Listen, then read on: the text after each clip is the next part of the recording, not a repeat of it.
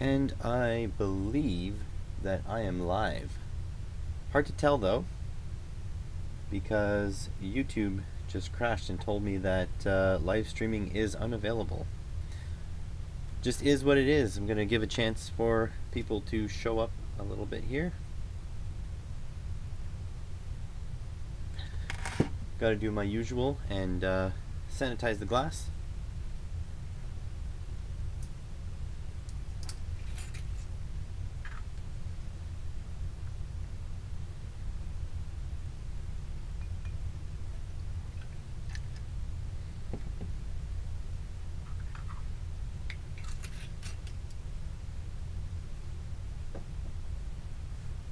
How is everyone today on this last moment stream?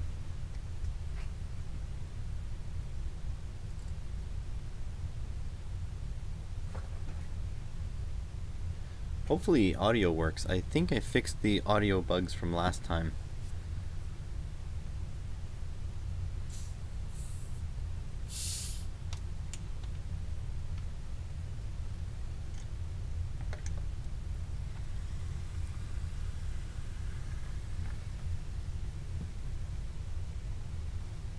Hey, how's it going, Eddie? Welcome. Make yourself at home. There's nothing too serious on this channel, so don't expect too serious stuff to go on today.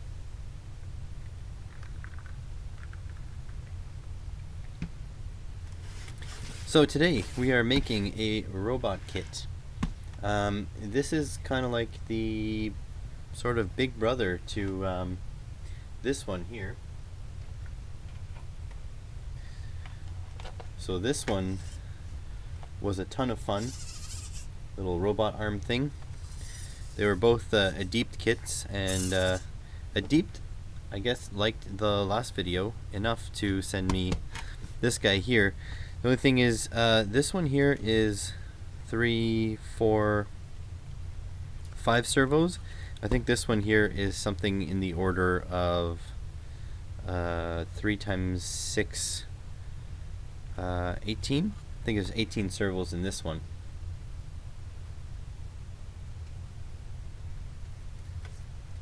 So buckle in, because we might be here all day. Adeept, the thank you card. There's a warranty card for 3 months. Electronics 1 year PCB warranty. How's it going, Just Wrench It?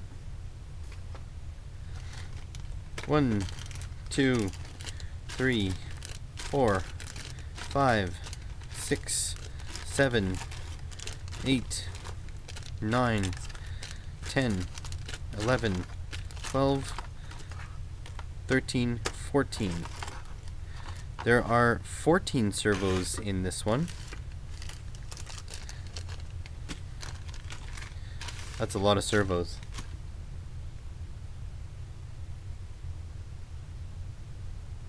Oh, that's odd. Everything working now? Audio and all? Got a whole bunch of components bags in there. Got the Adeept. I guess this would be the Arduino.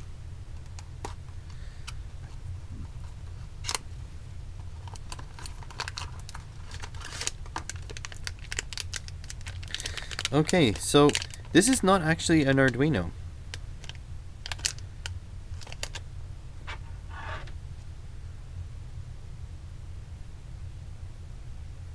Yeah, Eddie, if you could just not spam that, please, because I see that you wrote that on 3 of my videos, or 2 of my videos, and now in here. So yeah, if you want advice on stuff, that's fine. Just be a little patient. I mean, you know, I'm not available 24/7 to answer your questions, but I will answer them eventually. But for a clamp meter, I would recommend the Unity UT210E.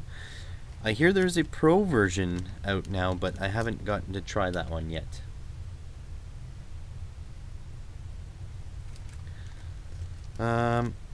Interesting. So we've got an NRF24LO1, I'm betting.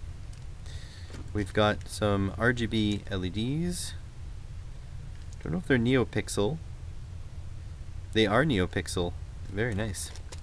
This is the main board. I think it's an ATmega 328P. Yeah, it's an ATmega 328P. So same thing as the Arduino Uno, but instead of putting the drive circuitry on a hat, they have it directly integrated in here. There is a big fat MOSFET here, which I assume is going to handle all of the current needed to deal with the servos here. We have a double 18650 holder box. We have ITG MPU. This must be a gyro and accelerometer. We've got a little bit of cable shrouding stuff. We've got some screwdrivers. We've got some leads, 2 of them. Got a little bit of ribbon. That ribbon is for the batteries. Yeah, that's fine, Eddie. I actually get a notification every time that someone puts a comment on my YouTube videos. So there we go. Now this is the rough part. These are all the laser cut pieces for the chassis, and so this is going to take forever, but thankfully we have a trick to get through those. Also, on your safety question there, Eddie, the beauty with a clamp meter is that they're generally safe because you're not plugging anything directly into the mains voltage. You're actually inductively reading. So if you need to read voltage, yeah, then you'll want something that's relatively safe with some MOVs and an HRC fuse for voltage rating. But for current, it's nice because you just go and you sense it. You don't actually plug into it. You also don't disrupt the circuit. So whatever you had in place doesn't have to get changed unless you got to move something out of the way in order to get the clamp in there.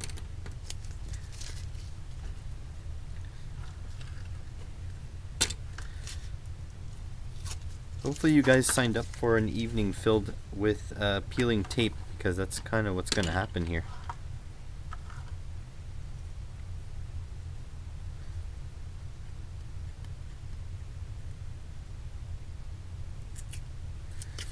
Is everyone ready for Christmas time? Is anybody doing anything different for Christmas time? Because it's you know, still in pandemic time. Anybody just changing their traditions because of the pandemic? Are you guys throwing caution to the wind? Not recommended, but I mean, if you guys are doing it, it'd be interesting to know.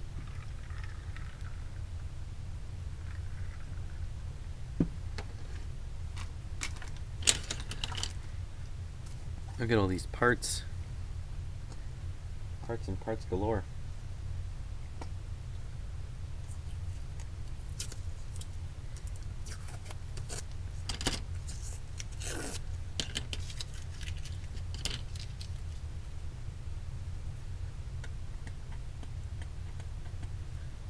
Gonna have to get a bin of warm water to put these parts in.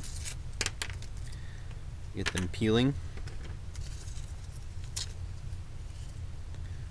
Gonna need another garbage bag too. Hey Mark, that's what I've got planned. I'm gonna be a Christmas troll. You know, I think about it. I might go live on Christmas, because I mean, what's the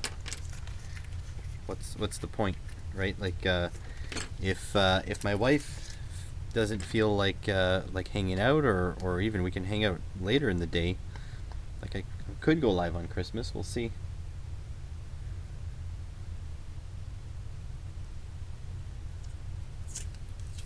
How's the weather around your way, Mark?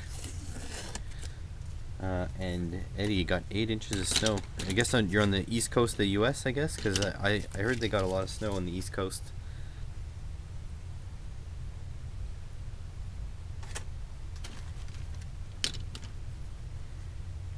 Oh, is this smashed? No, there's just a corner missing. Okay.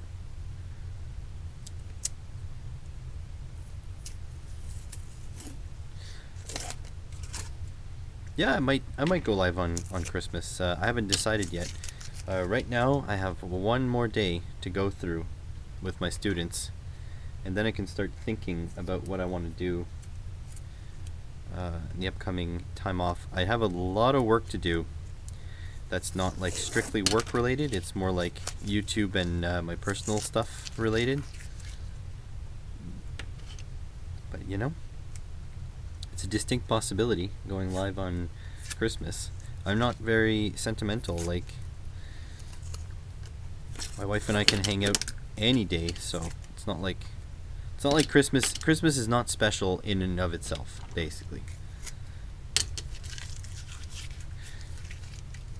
This is the first Christmas, I think, for a long time that we don't go travel to see the wife's family. It's a bit different.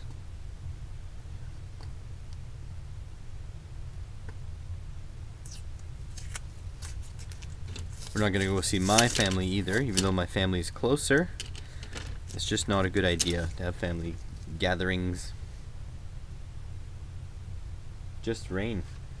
We have some snow on the ground, but it's like not a lot. It's like in the orders of fractions of an inch in like millimeters.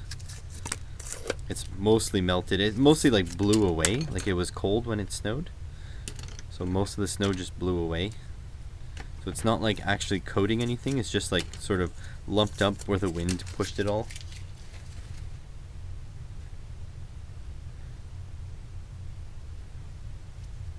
ASMR. Well, if I could make kind of money that the ASMR people make. Did you guys see Pile of Stuff's ASMR video last April? That was awesome. The April Fool's video. Electronics ASMR. I did soldering porn. That was pretty good. I have like a video where I have a super macro lens soldering up real up close.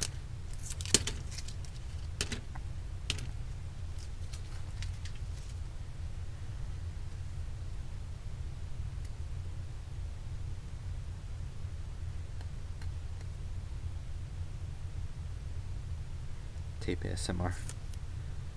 I have got a lot of tape. Could try it.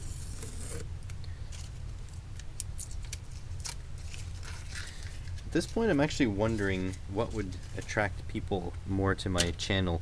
I have actually have a little bit of an announcement for the general public. Once we get a little bit further in the stream, we get a couple more people. Because for you guys that are already here, 2021, my announcement is 2021. It's going to be the year of projects. I'm going to try to make more projects. I find with a lot of the videos I do, I don't end up with anything tangible. So I like to build more things instead of just you know, doing practice circuits and then tearing it down after. I think I'd like to. Yeah, hit me up. I got my phone on me, so if you want to hit me up on Discord, let me know the idea. Okay, now I need a tub of water. I'm gonna have to go find a tub. Be right back. One moment, please.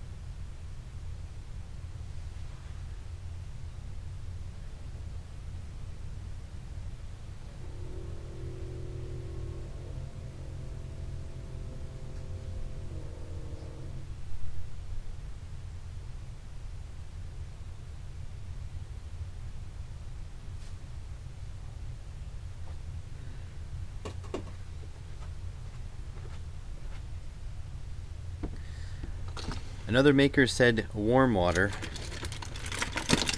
but I went with hot. Because if warm water is good, hot water is betterer. Gooderer. So this is the secret to getting this peel done.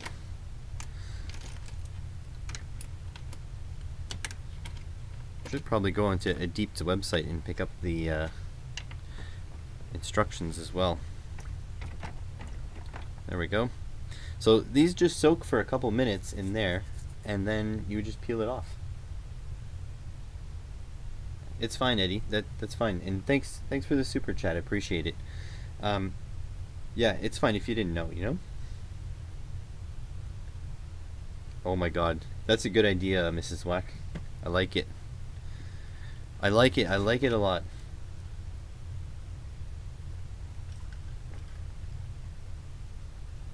I just used the hot water. That's what I did.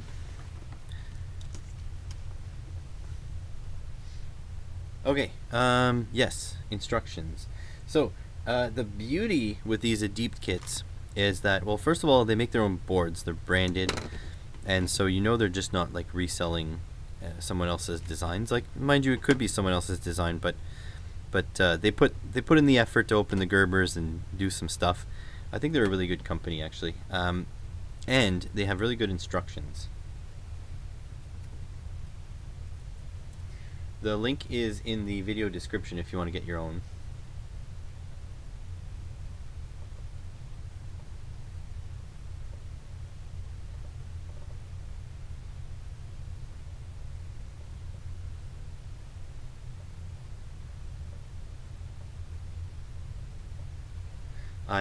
That's fine, Vero. Yeah, I wanted to put an affiliate link, but it seems like there are none available on Amazon. You have to go right to their store.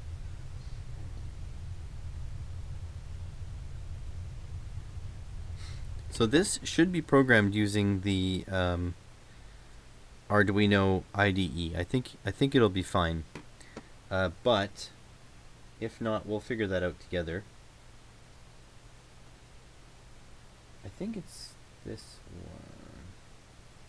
Just looking for the instructions now, because these things, they're gonna be... Stop. That was their website. Oh wow, look at all these parts. Oh god.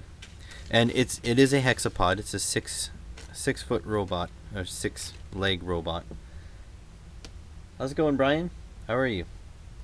So yeah, this might take a little bit. Hopefully doesn't take a lot of bit. Download tutorials. Yes.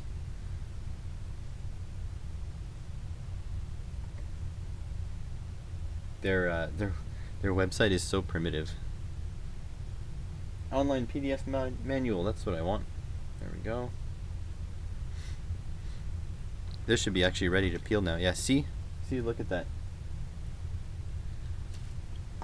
Just gonna grab another garbage bag.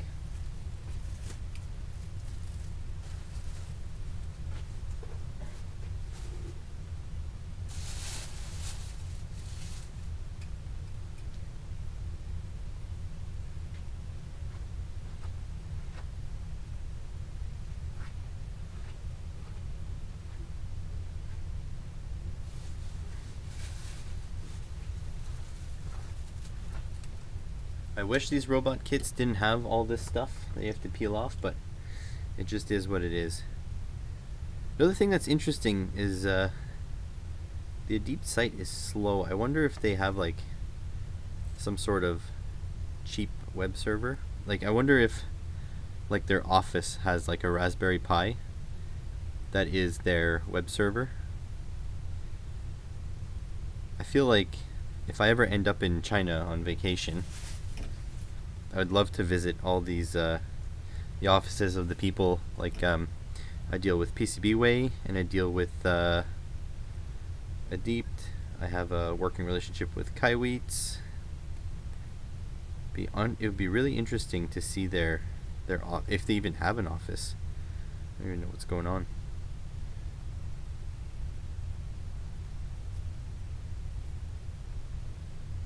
Oh, that's awesome, Brian. I've actually, yeah, I have big plans coming shortly to address the problem that I don't want to make changes to my 3D printer because it's working and I don't have another 3D printer to print parts for it if I mess something up.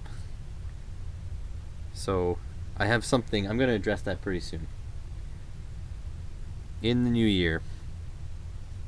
Can you guys imagine we're almost Christmas? It is the 17th today.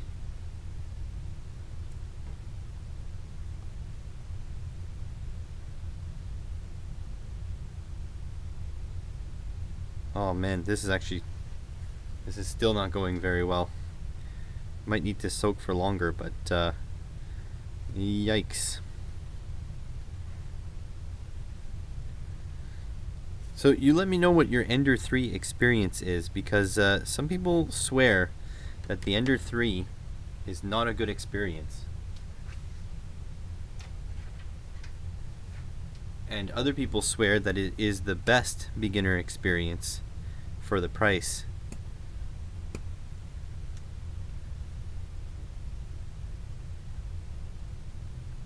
Yeah, that's pretty much it. Yeah, that's exactly it. Although I think I've amassed enough parts at this point that I feel like I can start taking the risk, but again, like so I have never ever done the dimensional calibration on my 3D printer, so I don't know if the parts I print are exactly in spec. So I'm kind of afraid, because I'm building projects that are supposed to fit together, and I'm afraid that if I make changes to it, or if I print using a second printer, the parts won't fit because my printer is calibrated differently. So yeah, I can't say too much because a lot of this information is Patreon privileged. Alright, thanks for joining me, Just Wrench It. I'll probably still be here, still be peeling paper by the time you get back. If you come back at all.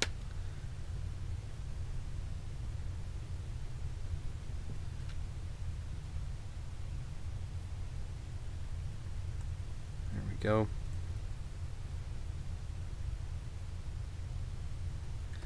By the time I get to it, it's like too dry. So yeah, maybe I'll take it back. Maybe this isn't a building stream, maybe this is just a peeling stream.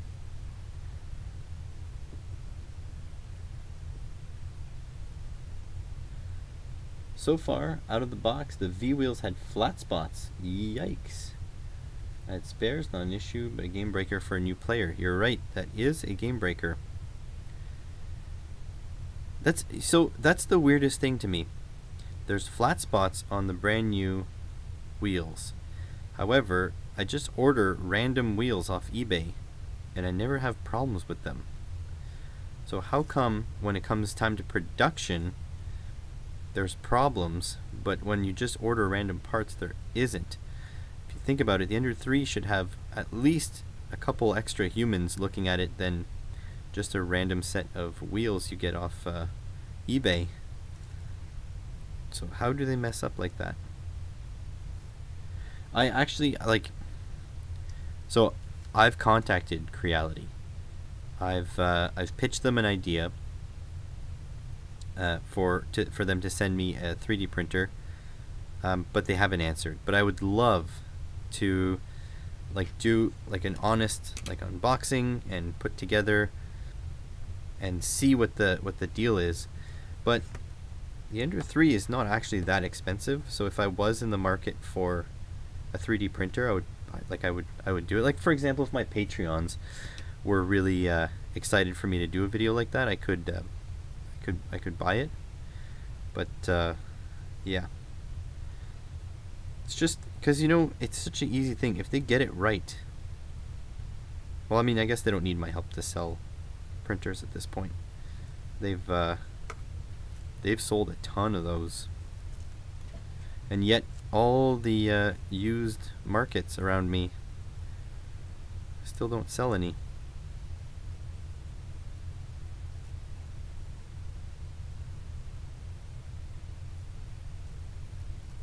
Interesting. But like, does that mean the wheel itself is damaged? Because the way you're saying it, it sounds like the extrusion has a nick in it. Because if the extrusion has a nick in it, that's pretty crazy. I think they're just Delrin wheels.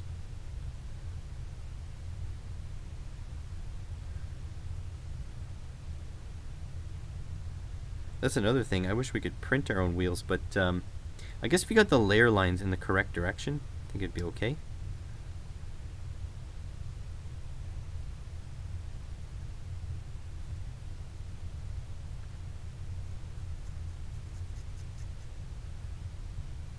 Okay, the wheel itself, yeah. Yeah, you know, the thing is, the bed on my Tron XY X3A, the bed is so unstable, like it just, well, I'm just out of frame there.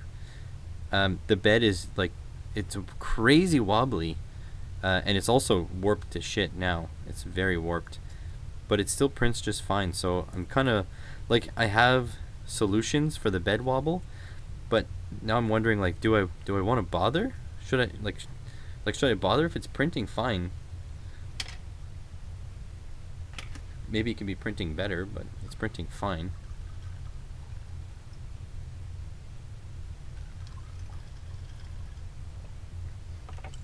I find those Delrin wheels are quite expensive too. They're not quite $1 a piece, but they're close. Actually, everything is expensive now because of the shipping crisis. There, these have been soaking for a longer time. They're a lot easier to peel. Look at that. Maybe you can't see it. I don't know. What am I, some sort of professional YouTuber here? Amateur hour.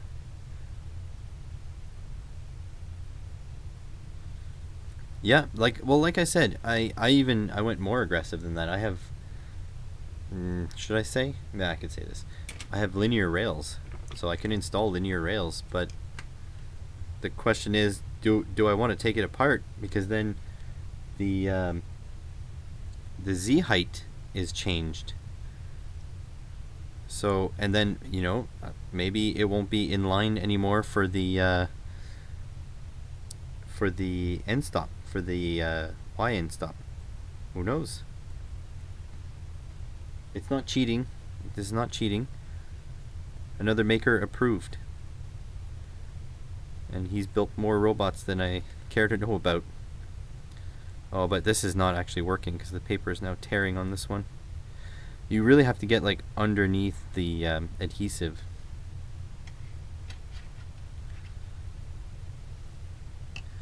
The water's cooled down too. It's getting chilly in here, so I can see why.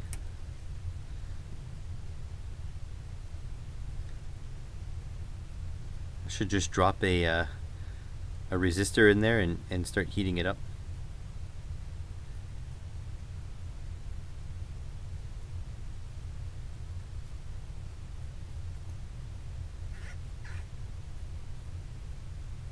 Yeah, this is some determined adhesive. A grinder probably will, actually. I just, I'm afraid of what it'll also remove.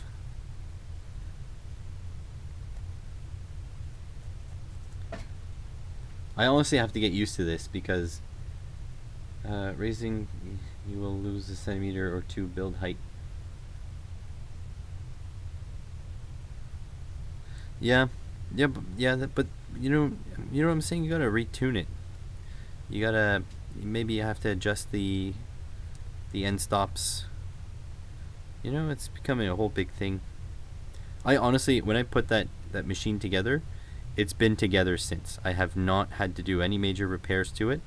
The only thing I've done was I had lifted it up. I've tilted it up to install some bed strengthening adapters, and that didn't require any removal of anything. You put it right on the bottom. So literally that machine's been together since I bought it, and it's been printing the exact same way since I bought it. It's been great.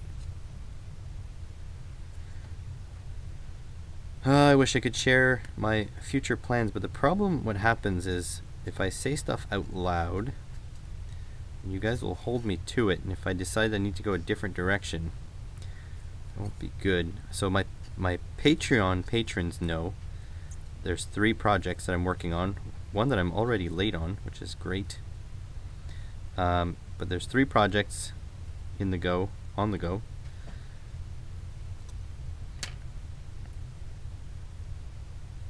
And so if you really want to know, you're going to have to join Patreon, but I don't blame you if you don't want to. 2020 has been a rough year for everyone.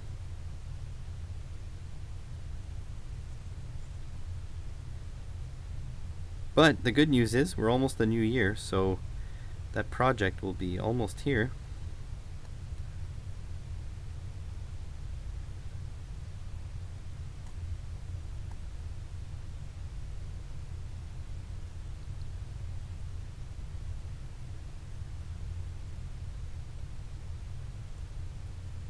Yeah, lots of stuff. This printer here, that my X3A, I believe will go through a small upgrade cycle. But yeah, it's contingent on a couple things first.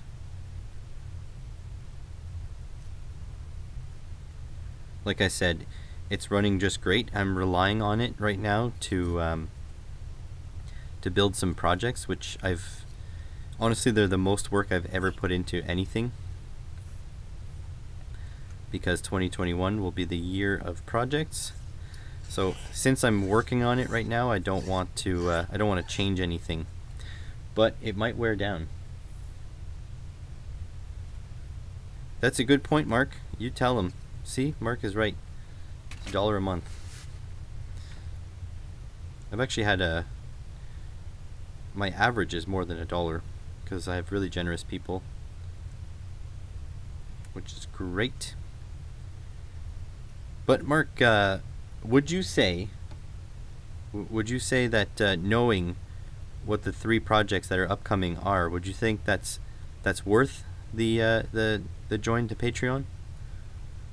Do you approve of said projects, I guess is what I'm asking. There's like, I'm just so excited to do them, actually. I have one more day with my students, one more day, then I get 2 weeks off.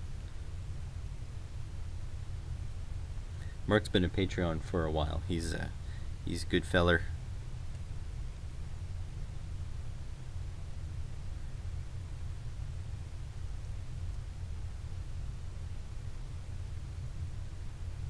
I'm sure this is not the most riveting stuff, though. Oh, thanks, Mark. See, Mark's the best.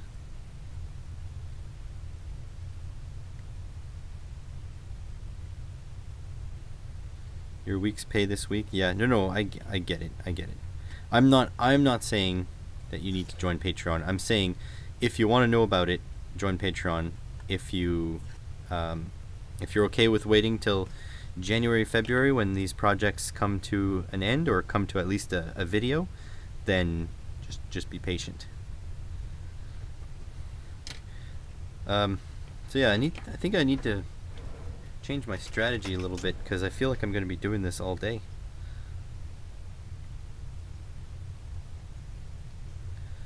Oh, I don't really want to scuff it all up like that.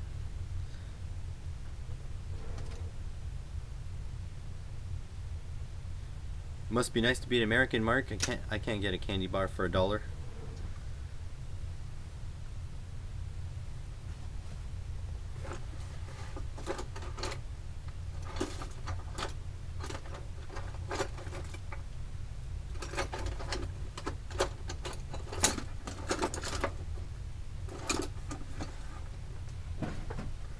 Well, I'm not gonna lie. At some point, I might just give up and build the robot with all the stickers on it.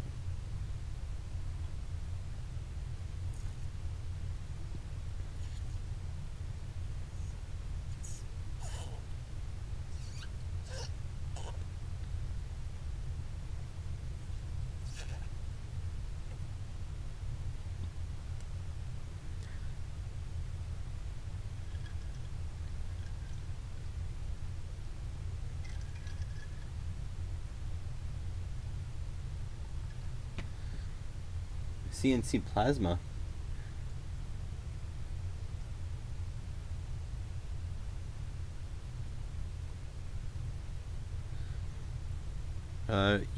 YouTube money is, it's the best in December than it's going to be all year, but it's still not a lot. I don't think I'm allowed to say my RPM numbers, but yeah. You don't make that much off YouTube. I make a lot more off Patreon, and I would say that between Patreon and YouTube, I don't think I'm even a quarter of the way to minimum wage yet. But that's not why I do it. Like, don't get me wrong, I would love to do this as a career, but I don't see it happening in the near future.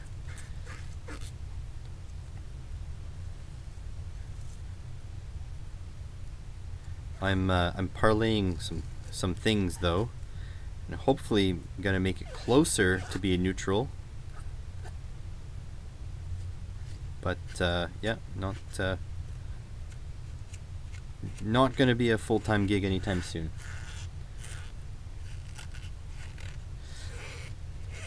Yeah, I've heard about WD-40. I'm actually going by this trick, the hot water trick, is one that another maker has made a video on his channel about, and honestly, I don't like the smell of chemicals like WD-40, so hot water is just fine by me. And my hands are all like work hardened anyways, so it's not like I'm gonna wear them down.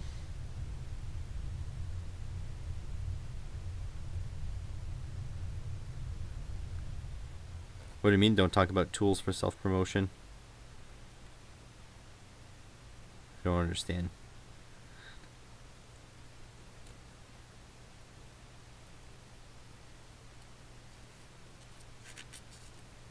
Yeah, Gugon is nice, but it's like 15 bucks a can here.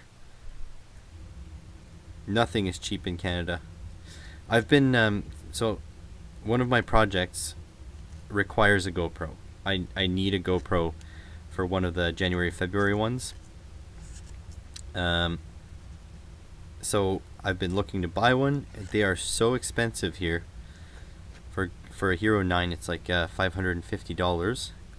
So starting like in the next few days there, I'm gonna be like hounding all the people I know to see if I can rent one for a couple of days.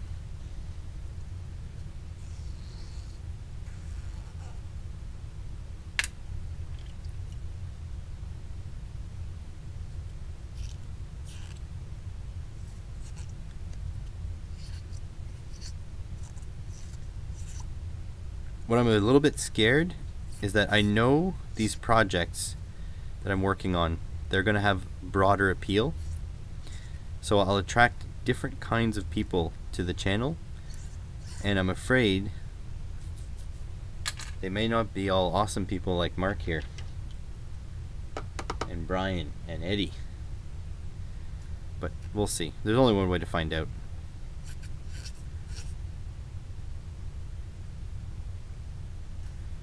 It was stuff I was going to do anyways, but now I'm doing it on YouTube.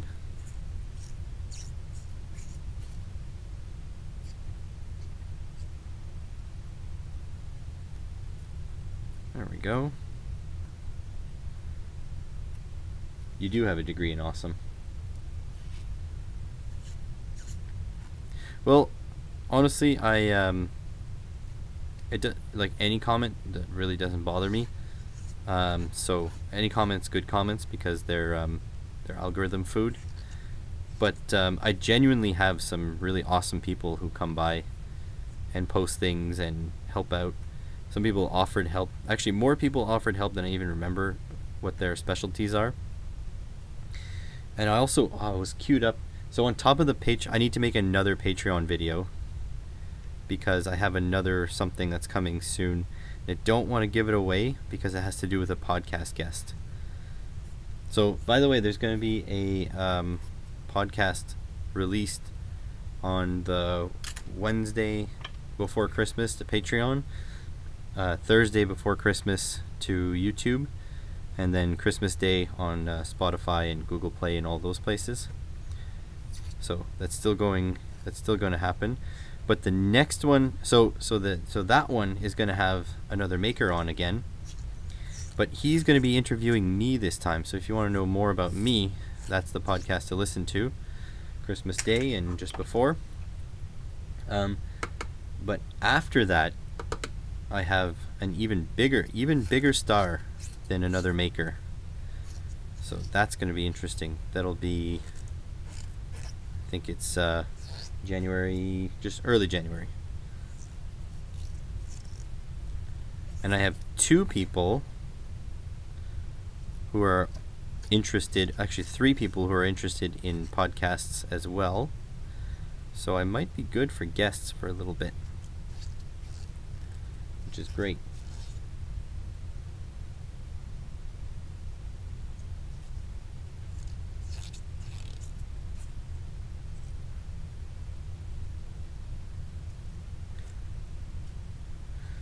Oh, Mark, I wish I had a degree in awesome. I haven't even finished my degree. I don't think I'll ever finish it at this point. That totally looks like I peeled a piece of skin away. I did peel a piece of skin away. Ooh, I peeled a few pieces of skin. Nice. Sharp edges. Chinese potato peeler. I did not make this kit. This is an Adeept robot Hexapod kit. I wish I made this kit. This kit was cut with a laser, but I didn't do it. I wish I had a laser cutter. I asked Glowforge for a laser cutter. They laughed at me. They're like, yeah, no. No, it's weight reduction now. Less skin.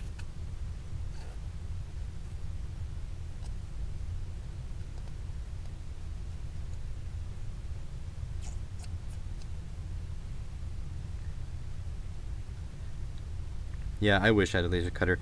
I actually was just... Well... I actually drew blood. Huh. I cut myself deep enough. That's a really deep cut. Huh.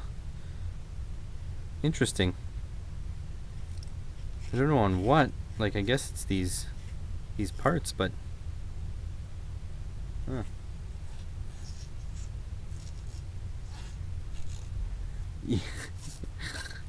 Another maker, you promised this technique, you promised. Huh. Hopefully nobody is squeamish.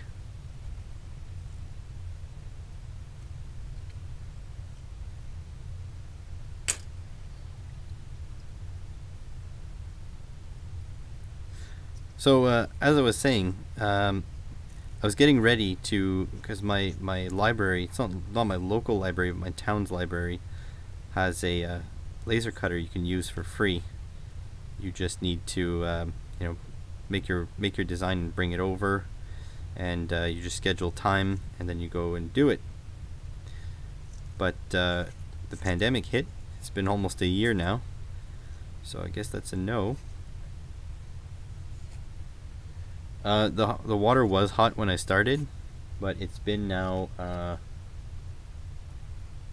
45 minutes, so the water is now decidedly room temperature.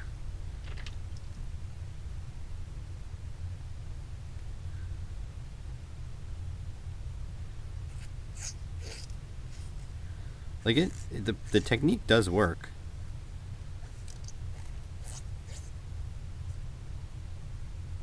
Yeah, might as well disinfect my wound from the inside.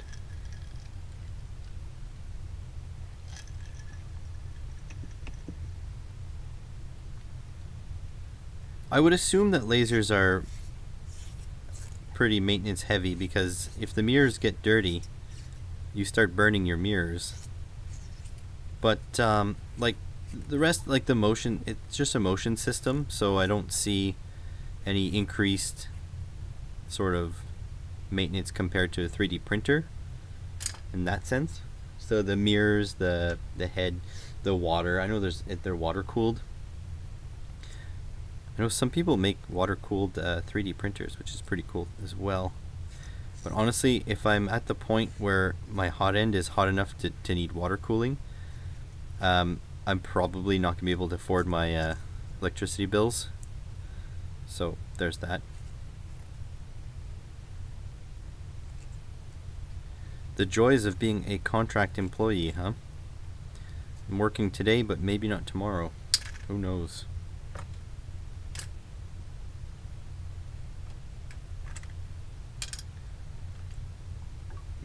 I feel like this is not a piece, but oh well.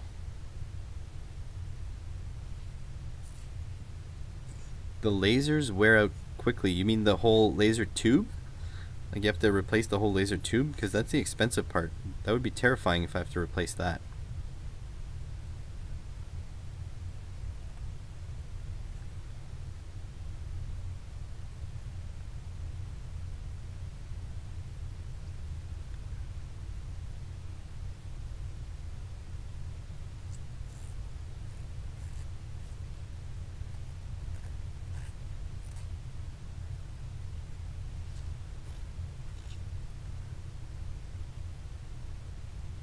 That's probably what I'm going to end up getting at any point that I can get one. It will probably be a cheap made in China one.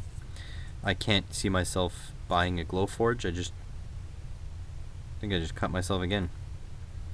Well then. And also, Mark, you said rubber kitchen gloves. Yeah, that would probably work. I don't have any. I have nitrile gloves somewhere.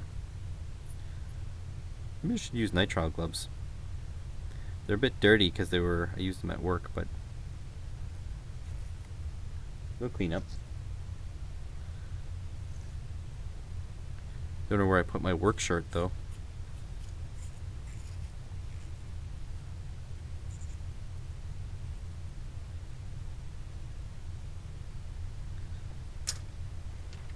Well, I mean, they're water cooled, right? I can't see too much.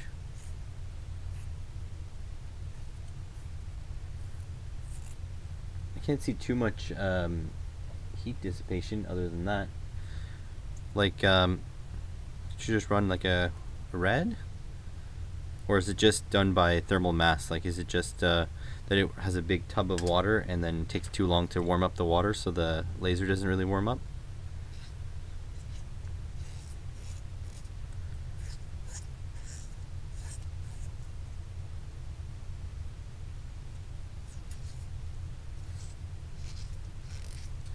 Oh yeah, like the lens. I know that the lens at the end, the focusing lens is quite susceptible, because if you get any debris on it, it'll burn.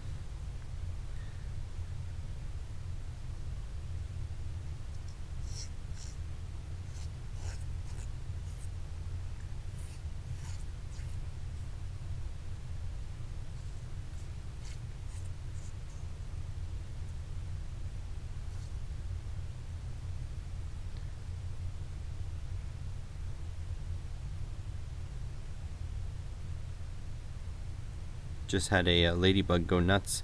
My I don't know if you can see that. My thumb is getting pretty wrecked. Yeah, that one too.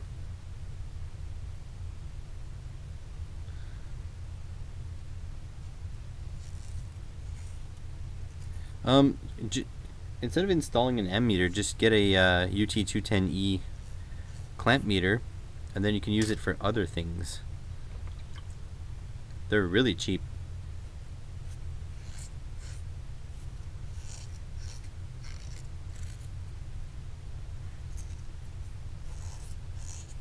I would show you mine, but it's in my car. It's kind of the meter I want to have around me at all times. So yeah. Unity were supposed to send me a UT210E Pro for me to do a comparison, but they, I guess they backed out. Maybe they realized that shipping was too much to Canada.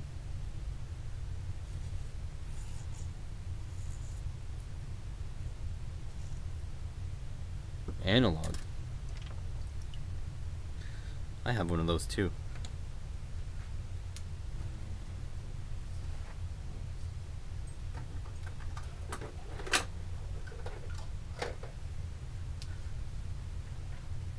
One of these fellers. Got one of these.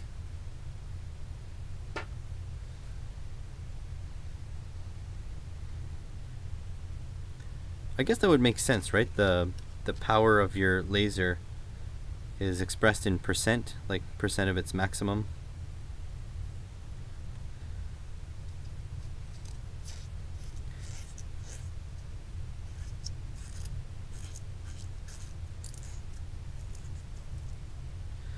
Yeah, I would love a K40, but it seems like the device is like $400 US on AliExpress, but the shipping here is like $1,000.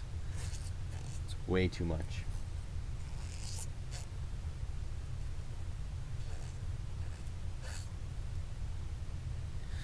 I wonder if you could use another maker. I wonder if you could use a thermoelectric cooler to cool your water instead of using ice packs, because the techs themselves are very cheap.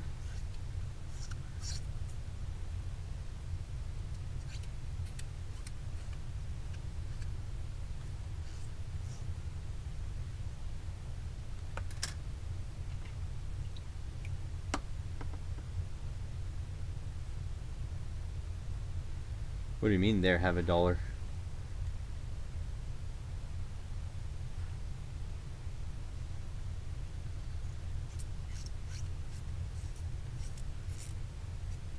I think I have a loony around here somewhere.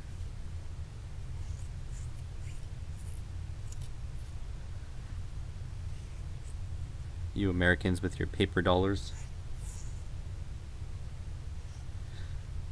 Well, I don't know how big the reservoir is. Oh, did you join Patreon? Thank you, Brian.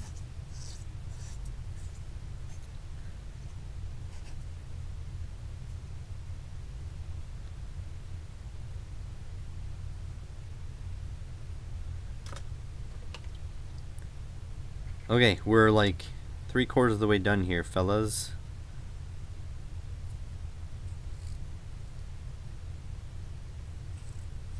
Yeah, so yeah, what another maker is referring to is that you know, in the US, when you go to the strippers, and YouTube advertisers, I mean wire strippers, so yeah, you don't have to get worried.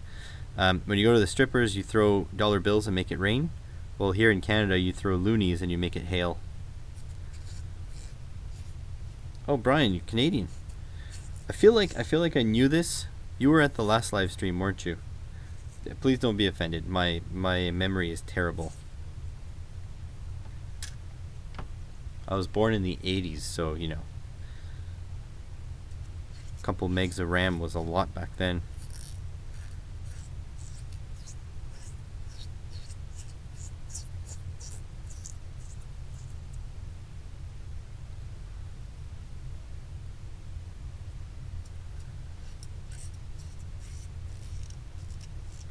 Another maker also has an Ender 3, but for the life of me, I can't convince him to actually use it for something. I wish I had an Ender 3, because that's the hype machine. I really want to know what it's all about. But then again, my X3A runs just fine. Although some people are saying that the Ender 3 you can print TPU with. I'm a bit scared to try it with my X3A.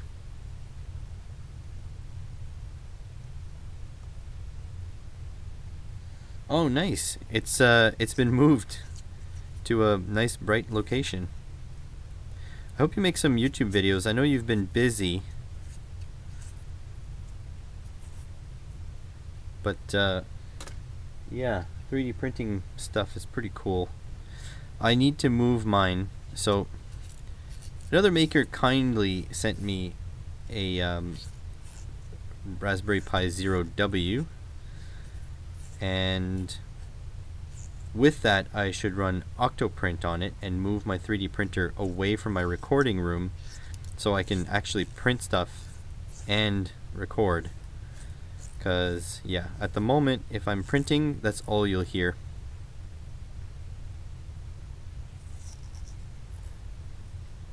Well, TPU, the problem with TPU is it's a Bowden extruder, and apparently the one I have is not a great Bowden extruder.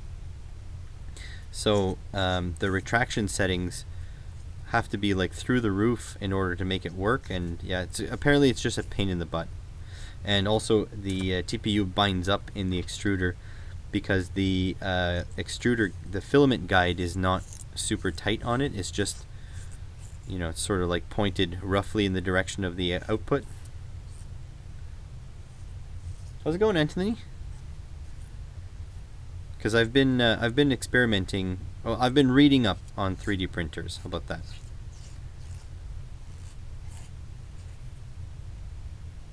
Yeah. So that's right. The tube is shorter on the Ender 3 than on the X3A, and the extruder has a tighter filament path. So that's why they say that a Bowden you're not supposed to be able to, like, it's not recommended to print TPU on a Bowden setup, but the Ender 3 it just so happens to be set up in a way that it's not too bad.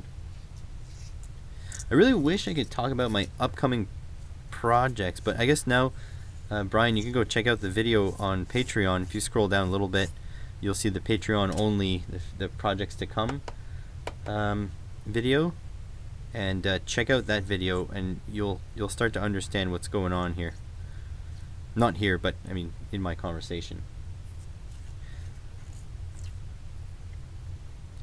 I could convert my X3A to direct drive, because they make geared extruders now that you can run a tiny little extrusion motor.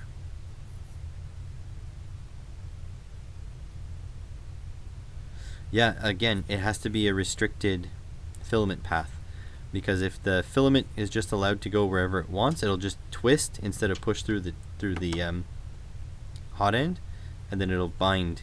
So I have plans. Like, I'm looking at maybe the Titan extruder or the BMG, but the BMG has a version 2, which is not on Amazon here. So maybe I'll get one from Ali.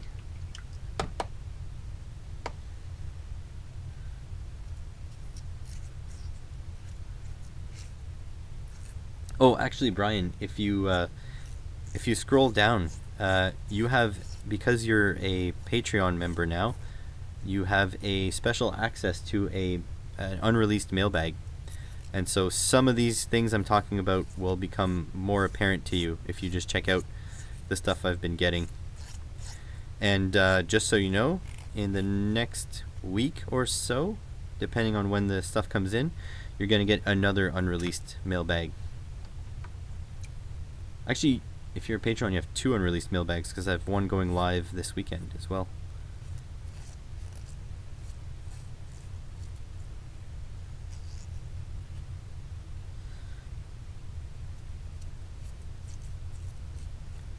And also, if you built over bought, if you check out the BMG version 2 extruder, that thing has a very well constrained filament path. That's what I'm looking at. Because so the plan is I definitely, so 100% I want to be able in 2021 at some point to print TPU. That's 100% what I want. And in possibly in 2021, I want the possibility of trying polycarbonate. I want to start getting into a little bit better engineering materials, and that'll all be upcoming. But I can't really talk about the details, because I have this thing where my Patreons get to know first, and they get to flaunt it over you guys. But I have it on good authority that they are cool projects.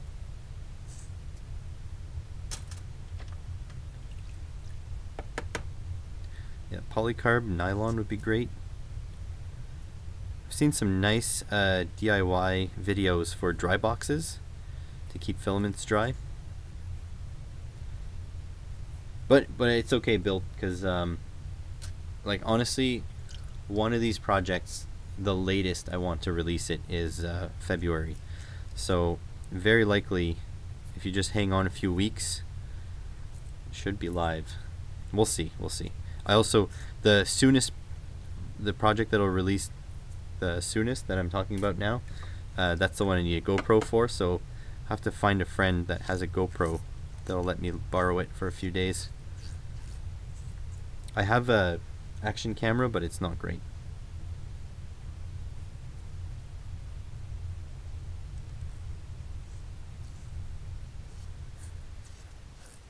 Wish I had stuff like that, another maker.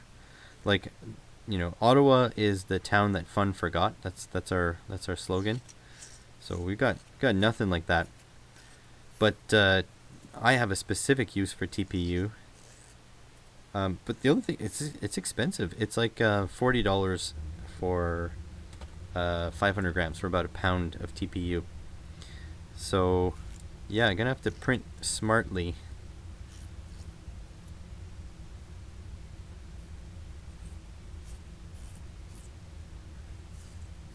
I guess people don't think about the RFID. Like, does Disney sell their own though?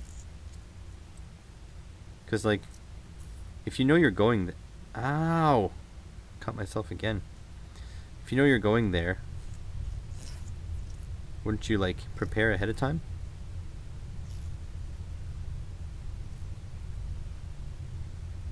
The action camera served its purpose, but now I need it for a different purpose, and I really want something that can do 1080-60.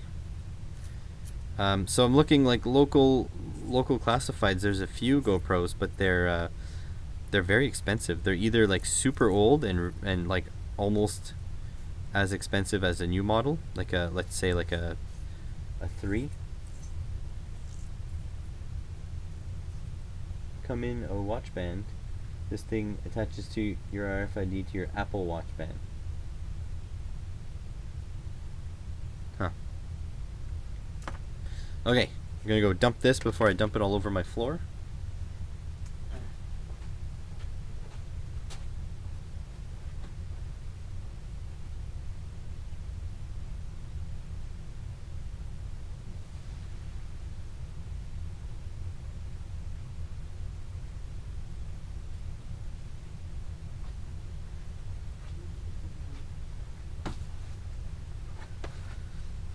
Okay, there's my erect hands. There we go, you can see all destroyed. You copy my fingerprints to get into my phone.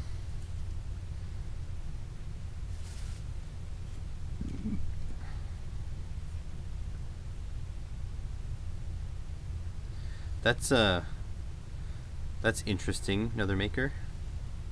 But I do, you know what? I like the concept of an Apple Watch. I watch a lot of people pay for stuff using their Apple Watch instead of their phones or instead of their cards, which is pretty cool.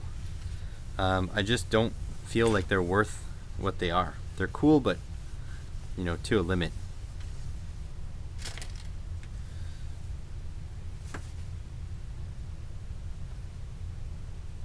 All right.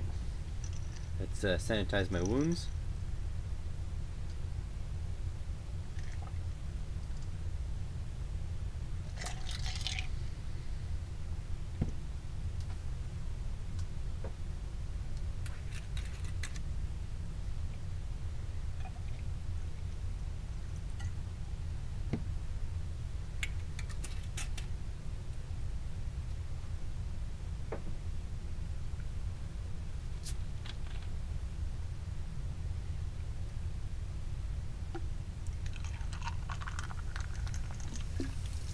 Well, that was embarrassing.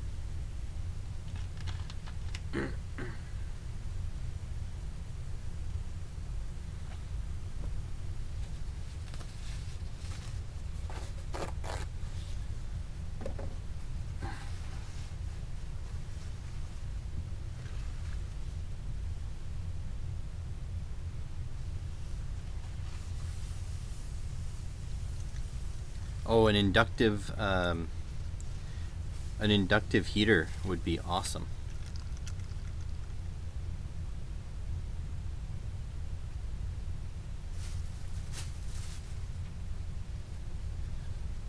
We have, in my industry, it's mostly all oxyacetylene torches, but there are a couple companies that make inductive heaters to heat up bolts and stuff, but they charge, it's like $1,000, and honestly there's not $1,000 worth of electronics in there.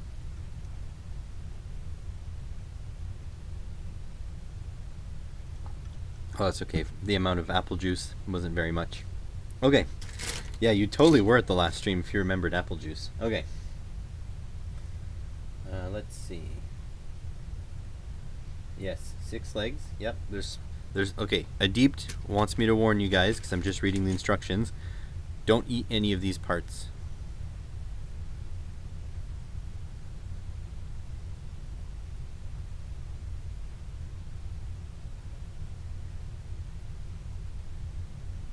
Assembly. They're telling me to start with putting the batteries in. Why would I do that? It's like the last thing.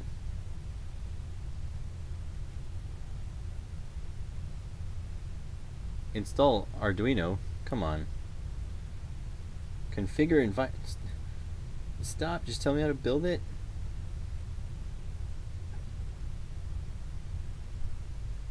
Hey Dean, how are you?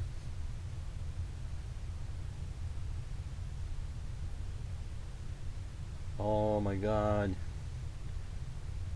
Assemble the something. Oh, I see. Okay. Okay, I get it. They're trying to get me to center all the servos.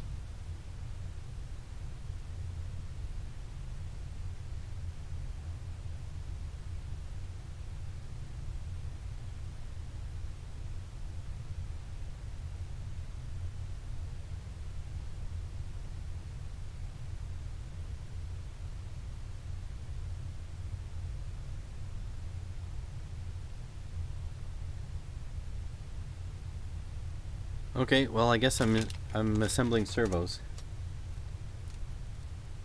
How's the weather where you're at, Dean? My my hands, they're all destroyed. This one here, the cut on this finger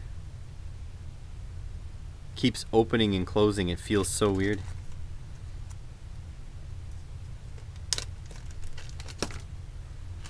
Oh boy. This is gonna be a while. So, I've been doing some organizing in the shop here. Slowly but surely. Yesterday I couldn't do anything productive, so I just did a bit of that. It's always good to know.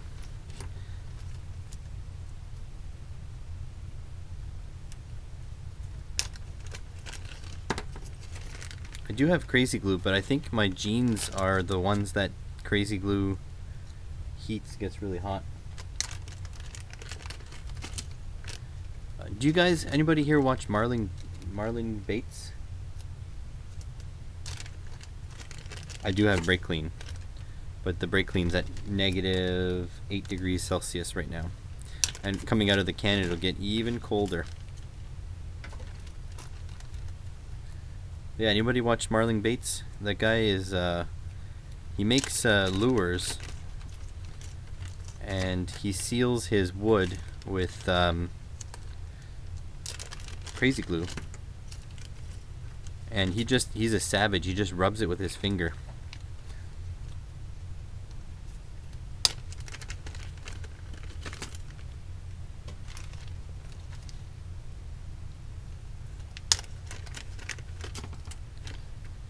My shop foreman at my at the shop, he cleans his lunch utensils with brake clean. Like, I'm not sure I would do that, but you do you.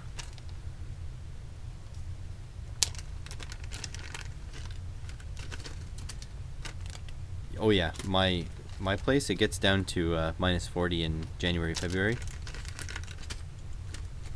gonna be cold. But it also goes plus 40 in summer, so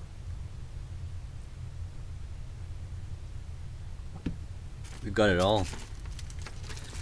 Okay, now, so they want me to center these servos on the Arduino by uploading different code, but I'm not going to do that. I'm going to use a servo centerer.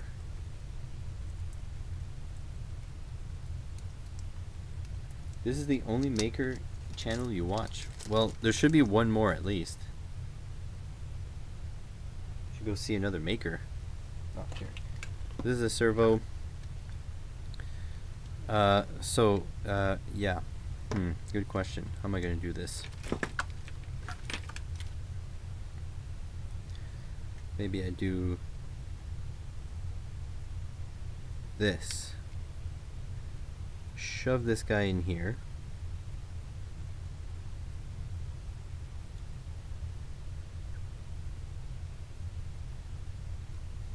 There we go. So shove this guy in there. I'll use a power supply here to provide plus and minus. You there. Oh no. Technical issues.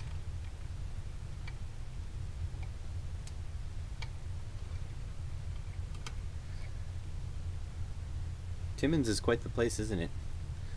Alright, I'm going to put this up to... Whoa, that's 8 volts. Don't need 8 volts.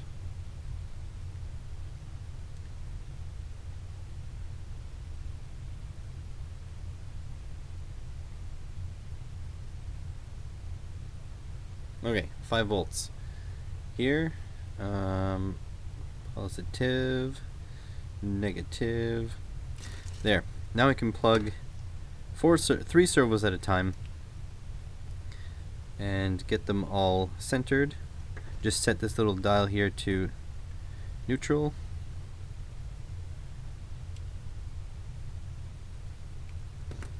Very rarely do I get servos that aren't centered.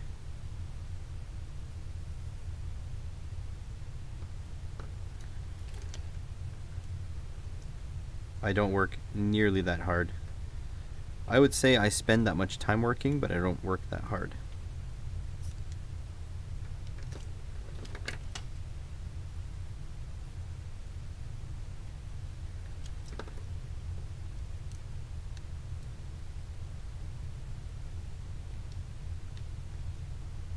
There we go. So these 3 are now centered. So I can put on their servo horns. Man, apologies for the really slow stream. They all need to be put like this.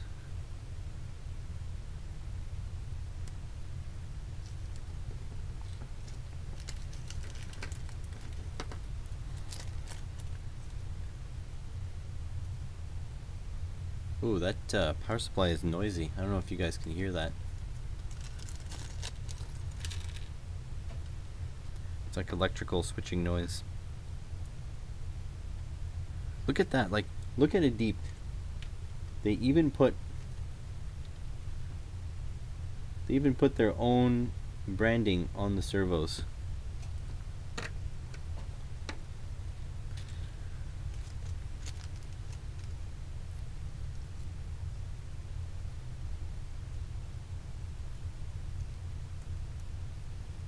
Sweet.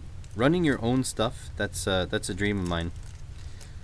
I've been telling another maker all the time how insane it is that he runs his own show. One day, I've got a business license. I've got a business name, which I don't want to share on stream. I've got a concept, I've got a product. I have a lot of work to do before I can hit market with it, but I just don't really have the time nor the drive these days. Oh yeah, I I respect that it takes a lot of time. I'm willing to give it a shot.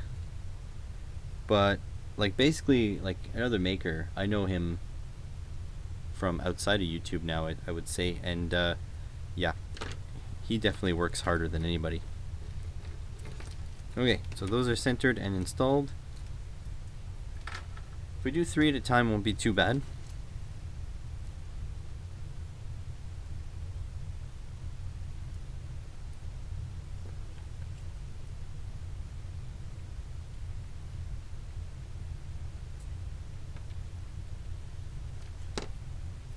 I'm getting a little sick of the private sector grind, to be honest. I've watched, you know, manager after manager make really short-term decisions and kind of ruin what we've worked for. So yeah, getting a little sick of that. It's going to be time for me to start get my own stuff going pretty soon. That's why I would love if that's what I would love if YouTube would become sort of like a temporary or at least a semi decent pay, so I can actually, you know, take the risk and go, you know, and quit my, I would never quit teaching, but my other job, my mechanicking job. Teaching is just in my blood.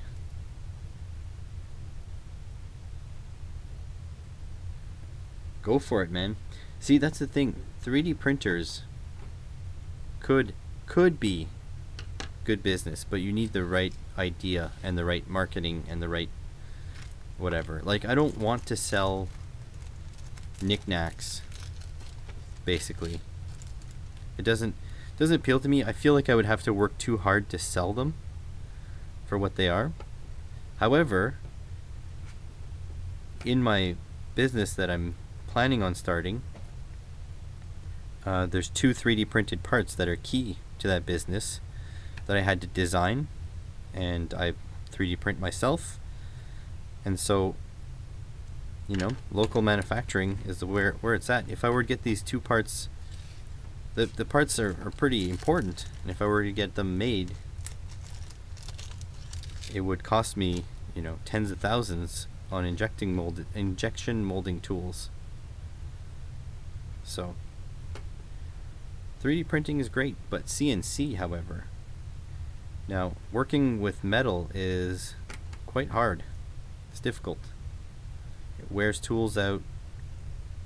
It's expensive if you get it wrong. So I can see how like metal CNC is much easier to turn a profit on, but at the same time it's also easy to completely nosedive if you don't know what you're doing. So if you're a hobbyist, you just like CNC for CNC, and then you turn that into a business after, I think that's a winning combination.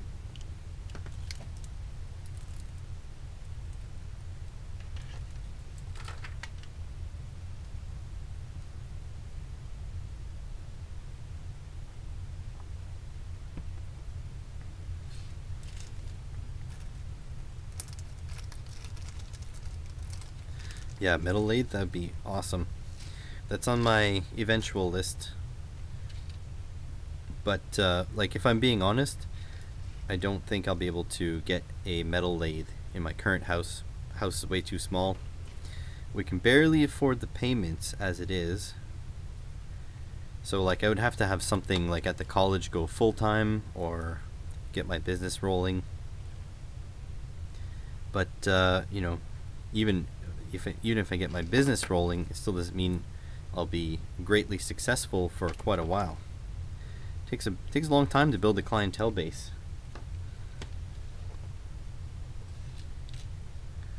So yeah, you know, eventually maybe. Not right now. That's what I mean. I wish YouTube at least was like neutrally like at least paid for itself.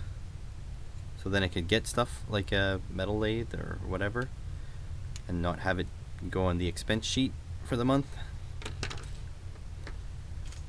This is all dreams.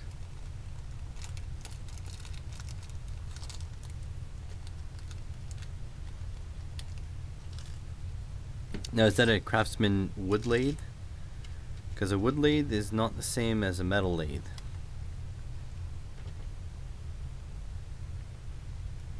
They do make those nice those Chinesium little like mini lathes. Those things are pretty cool. I wouldn't mind one of those.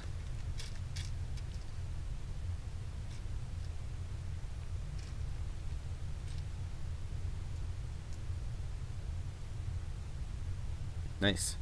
I was thinking like that was definitely on my mind to build a metal lathe, but I think I'm too cheap to buy the base material. Like, need like tube steel or something. I always have I have a constant stream of thoughts going on of what I could build and how I would approach it, and it's only when the thought lines up with the solution that I go for it. And that's why I'm excited, because my 3 projects coming up soon, 2 of them are massive builds, and it's because it's stuff I've wanted to do, but it finally got to a point where I could visualize it. And so, yeah.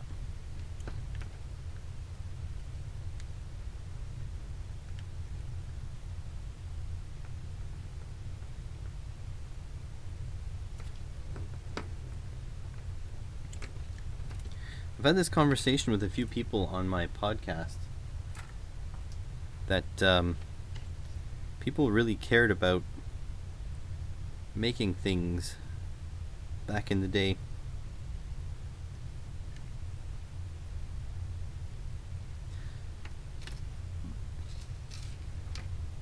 Because nothing was available for really cheap.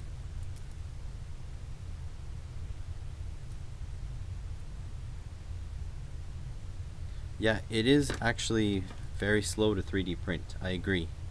However, the thing that people need to get over is that you can print as many of them as you have printers, and you can print while you sleep. That's the beauty. There are people that have written code that actually drives the print head down and knocks the part off the bed so that they can continue printing more stuff. And there's that 3D printing mill that Naomi Wu put a Kickstarter together for. So the technology is there, and for what is not there, it's coming. Yeah, you know what? I was thinking automotive parts as well, because that's my background. But the problem is that they have a lot of play. So I was thinking of using a sort of roller assembly to force the play in one direction, to force the spindle to be all the way at one end of its play. So if it has 2 thou in each direction, you force it 2 thou this way, that becomes your new, you force 2 thou this way, that becomes your new center, and then you just build your machine, you align your machine based on that. That's what I was thinking.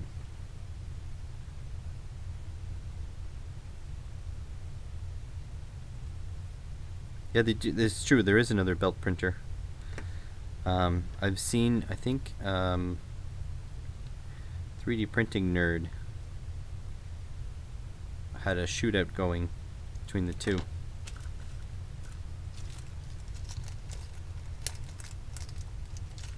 Yeah, tapered bearings are one thing, but you still... So the problem with automotive tapered bearings is if you have them where there's no play, they're too tight, they'll overheat. They're actually not designed to have no play in them. Now you can get regular tapered bearings. This is true. But then they're expensive. Automotive parts are cheap.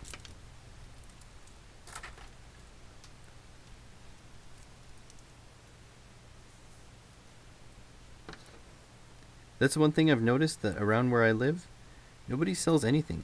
And if they do, They don't sell for a good price. They sell for a bad price. Got people telling me about stories how they find like freaking CNC mills for like $10 in flea market. And here, like, I'm looking at GoPros and they're like 10% off. They're used and all like scratched and whatever, and they're like 10% off retail. It's like, thanks. Thanks for nothing.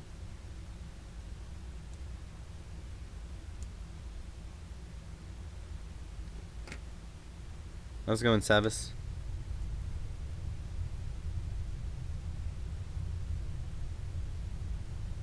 Yeah, Ottawa sucks. I have to say. Not gonna lie.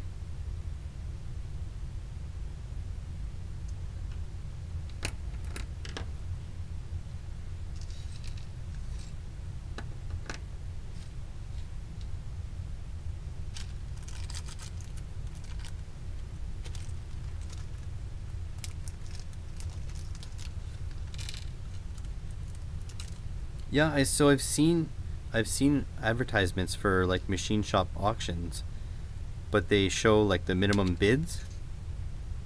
Oh no, I dropped a part. Hold on a sec.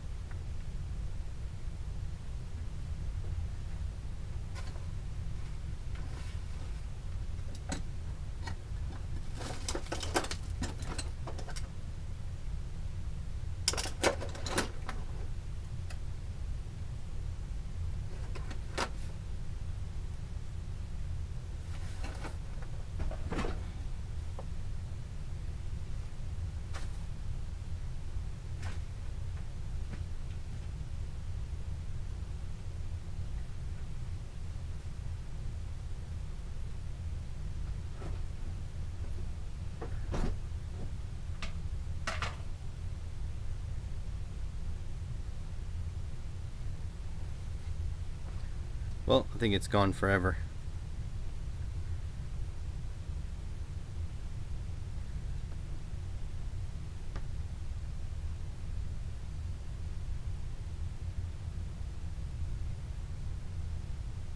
Man, you guys are so lucky with their pricing. That's good.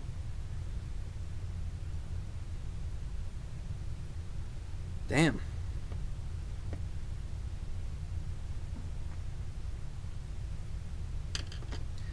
Alright, now I need to chop this guy.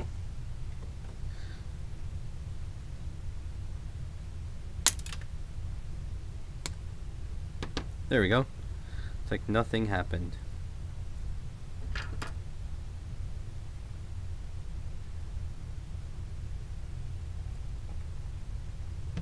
That's another thing. I can't go to the States to pick up anything anymore, because the States is like ground zero for the human malware going around.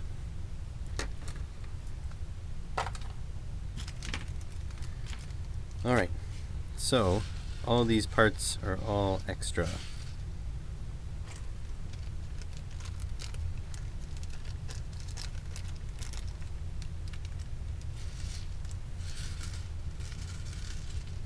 Yeah, cooties, basically. I mean, and honestly, again, it's not any individual person, it's people, unfortunately. Because honestly, I have never spoken to an American I didn't like. There's a lot more Canadians I don't like than Americans at this point. But yeah, just sucks, because the loud minority is ruining it for everyone.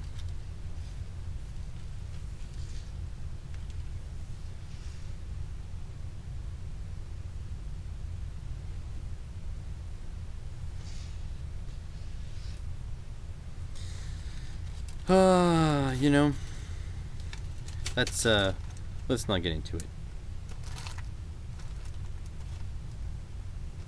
No, I don't think I've never met an American that I didn't like. Mind you, it's a self-selecting group, obviously. I only sort of chat with makers and kind of those kinds of people, YouTubers and electronics enthusiasts and stuff like that. So there's that. But yeah, it's not them. Okay, so I think they really expect me to bolt these things in using 2mm hardware.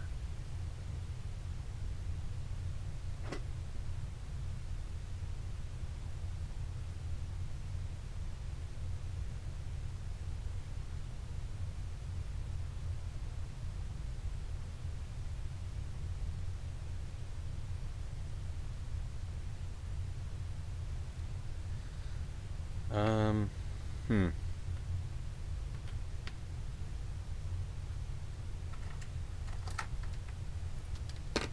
Yeah, and I mean most of my friends are Americans at this point. The vast majority of my Patreons are, at least. This way? No, not this way. This way.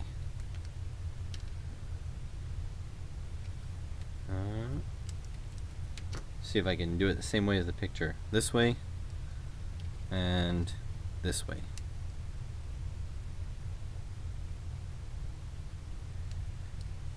Okay, M2 by 8. So this is a little bit of a nightmare. 2mm nuts. M3. M2 by 8. Another M2 by 8. 26 in one pack and 15 in the other. No, that's M25. There we go. There should be M2. Yeah, M2 nuts. Hey BW, how are you?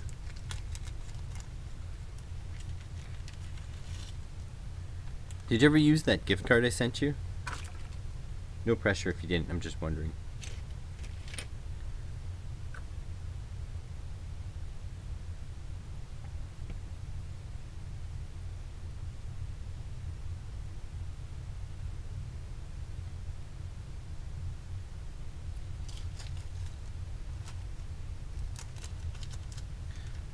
I'm gonna be honest with you guys here.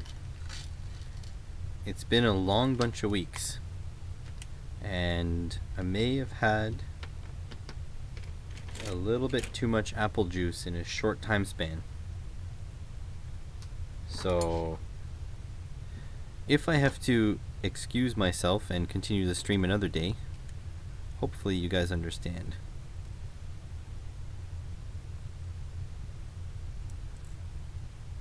Let's see.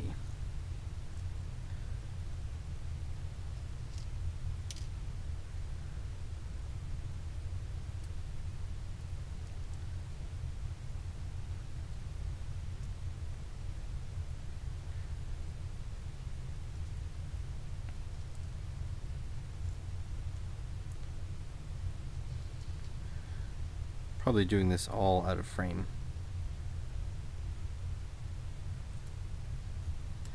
Don't know how easy I make this look, but it isn't.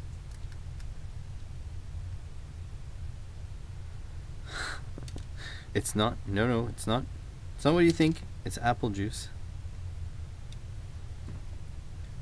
Oh my god. Get in there. There we go. Okay, let's abandon this shitty screwdriver. Give me a second. You know, I buy good quality tools and then I forget to use them. So what's the point?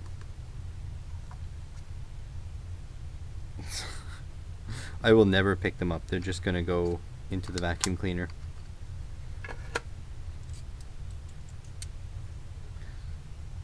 Okay, so now, good quality, well-made screwdriver with a magnetic tip.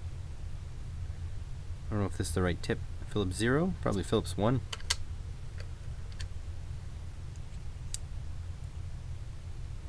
There we go. Phillips 1. you don't know how hard it is to get students who are not from a technical background, because they're obviously coming to me to get a technical background, but to try to explain to them the different types of screwdrivers, and you can't just use like one screwdriver for everything.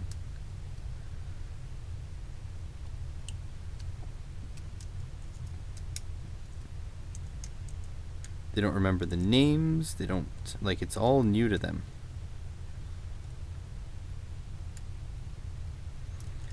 There we go. One made.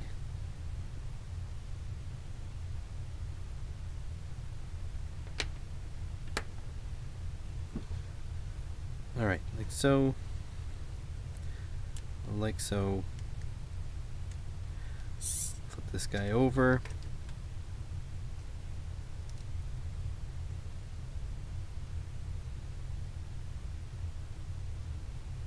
Yeah, that's true, Bill. That's exactly what we do. But you would probably appreciate this. Where'd it go? Look what another maker sent me. My last mailbag video. How fancy. Snap-on. Keeping in mind that I'm one of the few professional tradespeople that don't own, I think I own one Snap-on tool. 2 Snap-on tools.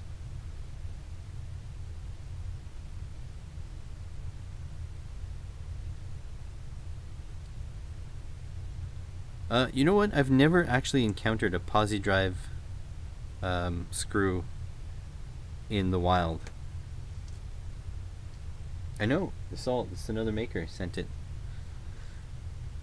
Fancy, fancy.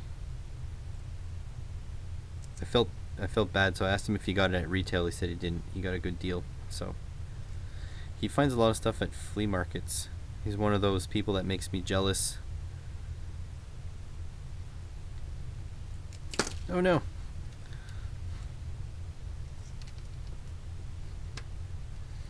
It is a quality Snap-on ratchet.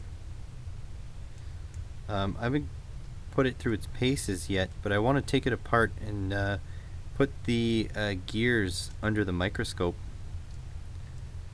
Take a good look at it, and then beat the crap out of it and see what they look like after. I'll probably take apart my Matco 88 tooth as well.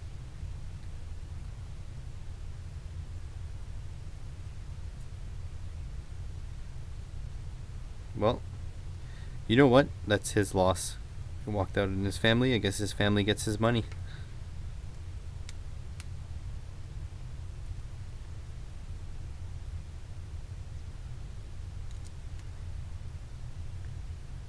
So yeah, what will happen with this is I'll bring my Matco 88 tooth home, and then we'll take a look at this versus an 88 tooth ratchet. They're both high quality ratchets. There's nobody will doubt that. But I want to see like how the gears are. My 88 tooth has been warrantied semi-recently, a couple of years ago. So it's going to be in better shape, but I don't know what shape this is in.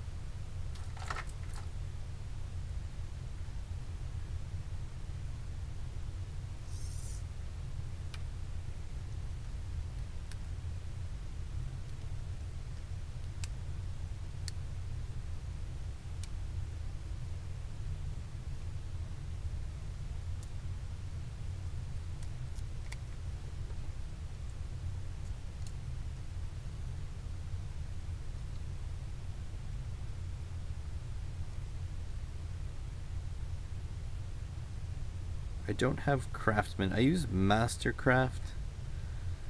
I have a Craftsman hammer that I need to warranty, but I mean, Sears went out of business a long time ago. Craftsman is now a Lowe's brand, but it's not the same Craftsman, obviously. I don't know if they would warranty my old ass hammer. I'm really one of those in my automotive trade. I'm a very practical person. I have one hammer, I have one 3/8 ratchet, I have one 1/2-inch ratchet. Actually, I don't even use the 1/2-inch ratchet, to be honest. I have one impact gun. I'm really not big on tool collecting. I also typically just buy the cheapest tool that'll get the job done. I have very few Matco tools. I have a Matco 1214.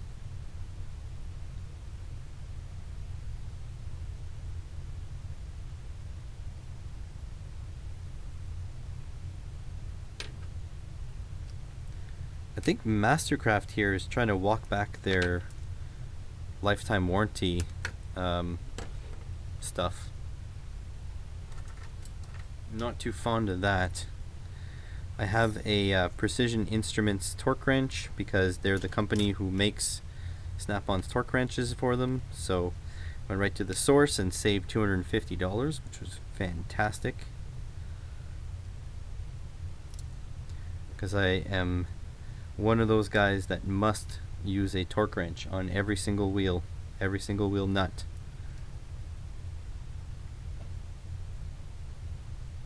Yeah, no questions asked warranty is pretty cool. Apparently all our Princess Auto tools are like that, but I'm gonna be real honest with you here. I've never broken a Princess Auto tool. I've got a Princess Auto Power Fist 19mm, and I work at a Honda dealership. And I use that 19mm on every single wheel I've ever taken off in that shop. Since it's been 15 years now that I've been working there, and it was already used before that, and it's fine.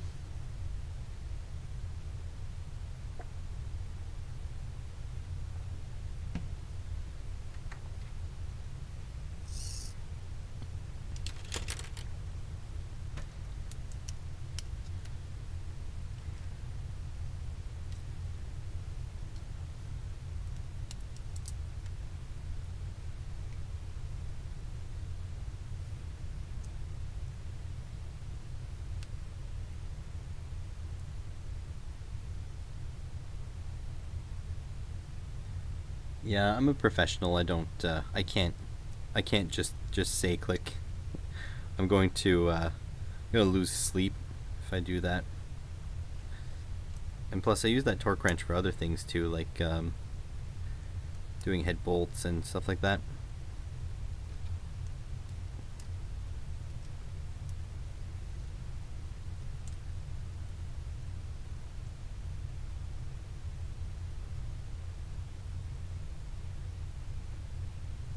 Wow, that's pretty cool. Where'd you win that? I want to win that.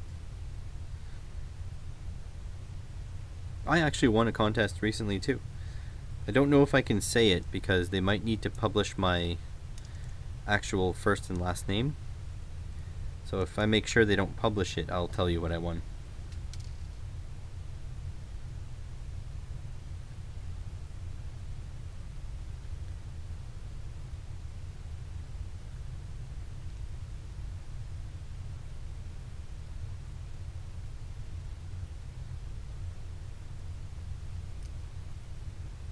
I won a contest for my CPU a couple of years ago, 2018 I think.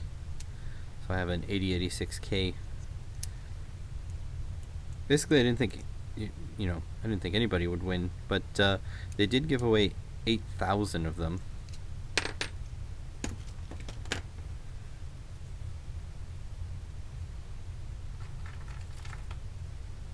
I had a cheaper torque wrench before I got the Precision Instruments one, and it kept failing. Like, it was warranty, it was Mastercraft, so it was warranty, but it kept failing, and every time it fails you like drive your knuckles into the pavement. So I was like, enough's enough. I'm just gonna get a fancy one. I spoke to my Matco dealer. He's like, oh, we can get Precision Instruments if you want. And I was like, oh really? Took a look. They were pretty much exactly what I wanted, so I ordered one. It was like I think I paid $205. So I paid $205 for something that Snap-on was selling at I think it was 500 and some at the time. The only difference between my torque wrench and Snap-on's is that Snap-on has a ratchet on the head, like a reversible ratchet. Mine's just one direction. Mastering Mayhem. I would love to coordinate a giveaway with a company for my channel, but it's very difficult to get things shipped, and yeah, the corporate buy-in is kind of hard too. However, another maker here in the chat, he has a thing where he funds projects. If you think you have an interesting project, go check out his on his channel. There's a video, and yeah, if you got something interesting, you might get funding. This is all out of pocket too. He's got no corporate sponsors. He's his own corporate sponsor.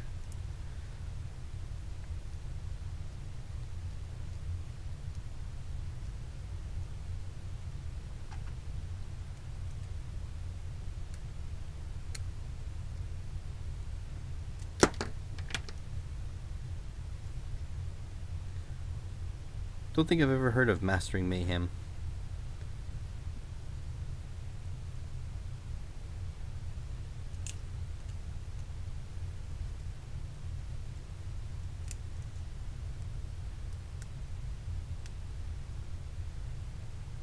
Yeah, another maker is a really good guy. It's I think he's my personal like North Star. Like if I can be as good of a person as he is, then I think I did well in life.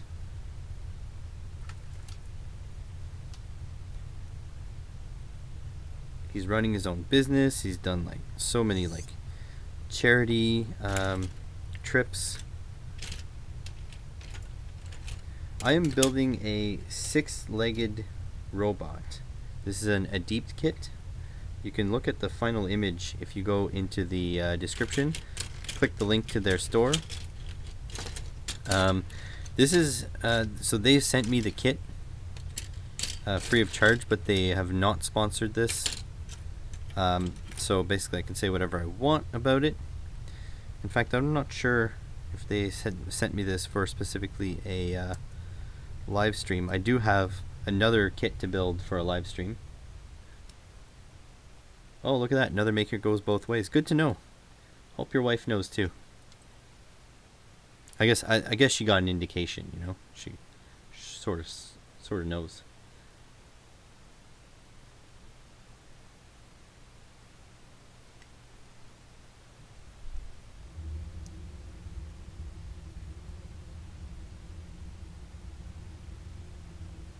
You know what, Dean? Comments like that are everything. Thank you so much for saying that. And yeah, I did kind of screw up the t-shirts, so I appreciate that you're saying that you like it, even though I screwed up. The logo is a little bit off to the side. But you know what? 2021. Yeah, nope. Yeah, it's true. Not many people call out any of my jokes. Another maker. 2021, I'm hoping to get more things done. Get more tangible things, and I'm gonna see if I can't wrestle up a couple dollars to start sending things to Patreons. Can't be a raffle because raffles with the purchase necessary is illegal if I'm not mistaken. But yeah, I need to make up stickers at least. I can send you guys some stickers. It's kind of difficult. Shipping sucks from Canada. I almost like it'd be better to wait until the US borders open and then mail them out from the US.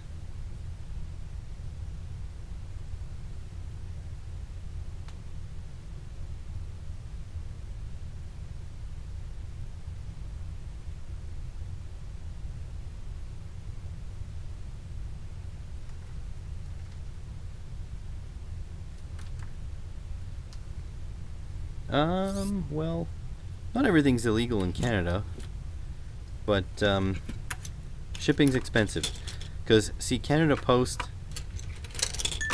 is a company that hasn't taken any tax dollar money ever. Or, well, anyways, they're independent. They don't require tax money to survive, to function, and therefore the price that you pay for shipping is the actual price. So I've run into a situation here. How many of these was I supposed to build? There's 1, 2, 3, 4, 5, 6, 7. I have 7 servos and I ran out of plastics.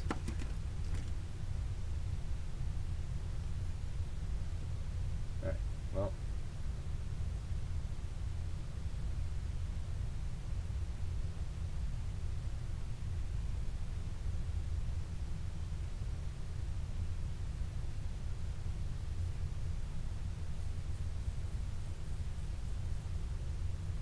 I don't know if it's the apple juice speaking, but it's making no sense.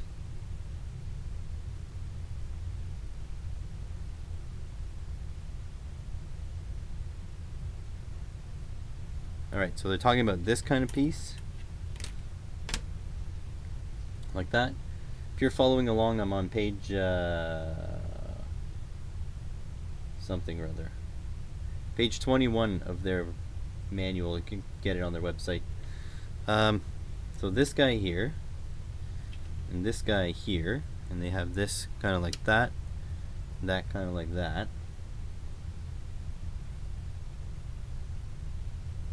M3 nuts go in here, there and there, that makes sense, and there.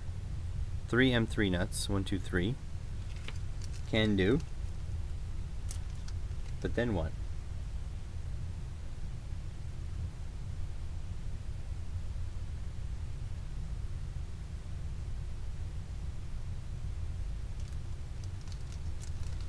Okay.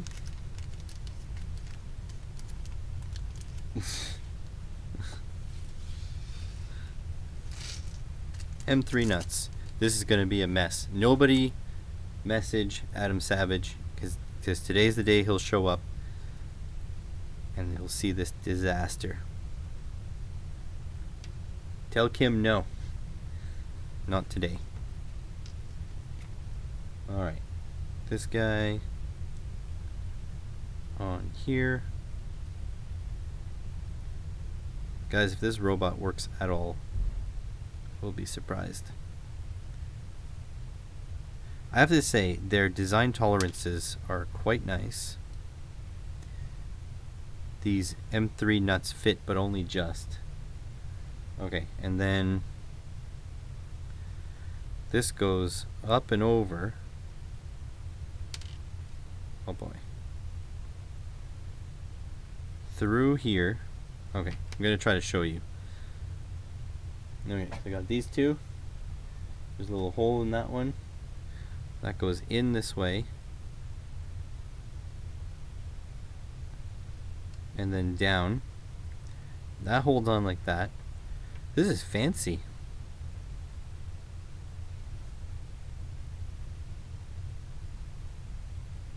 This could be a one-day build. It could be a one-day build. I don't know if I'll finish it in one day. Then again, he doesn't finish his in one day either. He's quite honest about that part. Okay, so like that. Assemblies first this way. Effect diagram after assembling. What the shit? Oh, okay. Yeah, okay. Then you take these guys and put them on top. Okay. So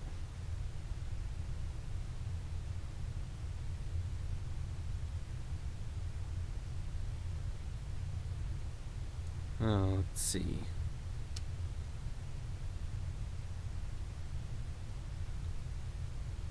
Yeah, I'd love to do giveaways, but I don't have any money, unfortunately.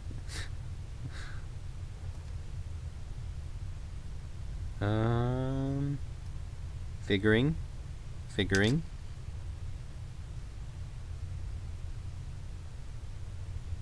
It's like this, it has to go. Oh my god. I can't figure this out, guys.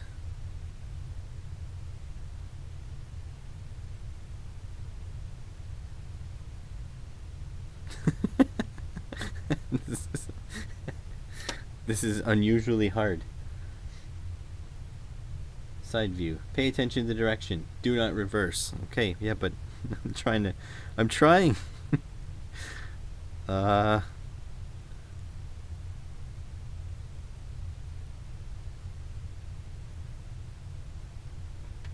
Okay.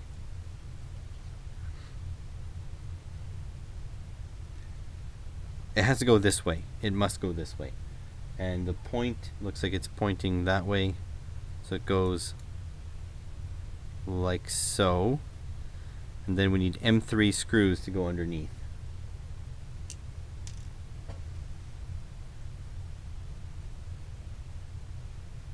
M3 by 10s.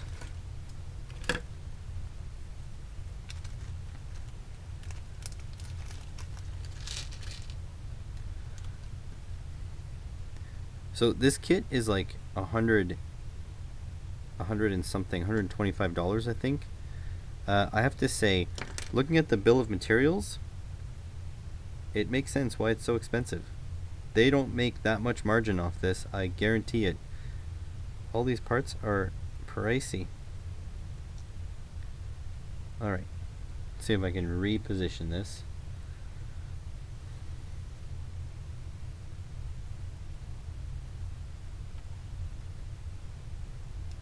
Like so.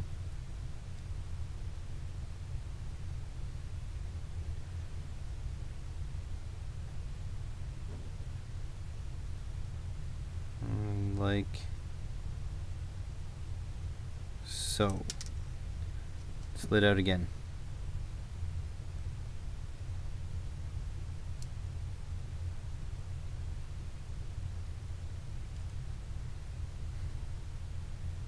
And by the way, I must say, another maker has been just a friggin' podcast genius lately. So not only has he helped me get the Christmas time podcast done, the one that's going to release on the 25th, wide release, he's also helped me score the next interviewee and the one after that probably. So that's pretty neat. We should all go subscribe to another maker and then donate tons of money or something. I don't know. You pick.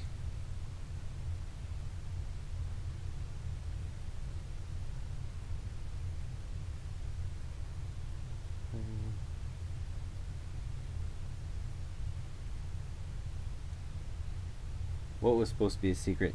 It's easier with more juice. Yeah, that's fine, Dean. This is not going to be an entertaining stream. This is just me struggling at nuts, basically. So don't worry, you're not missing anything. Oh my god. I appreciate you stopping by in the first place.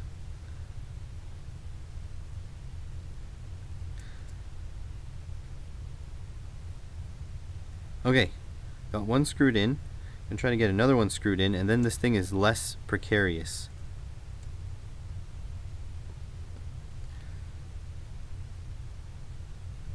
I think another problem I'm having is that there's far less light when I do live streams than when I do my videos.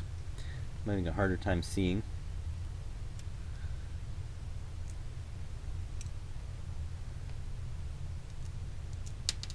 By the way, if you guys want t-shirts, I still do sell t-shirts on Teespring. Yeah, I didn't say who it was though, was it? My next podcast guest? I don't think I said who it was. It's, well, the next one is another maker interviews me. That's not a secret. But the next one after that is a secret. Simply because the episode is not edited yet and the person has not signed off on it yet. And if the person didn't sign off on it, it doesn't go live, doesn't see the light of day. That's the deal that I have with my guests. Oh, this is not even screwed at the right place. That's the deal I have with my guests to keep their yeah, I did bleed a little bit. Yeah, that's the deal I have with my guests in order to make them more comfortable. That if they don't like what we talked about, if they don't like what they said, the podcast can either be edited out or completely scrapped, and then we don't talk about it. So that's why I don't want to announce anybody's presence on the podcast until they are confirmed. But if they want to announce it, that's their prerogative. They can absolutely do that. The person's name starts with an S, though, if you really want the hint. And then you go nuts. And I won't confirm or deny, so you can try guessing, but it won't matter.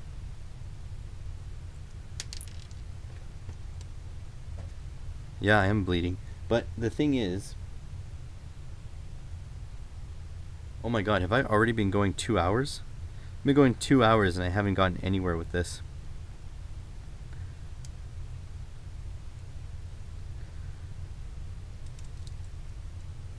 No, it's not Adam Savage. I wish. It's not. When I set out on the podcast, a good friend of mine recommended an audiobook, and that audiobook was talking about you have to like set goals and stuff for your podcast, because then, you know, how would you know if you reached a goal if you don't set them out and write them down in the outset? Not Superman, but if you do want to come on, Mark, you're more than welcome to come onto the podcast. So yeah, the audiobook said, you know, set goals. And so my top goal for the podcast to be a success, or like, you know, the number one goal for the podcast is to get Adam Savage on for an episode. So if Adam Savage comes on for an episode, I will call my podcast successful. For now, it's just fun and entertaining. I think Adam is just the perfect individual to talk to and talk about maker stuff. He's super positive. He's a good level of fame. Yeah, spider robots. Now, am I allowed to say your name on... Can I read out your name? Because it seems a little racially charged. I don't want to offend anybody. Especially because I haven't seen Roots, so I don't know how bad it is.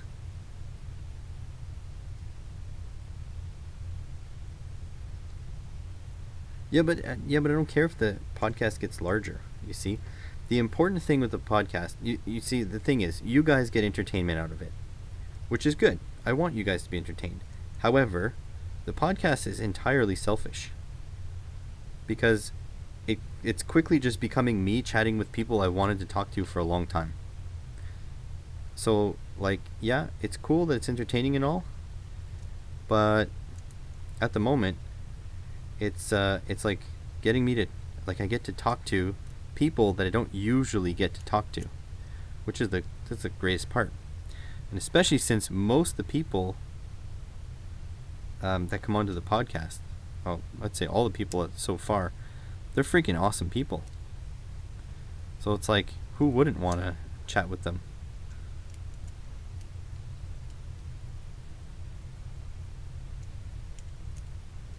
So yeah, you know, I do have the podcast. The podcast is growing. It is growing, so that's a good thing. But the main thing is I get to chat with awesome people, and that is kind of priceless.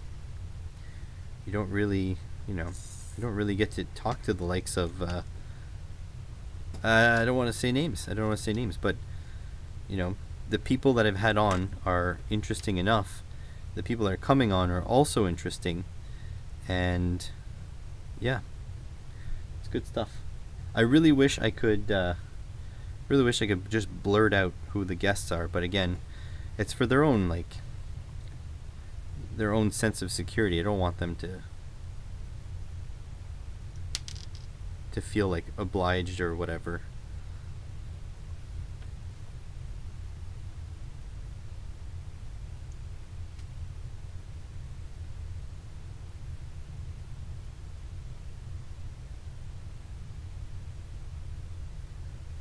You find people interested in what you're interested in. Money can buy a coffee if you're lucky for most guys. Yeah, the YouTube money is not great.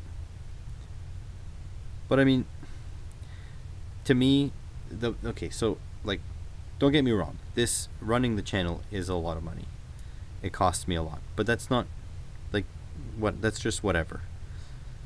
The best part is the interaction. So that's why I like the live streams, because it's like the shortest path from from creating to interacting. It's fantastic. But then the podcast is a different kind of interacting, because instead of interacting with you guys, which I get to do in the comment section, I get to have a long form conversation with someone else that I admire as well. So I like you guys, but being having something in common, like being a co-creator, is different. It's a different kind of thing. They're both good, just different. I think I take back what I said about their tolerances. It's not great.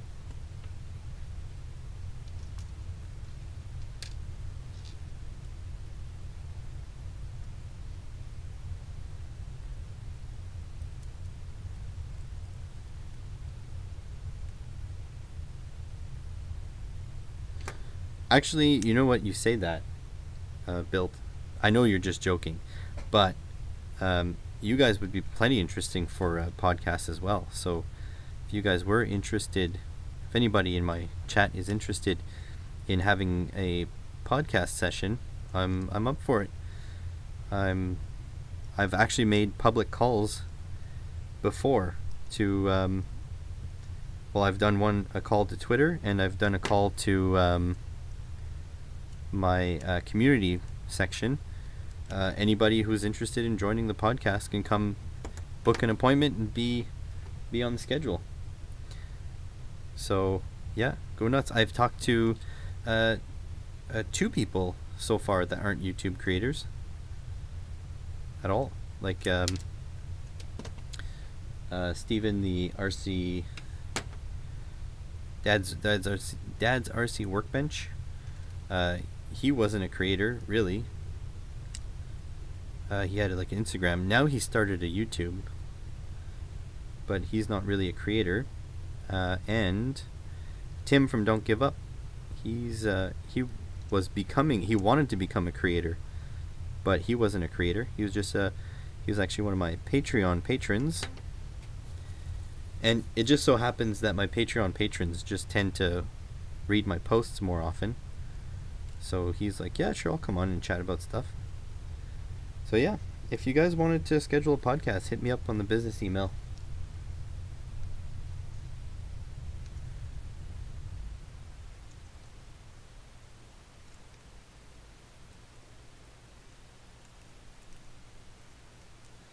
Yeah, YouTube is a lot of good stuff and a lot of garbage too. It really is both.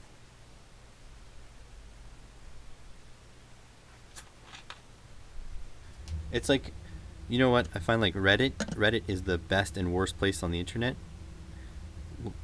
YouTube is the same way. It could be really good or really bad.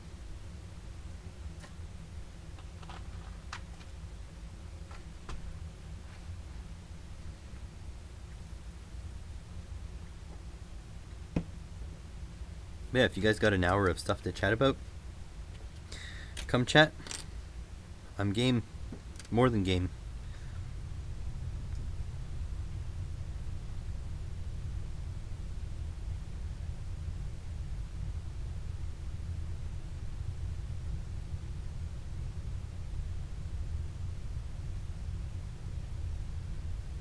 Make some videos, and then I'll have you on the podcast, Bill. Maybe we'll get you a kickstart on your viewership. I am of the thought that the rising tide lifts all ships. I know my wife does Twitch, and Twitch is a lot more competitive because if someone goes to watch another channel in the same time slot, then you've lost a viewer. But in YouTube, there's no such thing. Like there's more need for content than there is content. So I have no problems promoting other people.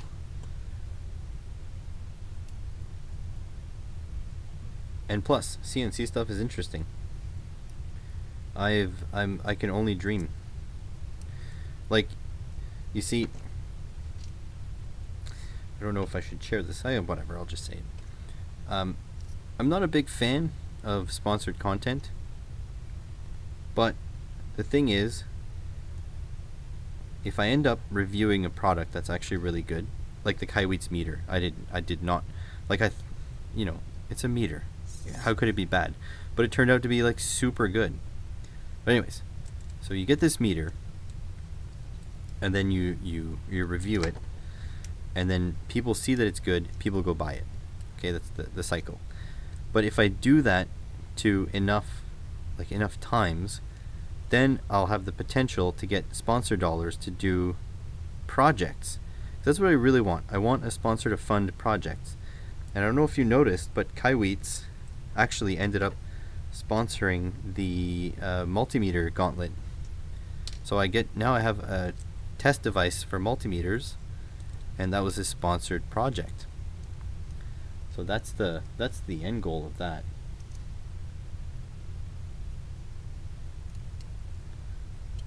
And I still have it. I'm going to put a lot of multimeters through the ringer. I just thought I've done quite a bit of multimeter stuff, and I have one more multimeter review to do, so I figured I'd cool it on the multimeters a little bit. But yeah, this project is sponsored by Kaiweets. They sponsored the video.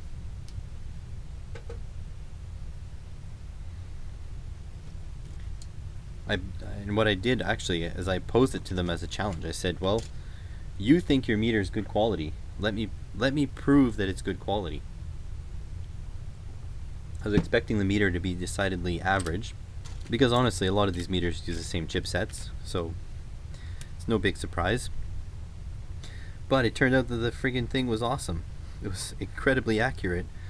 It was way more accurate than a Mastercraft meter, and it's the same price. So there you go.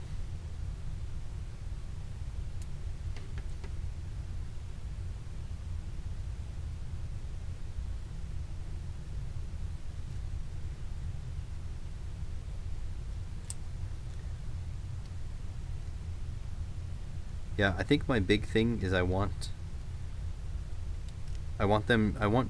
companies to sponsor giveaways for my viewers. I think that's the end goal. If I can get them to drop ship something, that would be amazing.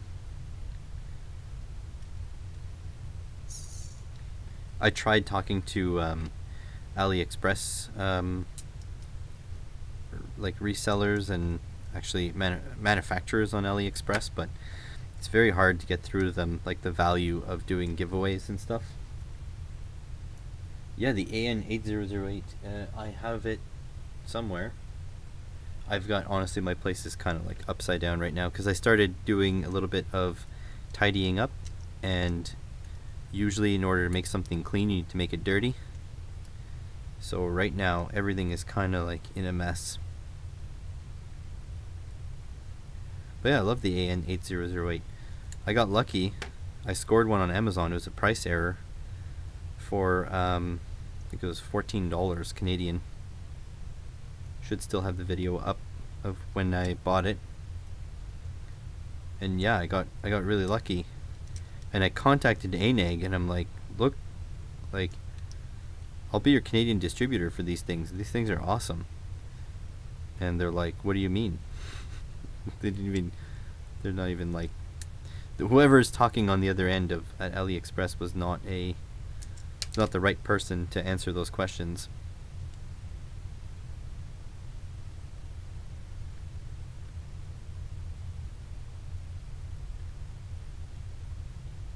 Nice, kind of like Alex Chappelle,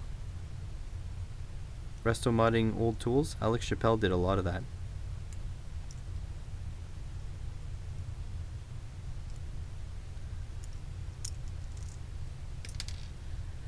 What I'm gonna say for anybody who's did you really ask for a Kai Wheats? That's awesome. Did you ask Kai Wheats or did you ask your wife for a Kai Wheats? Because they're honestly, the people at Kai Wheats are pretty awesome. What was I gonna say? Yeah, Alex Chappelle. He's the one that made that massive camera boom thing. He's done a lot of resto mod stuff. You should look him up. He's a really good channel.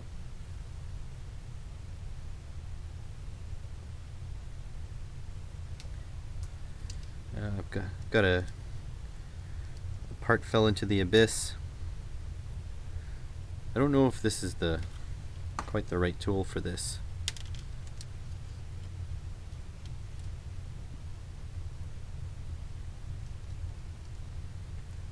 Honestly, you look at those Kai Wheats meters and they don't look high quality because they look like, they have the thick over molding and stuff, the thick rubber, and it looks very, very cheapy. But like, man, is it ever? I was surprised at how good. I hope they last long, because that would be a bad thing if they didn't last.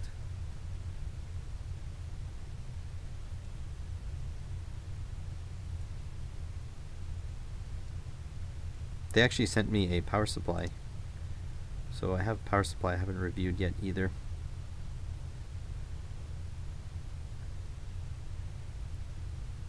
The power supply is not all puppy dogs and rainbows though, unfortunately. It's a little bit slow to adjust.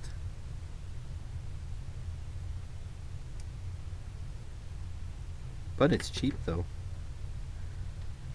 It's hard to like give something a negative review when it's like $30.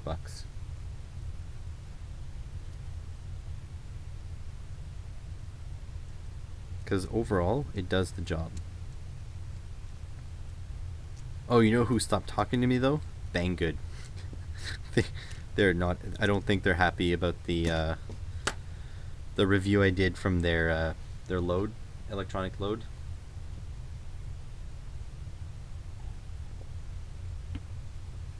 It's like, look, man. I just reviewed what I had in front of me.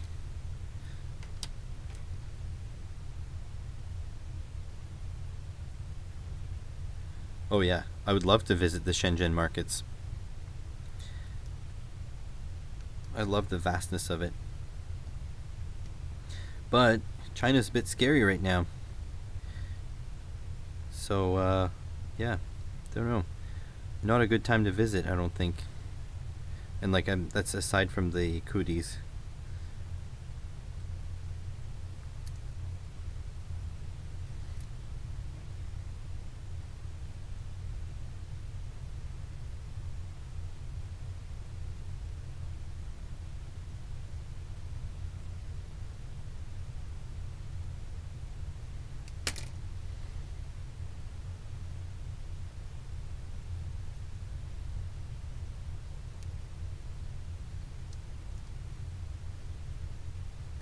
I'm not sure. You know what? Tickets from Canada are always super expensive.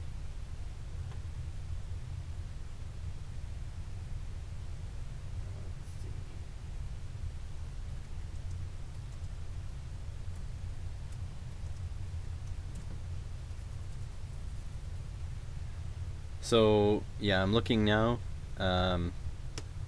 Anywhere between 45. So the cheapest flight is Toronto to Shanghai for $2,000 one way.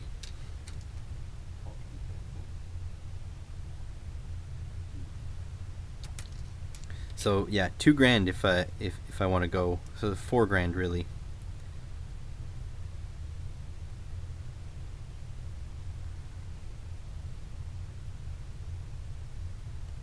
I think travel will be messed up for a while because the airlines will want to recoup their losses.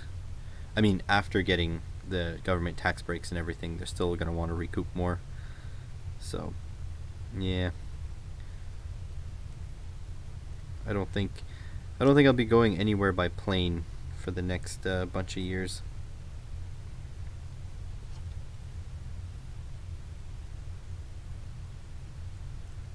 I don't know. Canadian money has been trending upwards because we're heavily based on the U.S. dollars and a lot of turmoil in the U.S. So we're quite stable in comparison.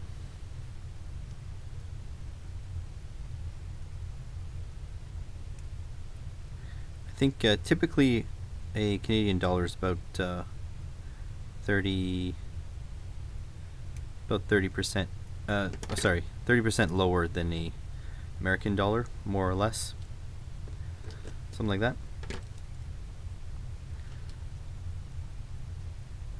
There was a time when I was a kid where it was like pretty much even though.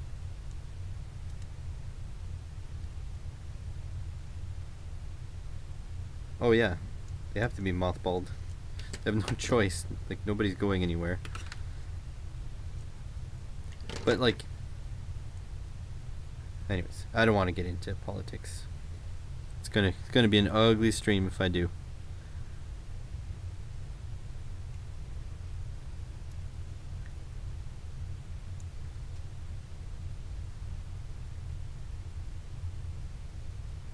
Yeah, I mean, yeah, everything is expensive here. There's a little bit of a protection racket going on up here, for sure. Like for media stuff, 100%. There's corruption and monopolies and stuff. Got Bell Omnicorp.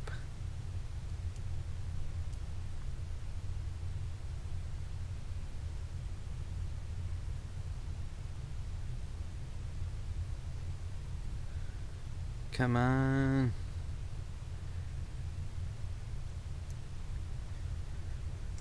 This is one thing. The 3D printing is way better than laser cutting in terms of fastener arrangements.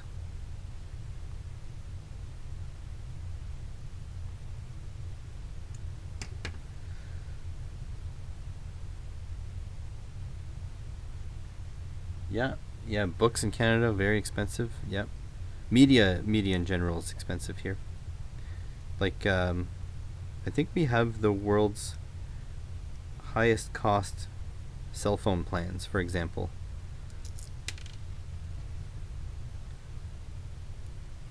Like you can say like taxes might be high because of like we've got services and stuff, but yeah, there's no reason for cell phone plans to be high. And there's also like Bell had cashed a whole bunch of government checks to build networks, and they didn't do it. They reviewed the things after and they're like, oh yeah, no, we spent all this money, but we didn't get it done because it was too expensive.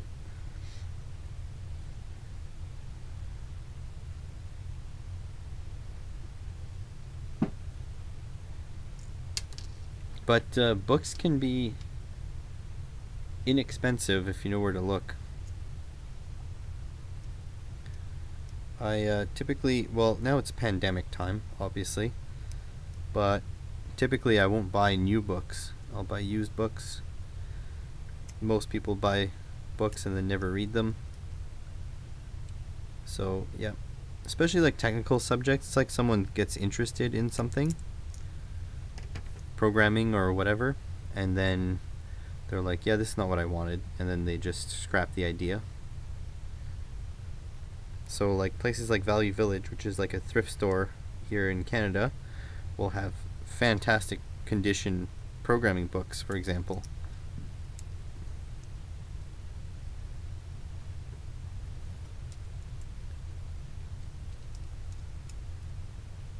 Yes, that's about it, about 30%. Thanks for the conversion, B-dubs.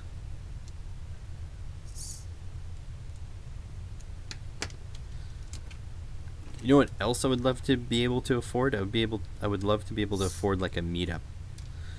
Or maybe even just commandeer Linus Tech Tips' meetup. Be like, yeah, we're all going to Vancouver. I would love to go to LTX. But you know what? Even like flying here to Vancouver, it's like $2,000 each way. Super expensive.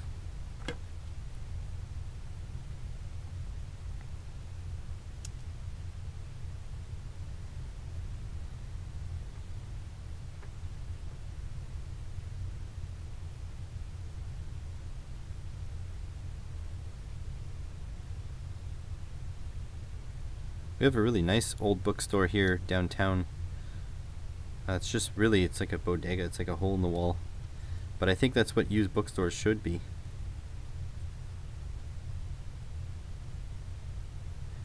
This is not installed properly.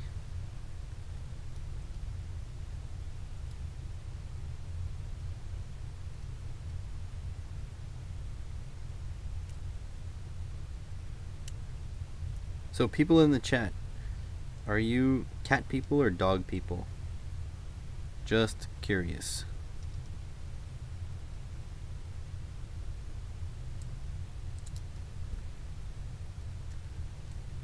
I am most definitely a dog person. Don't own a dog. Wish I had a dog. Don't have enough space for a dog. Don't have enough time for a dog, unfortunately.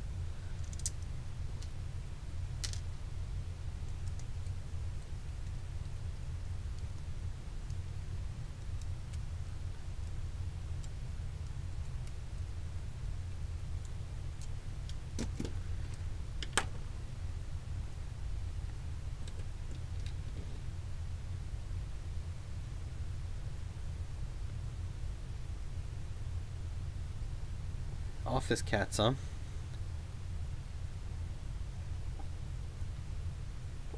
Weren't you saying that cat was knocking your trains down?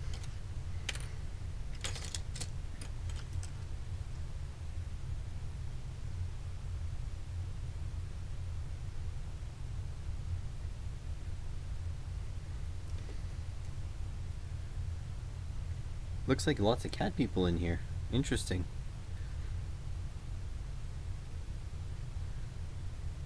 Our neighbors' cats are always pooping in our garden and digging underneath the fence.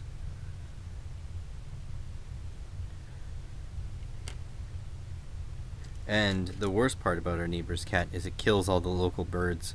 We used to put bird feeders out, but all the cat did was sit underneath the bird feeders and murder the birds. Then not even eat them, just murder them.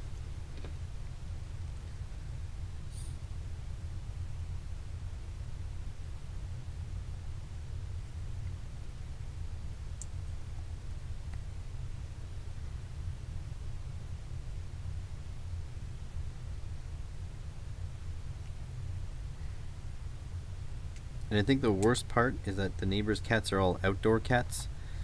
And if we got a dog and the dog chased their cat that was in our backyard and got injured, I don't think they would take responsibility for the injury. Which sucks because it's their cat. I don't want my doggo to get all scratched up when he's in his own yard. But whatever. It is what it is.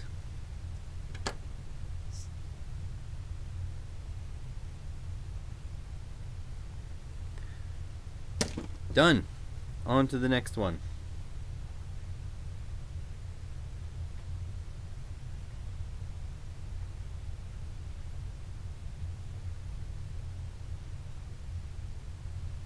Hopefully I did that right. If not, well, oh well.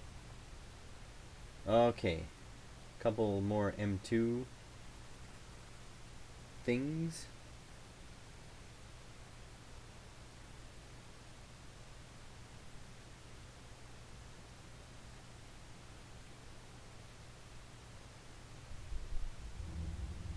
Wow, the little pink bullseye. Little disturbing, no doubt. So, 1, 2, 3, 4, 5, 6, 7. Now, why are there 7 joints if it's a hexapod and not a heptapod? Whatever. We'll see.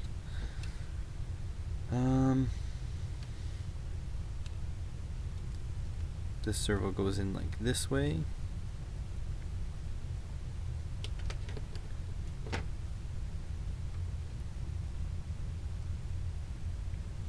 Yeah, I'm definitely not a fan of cats. So if you want to send branded stuff this way, make sure it's not cat stuff, it's dog stuff. But anyways, you guys are cool. You don't need to send anything. Although I do appreciate it when you do, like those lithium batteries. The guy who sent me, Mysterious J, who sent me the lithium batteries.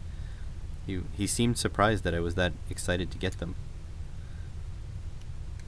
You crazy? Lithium batteries. I'm an electronics guy. Freaking love lithium batteries. Can do so much with them.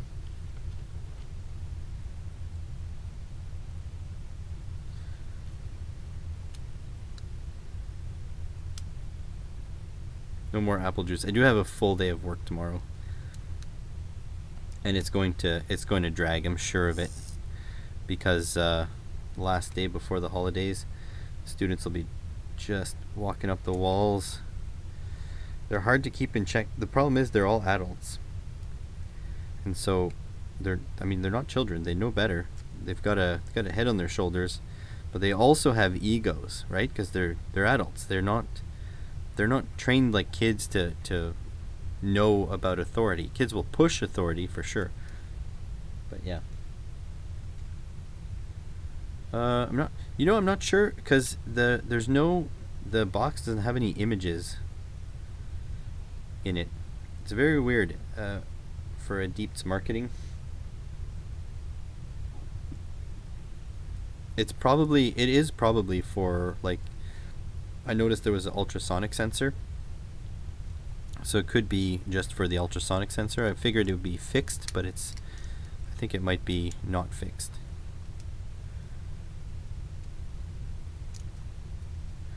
I'm actually I promised Adeept I would do a full review of this kit, so you guys are gonna see another video on this thing.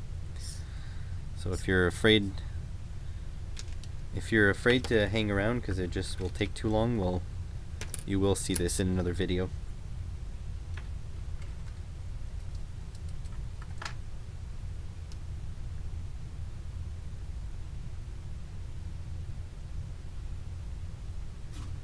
Yeah, it is kind of all babysitting. It is. And I don't really mean that derogatory. It's just like, it's really hard to get them to focus, especially like a lot of them are coming to my program to be sort of retrained in life, sort of do a different career, their second career or third career for some of them. So it's like they've got families, they've got worries, they've got like money problems, some of them.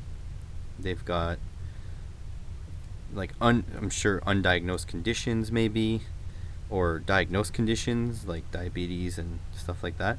So they've got stuff on their minds. So I still have to like rally them like you would kids, but kids, you rally them because they're not paying attention. My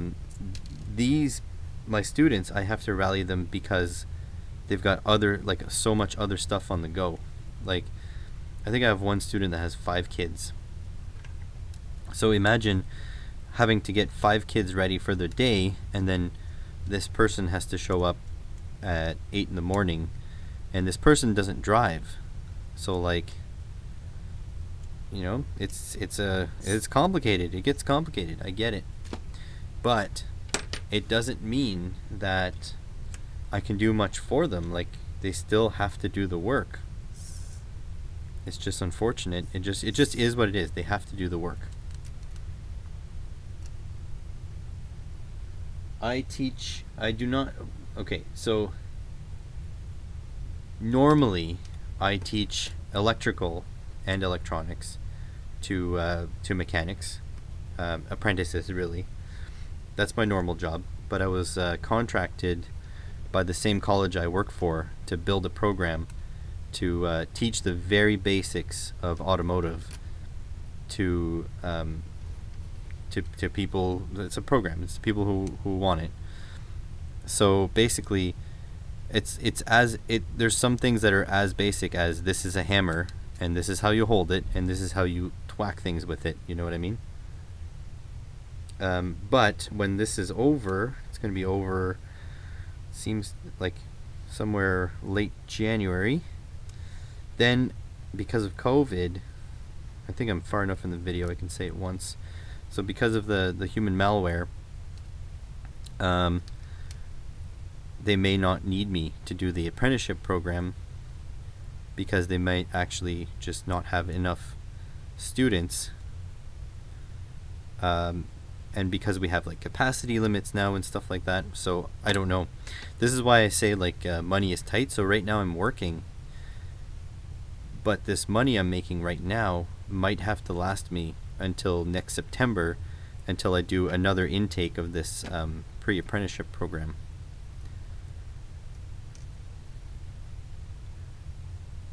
So yeah, that's the long and short of what I do. Basically I'm the thing I do mostly with my days is I'm a contract professor. The things I've done mostly with my days recently is teach. Well, I'm just knocking everything off the bench here.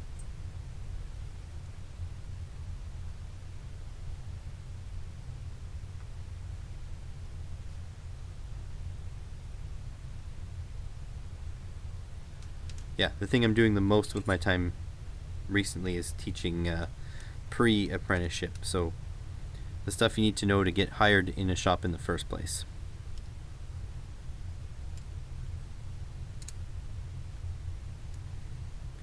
Yeah, I kind of feel you. I kind of feel you with that. And that's what's nice about the YouTube channel. Like, bring in 40-50 bucks a month means that, like, from the YouTube channel, and then about that much as well from Patreon, means that at least I can keep the channel going, so I can keep doing my hobbies in the meantime. And so the money I do earn and save from working will buy groceries and pay mortgage and whatever. But there have been some skinny times and there have been some less skinny times, but yeah, it just is what it is.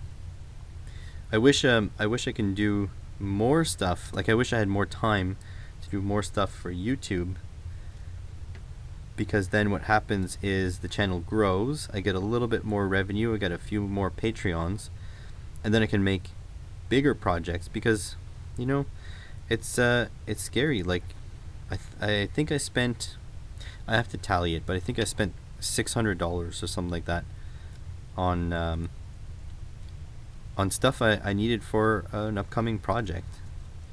And if I didn't have Patreon and YouTube ad revenue, I wouldn't have $600 to spend on a project.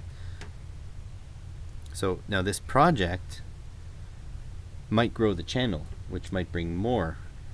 So then I can move on to a different project. But if it doesn't bring more, it just brings the same, then I could just keep saving up the Patreon dollars and the YouTube dollars, and then build another one of the same caliber.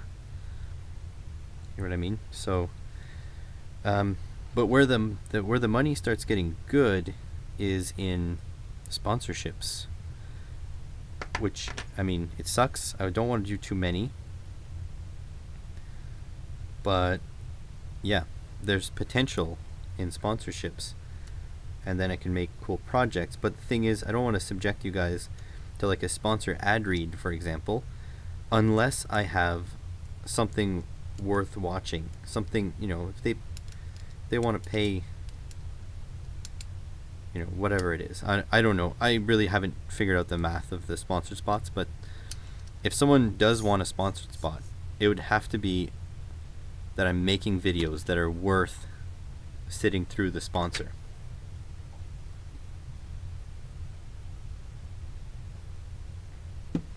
And that's the thing. That's why 2021, I'm making a personal goal. 2021 will be the year of projects. I can't commit to like a specific amount of projects, but there needs to be projects. I'm hoping at least one a month. I have 2 on the go now. But again, that'll depend on if the college has me back for work, then I have to do work.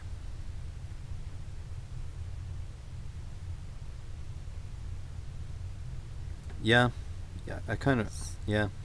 It's a tough, that's what I'm saying. It's a tough decision because I don't want to upset let me reiterate the gold of this channel, like the absolute thing I get the most greatness out of in this channel is my viewers, like my interaction with my viewers, my interaction with my Patreons. That is the gold. That is what I don't want to lose on the channel. So if sponsorships will cost me that, then that's not a price I'm willing to pay. Then again, I'm trying to diversify revenue streams. So if I have the podcast, like right now the podcast is doing fantastic. And so if a sponsor wants to come onto the podcast, 1 or 2 ad reads in a 1.5 hour long podcast is not a big deal. A lot of people can deal with that. But an ad read in a 10-minute video is just quite a bit more brutal.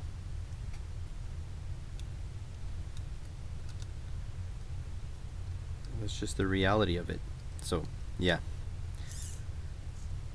I'm gonna be hopeful that my year of projects works out,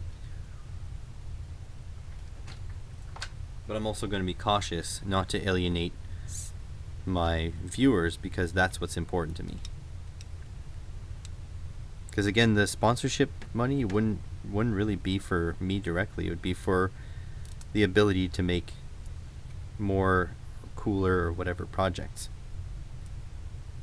but it wouldn't be to make an income off of this, because let's be honest, unless I get constant sponsors, there's no way I can make this a constant business. There's not a chance. Thanks, B-dubs. Merry Christmas and a Happy New Year to everyone from BW's Electronic. BW is not a guy I can shout out or anything. He's just a cool guy. I can't send you to his stuff.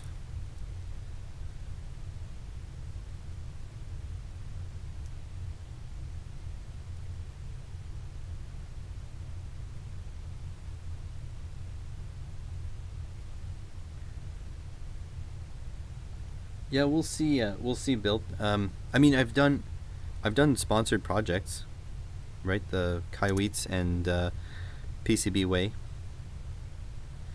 But again, PCB Way is a means to an end. Like, I get my boards made, so I get projects done because of PCB Way. Because they're like, hey, we'd like you to make a video. I'm like, okay. Well, I guess I should probably figure out KiCad then. And then I go figure out KiCad, which is the reason I started my channel, was for learning stuff. So I learn, and yeah, BW's is an awesome guy. I'd highly recommend, if BW's ran like a charity, that would be who I would donate to. B-dubs is the man.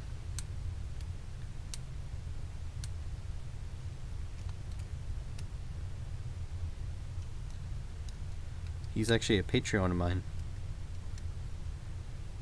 He used to super chat all the time, but decided that I get more money out of it if he does it on Patreon. And I'm like, yep, it's true, I do. So we went to Patreon. Alright, gonna do one last sweep of the floor, see if I can find some of the fallen stuff.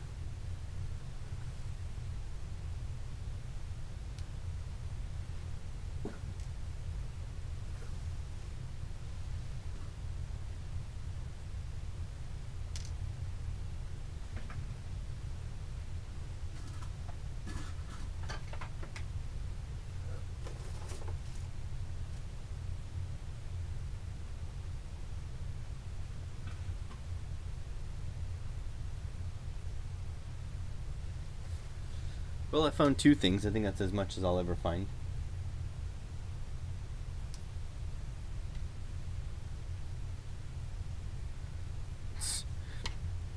BW, we subscribe for the content of your heart. Hey, how's it going, Open Circuit? How are you?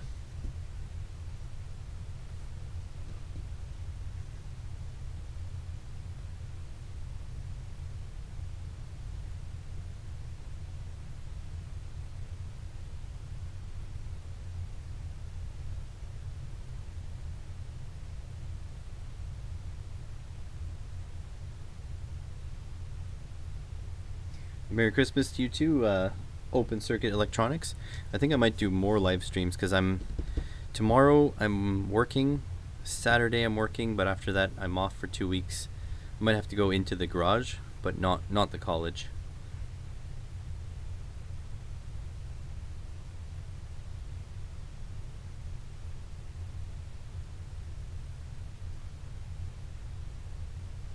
Okay, it seems like I need to join these together now.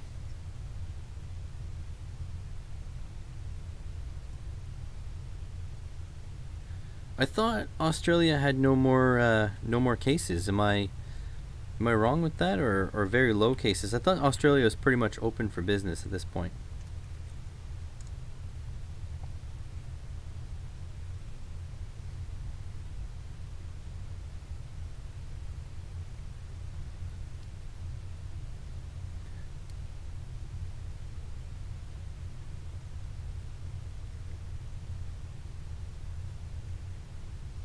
Okay, I need self-tapping screws now.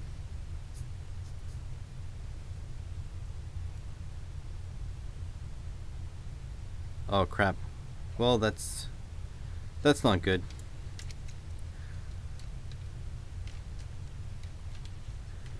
Australia, we were holding you up on a pedestal. You were the man. You were supposed to free us. Times 1.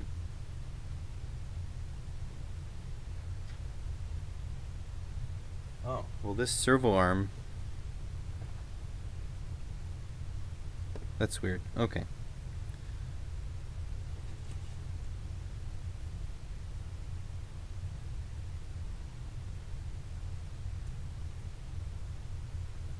Damn. I know New Zealand had no cases, and then they let what was it, cricket players in, and they brought in a lot of cases, and then New Zealand sort of freaked out, which is normal. Whoops, I didn't mean to take that out. And then fishing season started, and they let foreign fishermen in. Just a big cluster doo-doo.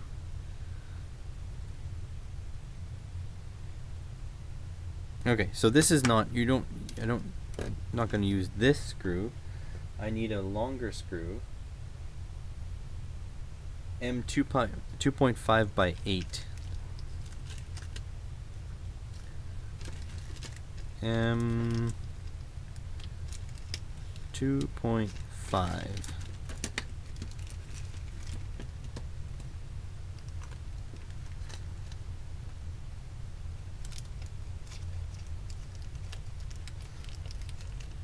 I mean, I feel you, Open Circuit. I feel you, because we have Canadians here breaking quarantine, or not wearing masks, or going into basically there's the worst offenders are business owners, I find, because they put up restaurants, they put up tents in order to be outside, and then if you're outside, then you're safe from the virus. But then people were complaining it was cold, so they put sides on the tents. So now it's basically a tent that's outside, but it's basically like an enclosed space with no ventilation. So it's basically inside.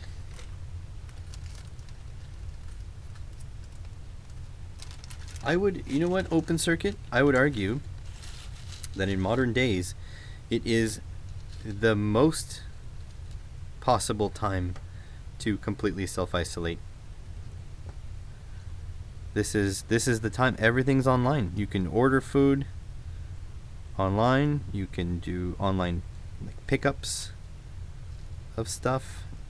Like, you can go to school online. I would say these days are the easiest to completely isolate. But the thing is that some people have needs that I don't understand, but it's not mine. It's not for me to judge. But like, some people need to go to church. I don't have that need, but I can understand that some people do have that need. And so, yeah, I completely understand. But at the same time, it's like, this is the time about sacrifices. We have to sacrifice. Oh, as a country, yeah. No, you're right. Yeah, B-dubs.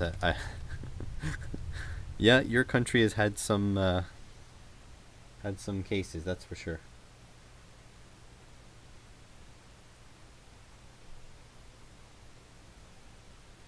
Okay, I think I need to assemble some left legs and some right legs. So let's keep these in view, because I have to build 3 the same, and then 3 opposite. Oh god, this one's opposite. Oh no, I may have installed some backwards. Oh no, let's sort these. Okay, so these are definitely this way. They didn't say these are this way. Uh-oh. Dang it! This one.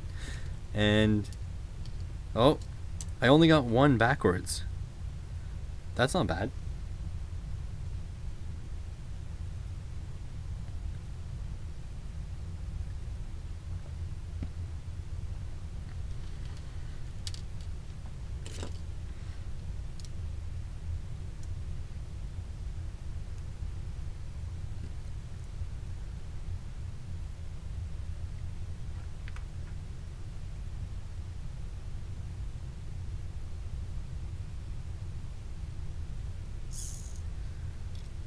Yeah, I mean, that's the thing. You gotta...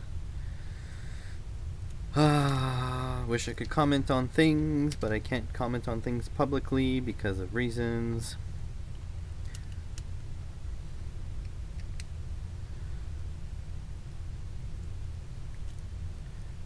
The bad parts about being a public figure, and also why I like to be anonymous. However, my anonymity is slowly fading.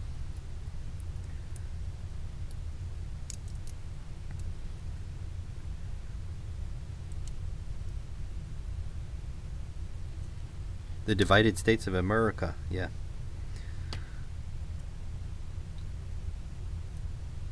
You guys have so much potential. I believe in you.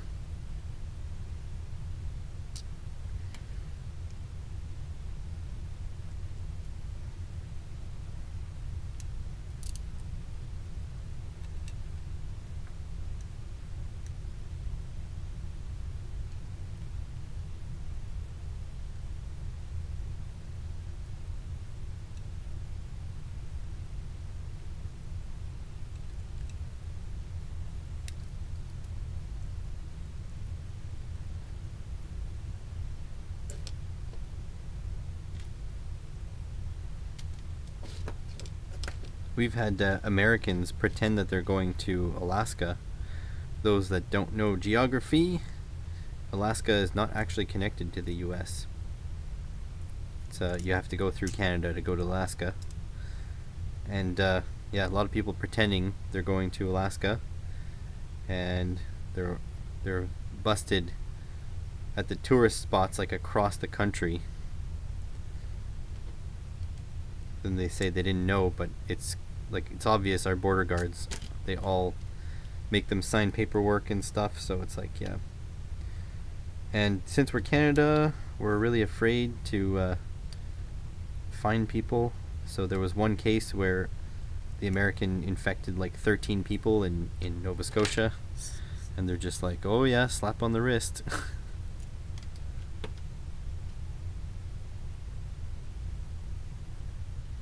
We have it on our local election to secede our state in March.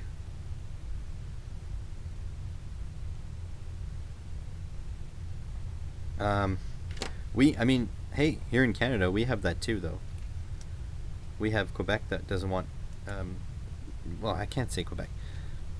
Some Quebecers don't want any part of Canada. They want to leave.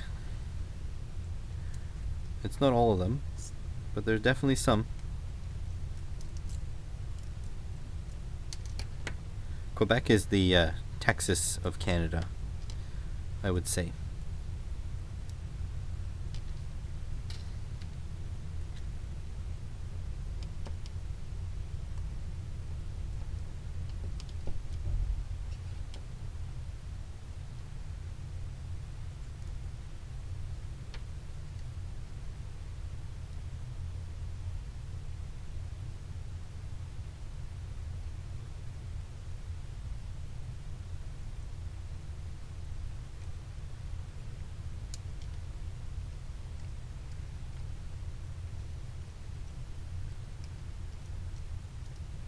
Yeah, Quebec. That's they're special. I mean, by their own doing. Like but I mean, they are their own culture. I have to say, they're a lot more homogeneous within Quebec to compared to the rest of the country. That's for sure. And I mean, if you're living in Quebec and you don't want to be part of Canada, that's fine. That's kind of your choice. However, just please know all the facts before you make a decision. Yeah. Because some of the things you might be surprised about.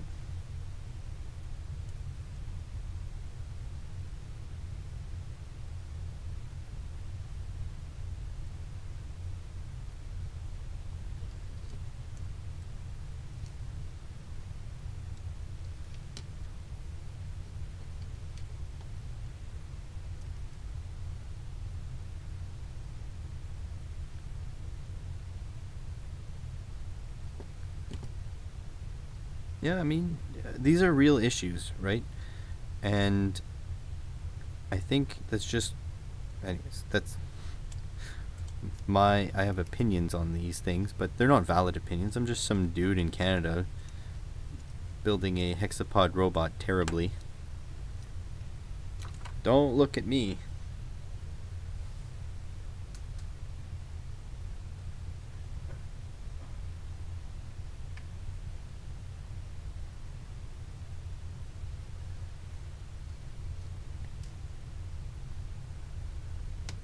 There's a lot of the splitting talk, huh?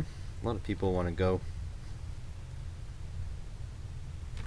But anybody who's thinking that they want to split from their, they want their province to split or their state to split, just know that the grass is not actually greener on the other side. It's greener where you water it. So take that as you may. That's Simple Electronics' advice for living. The grass is not greener on the other side. It's greener where you water it. So sometimes you may need to split, but sometimes you may just need to water it. Just saying.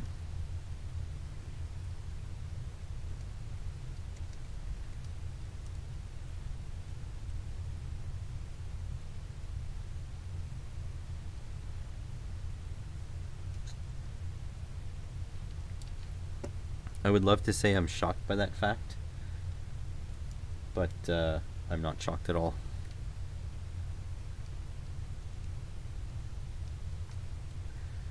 Surprise! Well, then again, they're the epicenter. They're the epicenter right now, so it wouldn't surprise me if the majority of like long-lasting cases Like the majority of late stage cases would be from the US. They've got the cooties. What do you want?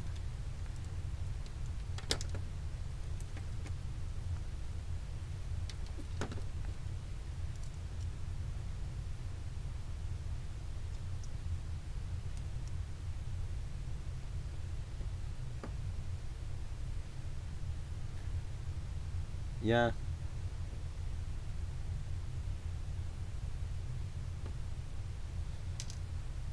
Yeah, but then again, if it wasn't worth being in New York City, people wouldn't be there. So it's like there needs to be a downside because, like, for example, if it was like 0% taxation in New York City and New York City stayed the way it is now, then New York City would be unlivable because everybody would be there. If you're the type to believe in supply and demand, I mean, one can make the argument that everything is more expensive there and the taxes are more expensive there, but probably for a reason. If it wasn't worth it, nobody would live there.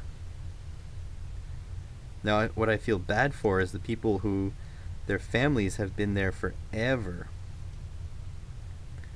And so their whole support network is there, but they were there when it was still affordable to live there, and it is no longer anymore.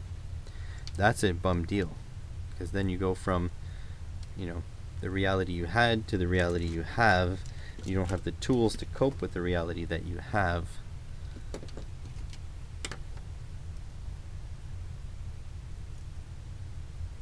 I don't know. I visited New York City. It was very nice. Met some super nice people. Nobody was rude. Like everyone's like, oh, New Yorkers so rude. Nobody was rude. Everyone was super nice.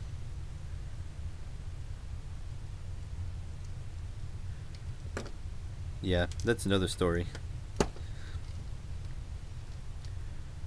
But like as a tourist, obviously I didn't live there. I was just a tourist for a week or so. As a tourist, New York City was great. It was fantastic. And all the people I met were great people. Like I said, I've never had any issues with any Americans.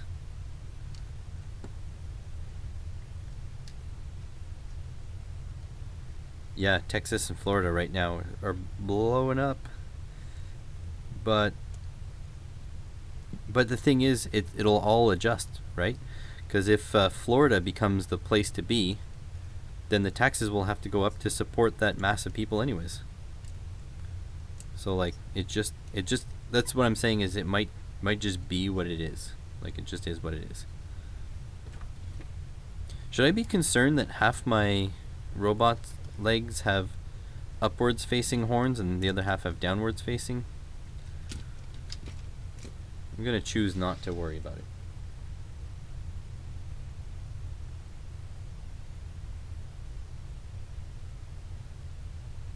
Okay, choosing not to worry about it. Let's see if my things match the image.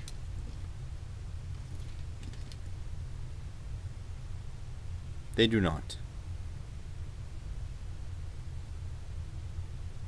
They do not at all. Wait. Huh?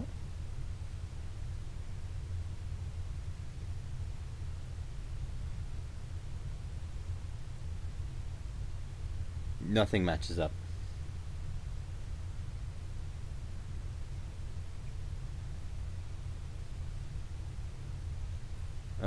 Well, we're about to find out what happens. Nothing is the same. I feel like these are like... Yeah, anyways, we'll see.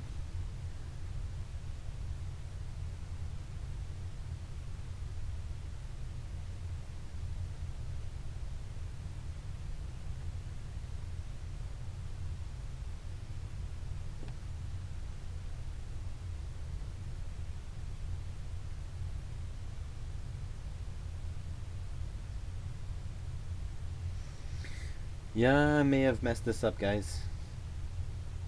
I'm just gonna charge ahead. Not worried. Okay.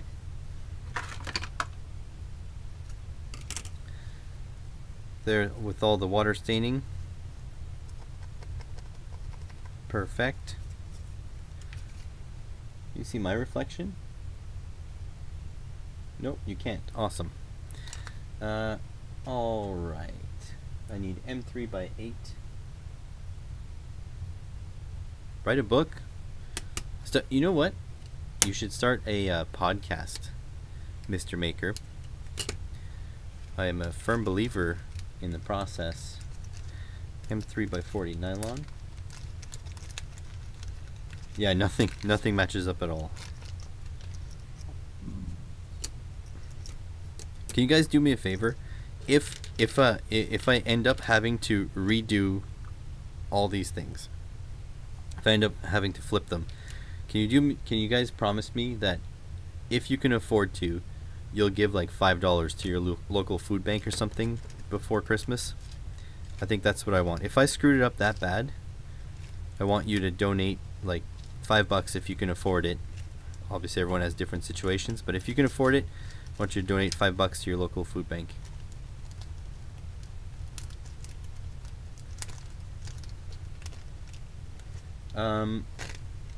Build over bot. I have a face for podcasting.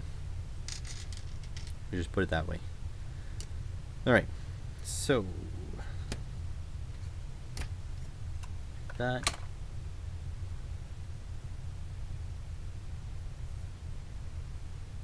Okay, and they're gonna go in here. Of course you're allowed to point and laugh. Listen, I am under no illusion that I'm here for entertainment. This is what I'm here for. I'm the monkey that dances for you guys. Yeah, I'm college teacher. Like, mind you, I don't think I say anything controversial. I don't think it's that big of a deal, but I like the freedom to kind of express myself.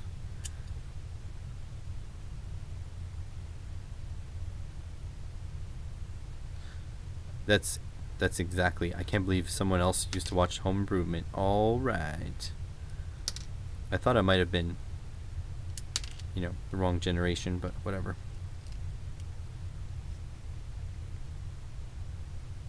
There we go, Brian.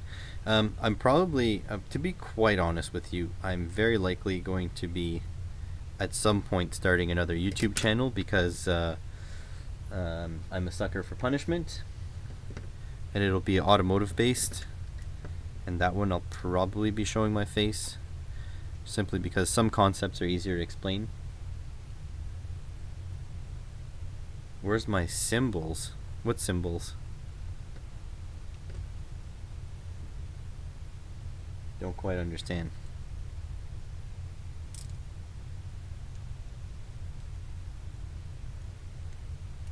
But anyways, this channel isn't really about me.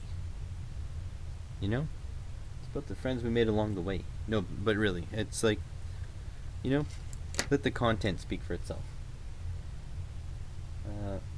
Front view, back view. Good.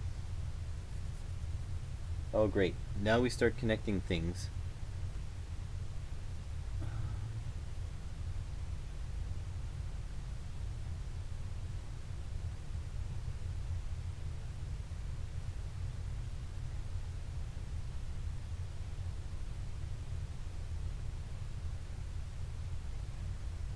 Okay, so let's see if these will connect now. So these guys, they go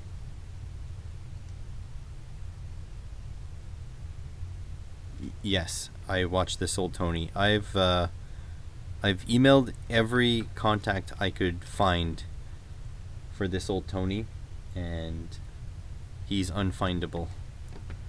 I want him on my podcast badly. Okay, so this guy is not done properly.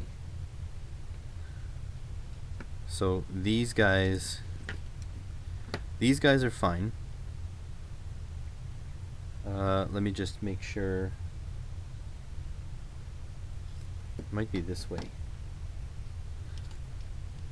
Okay, so this guy will go here. Servo towards the front. No.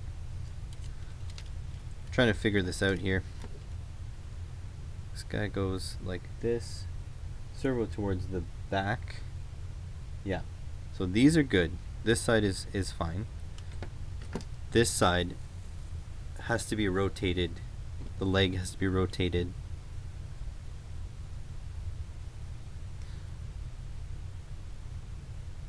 So, yeah. So I have to redo these. Therefore, those of you who can, please donate $5 to your local food bank. Not in my name or anything, and your name is fine. Just, you know, it's Christmas time. People have it hard. So just because I have to struggle, let me be the struggle for those people, please. And only if you can afford it. Obviously, don't put yourself out for a stupid request from a YouTuber building a crappy robot.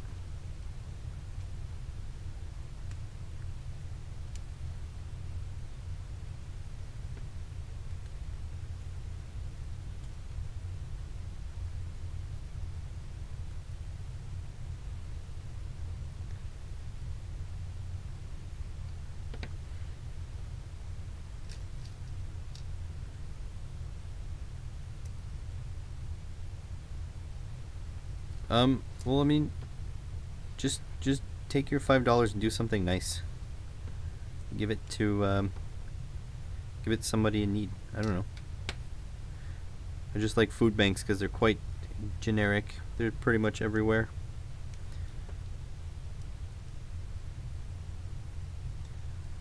But yeah, I would appreciate it if you and I'm gonna be giving some money to the food bank too.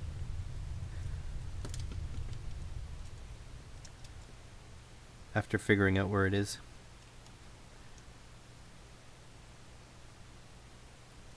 Oh no.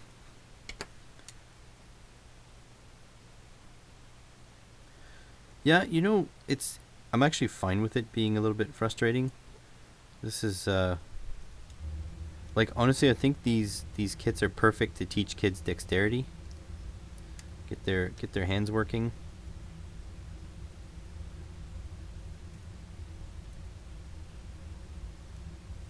There we go.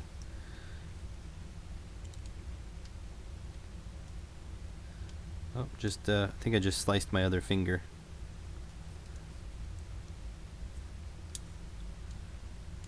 There we go.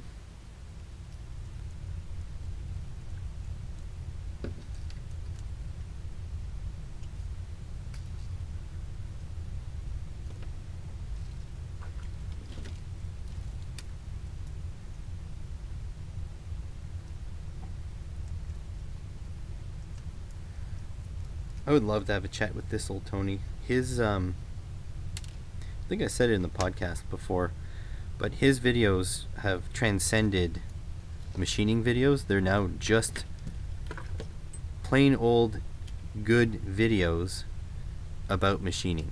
They used to be like machining videos, like this is like, you know, whatever, electronics videos or whatever the hell I'm doing these days. But this old Tony, like, he became some sort of entertainment whiz kid. So it's much more than that now.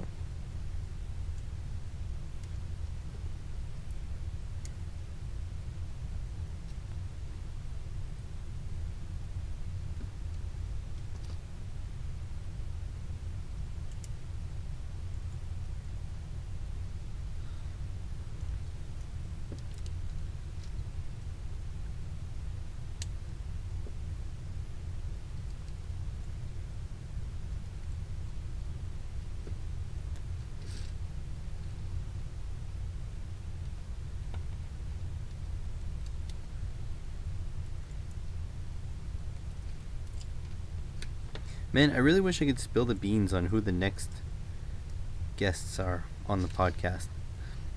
They're like exciting guests. I'm really lucky. I haven't had a single like lame person as a guest. Like, everyone's been really cool, really interesting people. I hope you guys are liking the podcast as well. I know some people are not podcast people. That's fine too.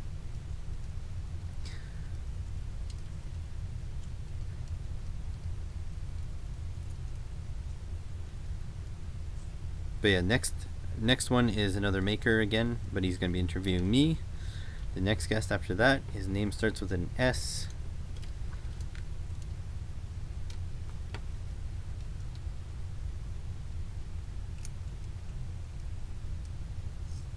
Thanks for being here, another maker. Not Santa, no. Not Santa.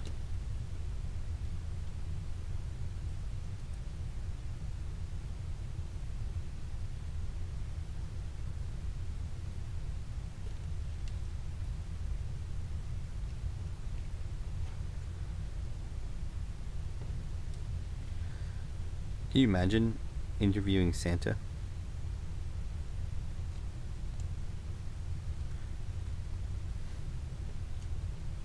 I have so many inappropriate questions I would ask him.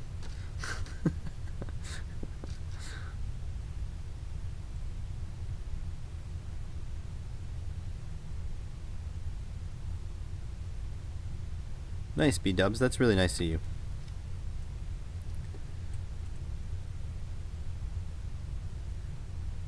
If you already feel like you do the charity, please don't oblige my request. It was just, some people cheer successes with super chats here, but I think you should cheer my failures with donations to charity. The charities will be rich. Well, that's good, Brian. We all kind of got to do our part. We're all in this together. Now, these guys have to be flipperood.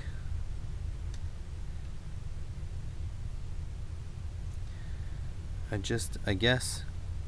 So they're going to go like this.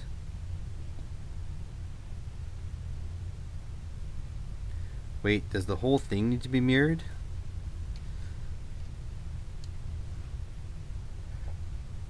This part needs to be up front.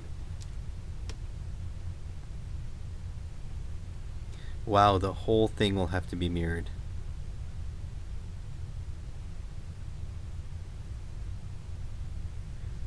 Okay, let me picture this here. So that'll go like this. Does the servo have to move? So this will be flipped. Yeah, the servo will have to come out.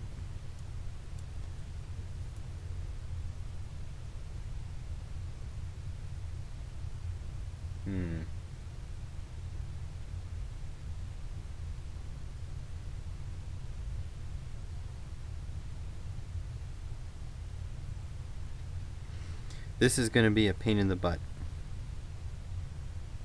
Because, yeah, the whole thing needs to be mirrored. Are these all the same?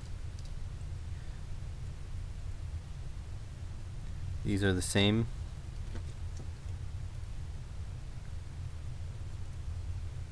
Yeah, so they're all backwards.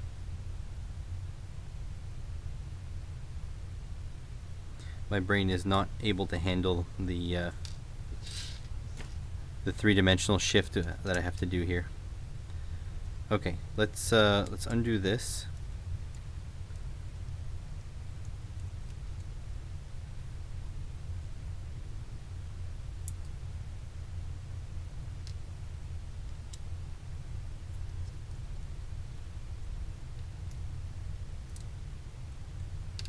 Okay.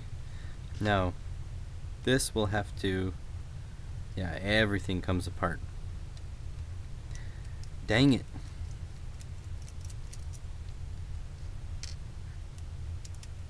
What sucks is very similar to another maker. I have an early morning too, but oh well. We're gonna go for at least another hour and a half here. I don't think you guys will still be watching by then, but that's alright. Okay, take this apart. Take this apart.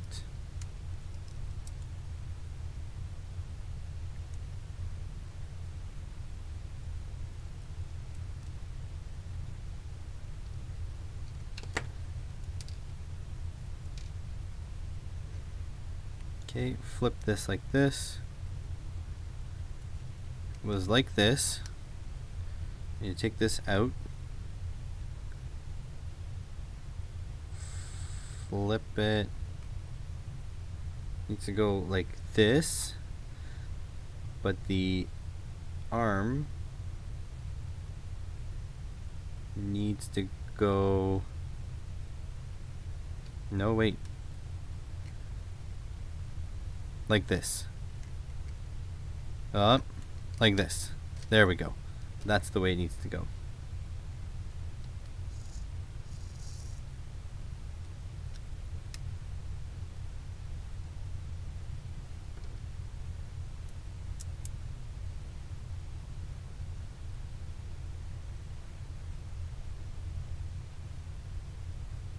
Yeah, it does count as watching as long as it's the tab on top. It does count as viewership. I don't think I get anything from live stream viewership. It's only if you watch the ads, like on the VOD. But whatever. My big thing is you guys interacting in chat. So that's what I like. My wife streams on Twitch and she feels the same way. The people interacting is the best part.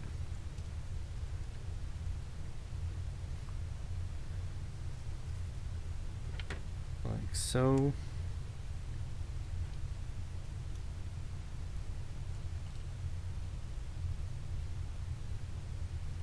Yeah, that would suck.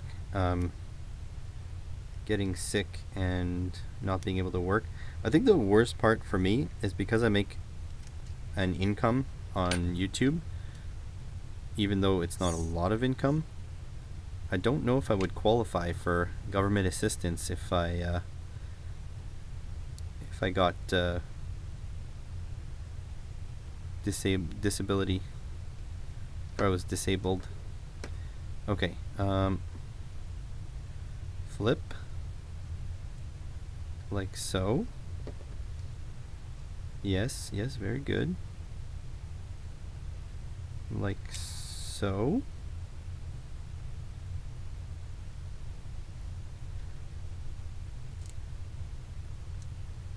Of course, I put a screw in the only hole with no nut.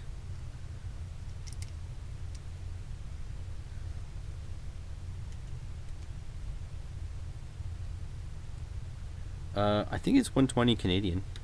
I think on if you click the link in the description, I think it's $100 American on their own website.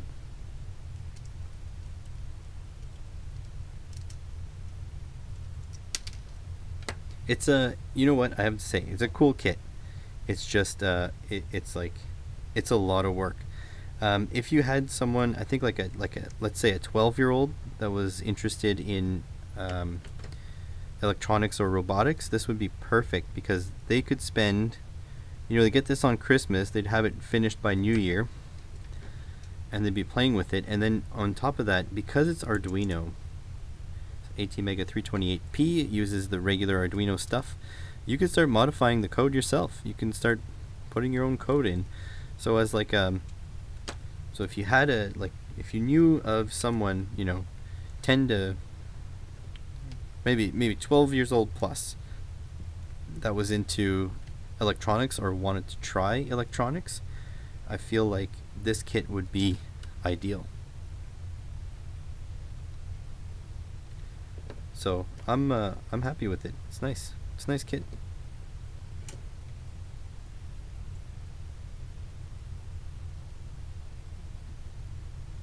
Yeah, that is shitty. I don't want to get into politics, but I have to say,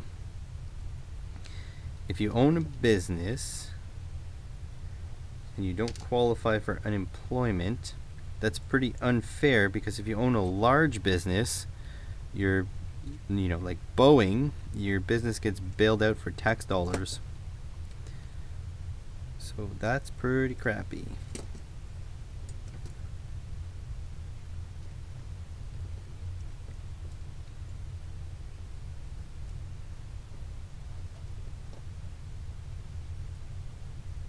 Very double standardy to me. I don't think that's the right size here. I think that's a M3. Need an M25. This guy.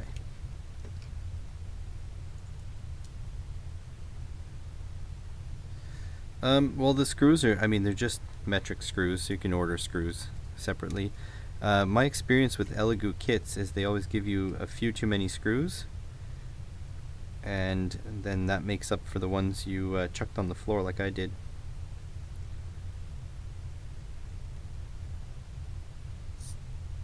Why does this not fit? It's not this little guy, that's M2. Maybe it's this little guy.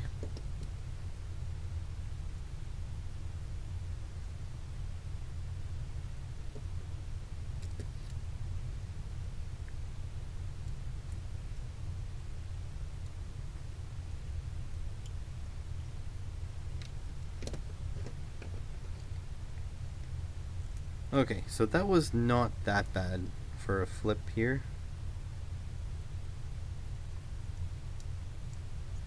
But I still have to do this a few times.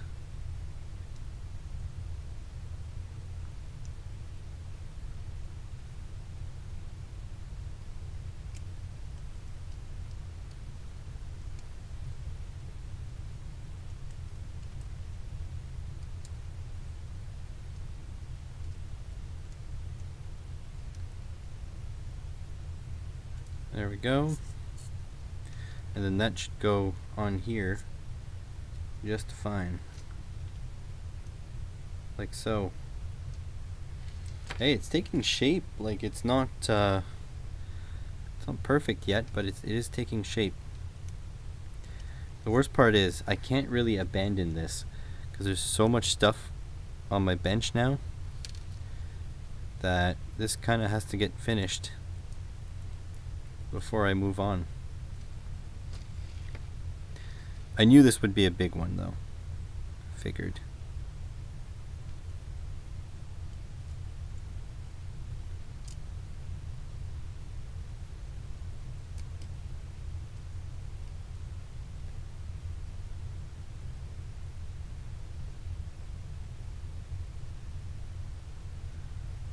There you go. Your roommate's kid is just starting in a electronics passion. It's good.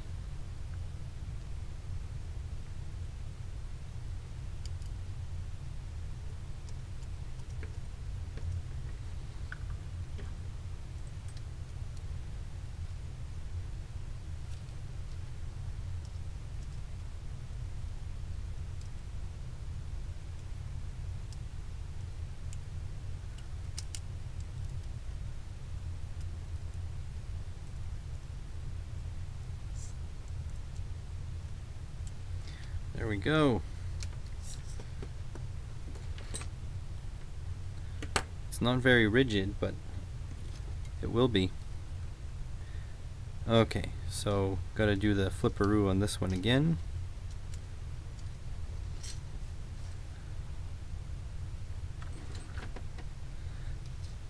Yeah, I say that too, but at the same time, I know that when I was a kid I was a little shit and I wouldn't have appreciated it, I don't think.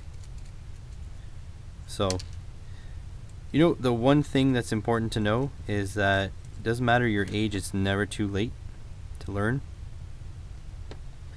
And so, yeah, I'm glad I have access now to what I have access to, because basically at this point in my life I do appreciate it. I do appreciate how awesome it is that I was dreaming of 3D printers when I was a kid, and now I own my own. It's funny because when I was a kid I always knew I would own a 3D printer. I just thought it would cost thousands and thousands of dollars.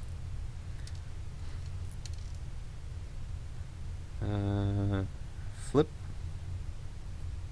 Flip.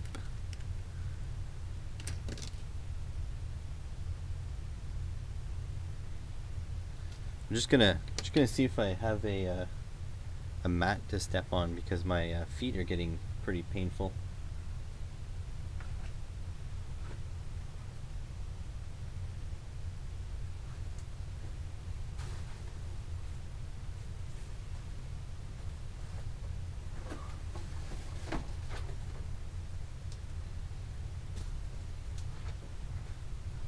There we go.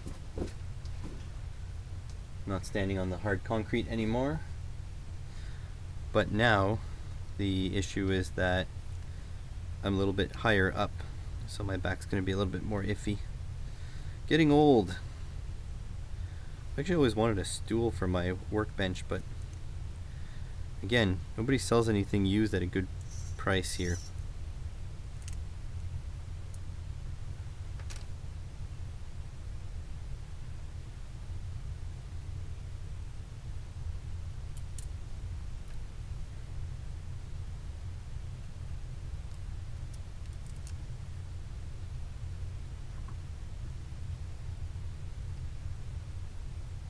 Vic 20, yeah, I could see that generation for sure.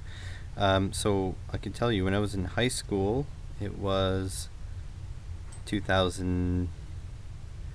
Let's say it was around 2004 that I first got wind of 3D printers, and basically it was like a block of jello, and it printed by shooting a laser through the block of jello, and where the laser hit, it would solidify, and then you would wash it away. And that was the first types of 3D printers. And I was looking, like, you can build DIY kits back then. I had the internet. There was DIY kits you could, or not kits, but people were DIYing them, is what I should say. And they were spending somewhere around like $20,000. And I thought, wow, is it crazy? Like $20,000, you could just print 3D things. And these days, like, I paid like $200 Canadian for my printer. It's no Prusa. It's no like professional thing, but it's a thing and it works. I'm well aware of the limitations of my 3D printer, but it still works.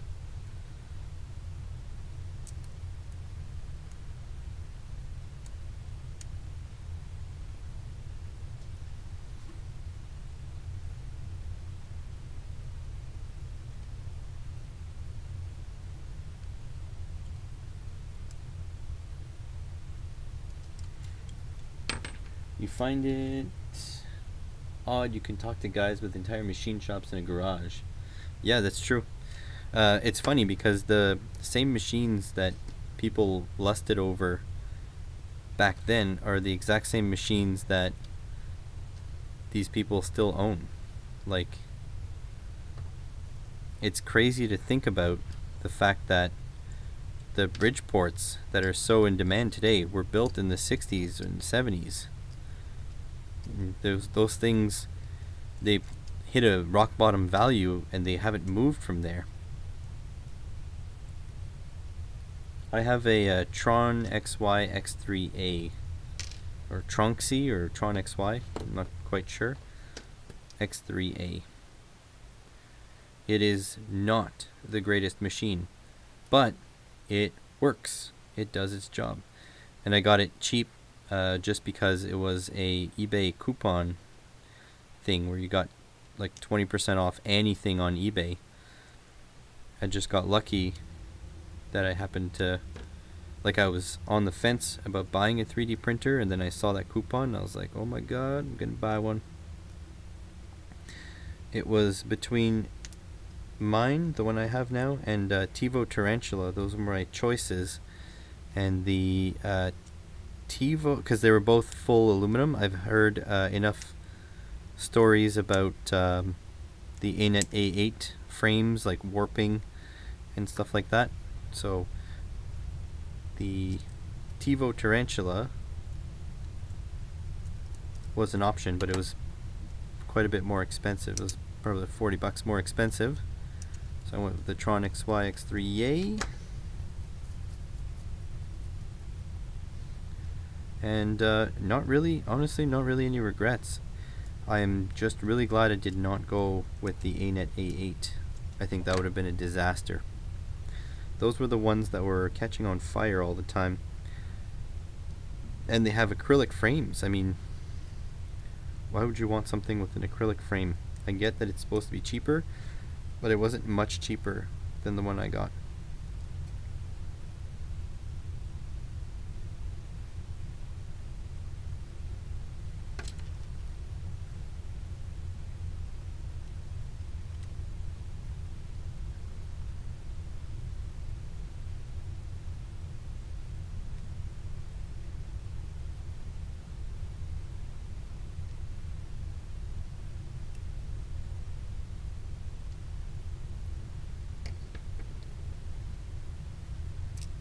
No!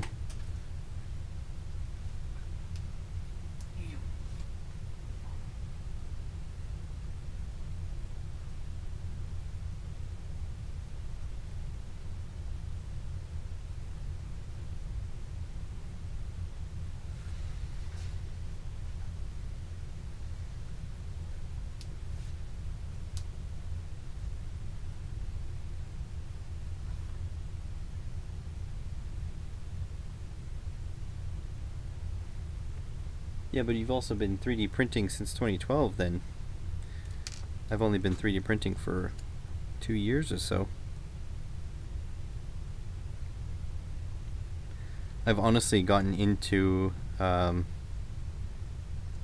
Fusion 360 maybe more than I have ever expected. Fusion is such a nice piece of software. I'm glad it's free, but I'm worried about what's going to happen when it's not. Because there's no way a guy like me can afford a license for it. I bought Corel CAD because it was a humble bundle for charity, and I wanted something that would stay, you know, offline. But it is such a difficult piece of software to use. I've tried for a couple hours. FreeCAD, I was being told by someone I respect very much in the 3D printer community, I was told FreeCAD has gotten a lot better.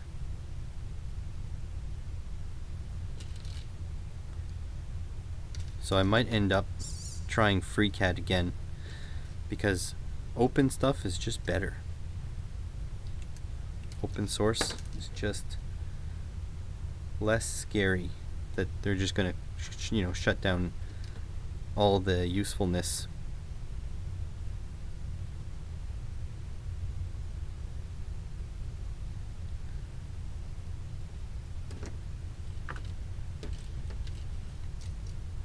Hey, when the pandemic's over, when are you CNC guys gonna have me over for a shop tour? I want to cut some metal. I think the metal lathe will be like the last item that I'm able to get. I'm probably going to be building a CNC machine, like a CNC router, way before I'll be able to get a used metal lathe. There's the space requirements.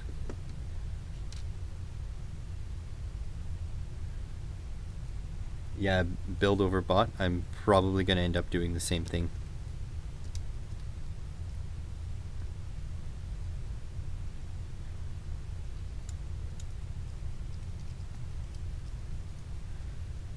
Are you using? I haven't had the chance to check out your channel. Do you have videos on your CNC plasma rig, or not yet? I know you were talking about making some earlier.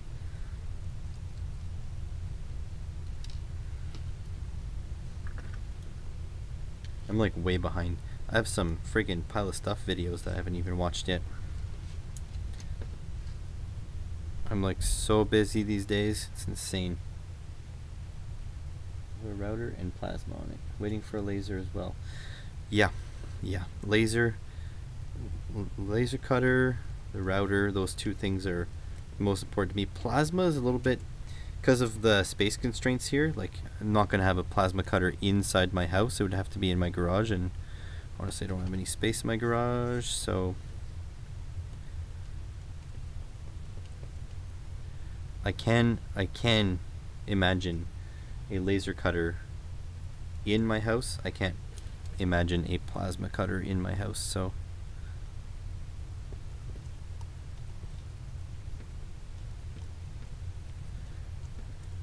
cool. If if you ever feel like sending me pictures, hit me up. Like my business email is on my about page.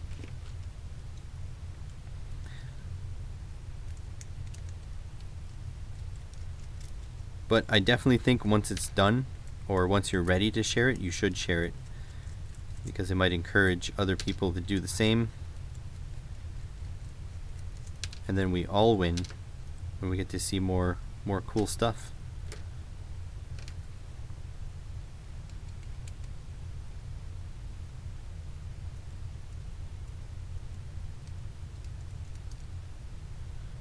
Needs heating.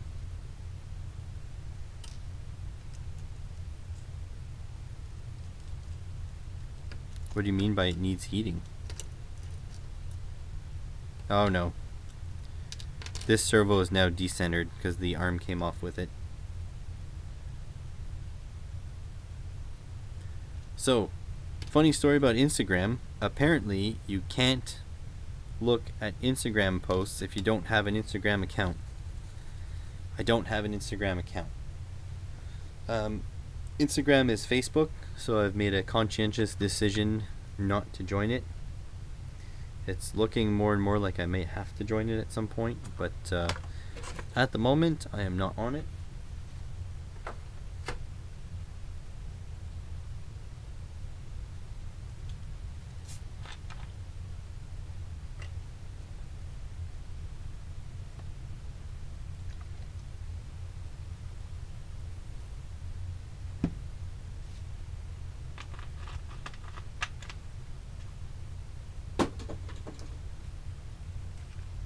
Got to recenter the servo.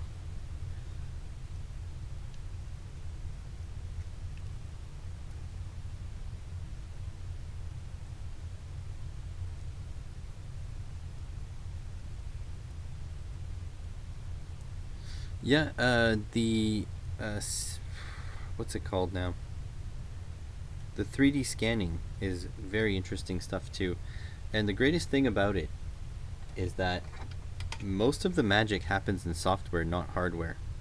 So you can get going for really cheap, and because people have made open source hardware, or open source software, you can just use their software on cheap hardware and be done with it.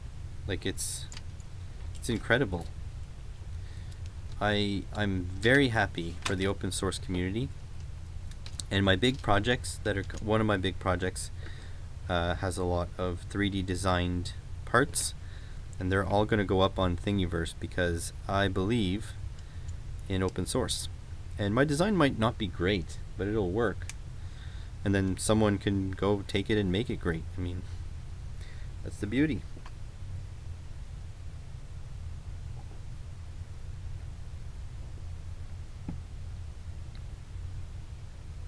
Lost my wrench. There it is.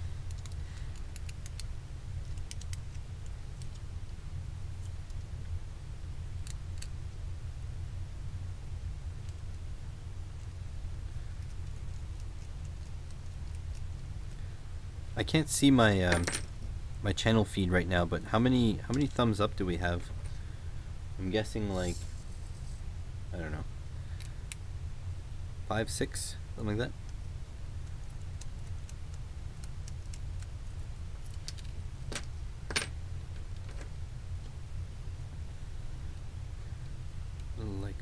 So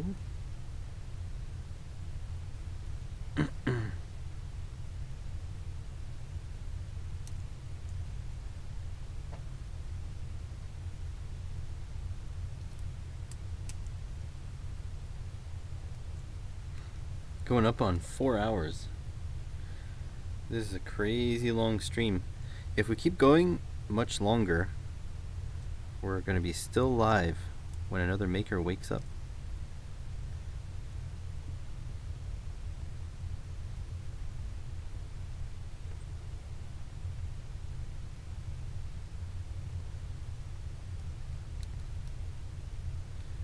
There's quite a few websites I found with people posting their designs for CNC.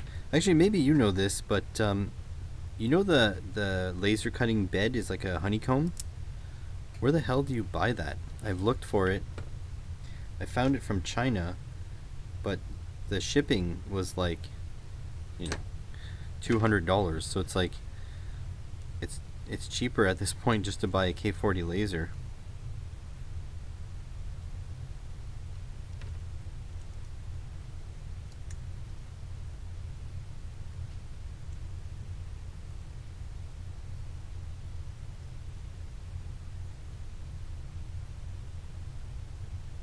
The 3D printer is about 60 watts when all it's doing is printing. When it's heating the hotbed, it's like 120 watts or so. It's not that bad.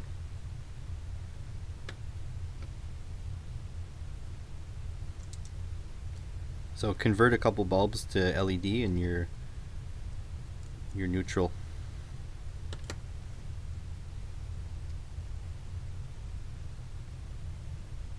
If you put it in an enclosure, it becomes even more efficient.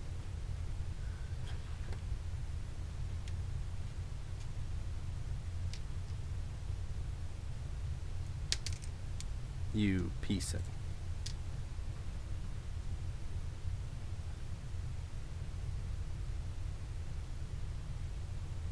So if you're printing PLA, you don't really even need the heated bed. So you don't have to worry about it. You can just run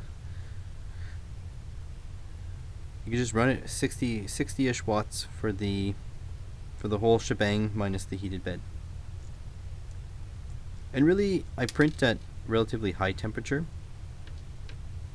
I print PLA at 220. So yeah, you could probably get away with even less power usage than that. Oh no, I didn't put the support piece.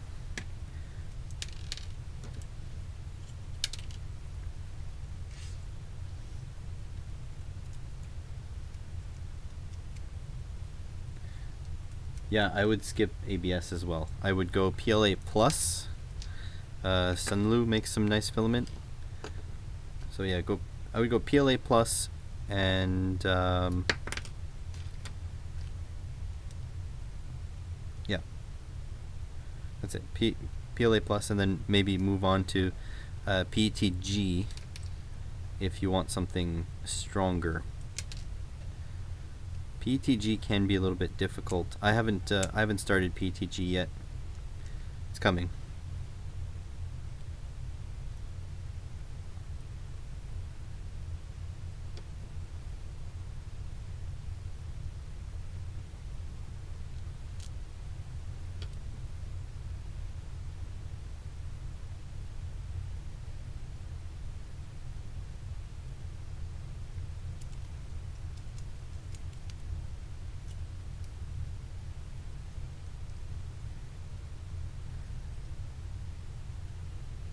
Is it a 24 volt system? I only have a 12 volt printer, and so that's why the current draw is pretty small. It heats up pretty slowly. But just to show you how like budget my 3D printer is, it doesn't have a parts cooling fan. Haven't put one in yet either.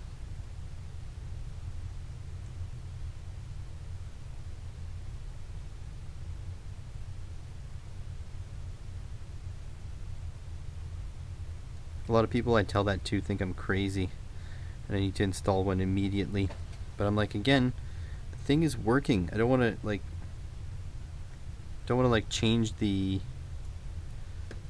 mass of the print head and then have to retune the jerk settings and stuff.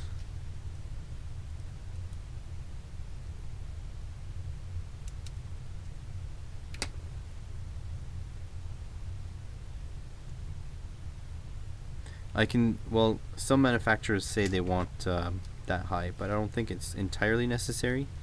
Because, well, even PLA, like I print PLA with the heated bed on, and you don't even need it at all. It's just, there's like need to do and nice to do. You just have to differentiate between the two. So I bet you, as a beginner, 100 degrees C for the hotbed is probably better. But I'm sure it's not necessary.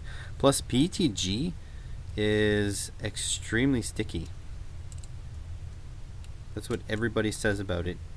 It's extremely sticky, so you don't have to worry about bed adhesion too much.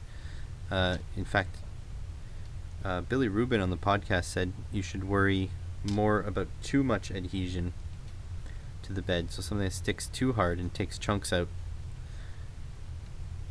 Like people have taking chunks out of glass beds because PETG sticks too well.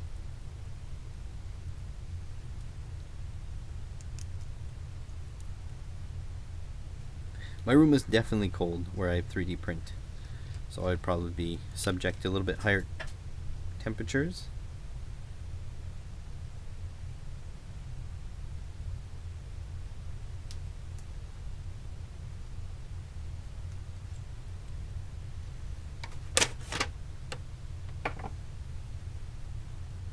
But I'm not too concerned. The thing is, I don't know if my heated bed can even go to 60 or 70.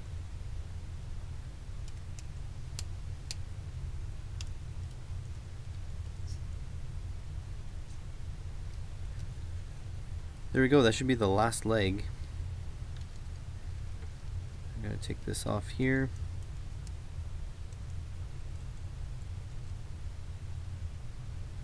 This is not a bad build. Like, I can see myself designing something like this. It's just tedious. Like, we're almost at the 4-hour mark. We're minutes away from the 4-hour mark.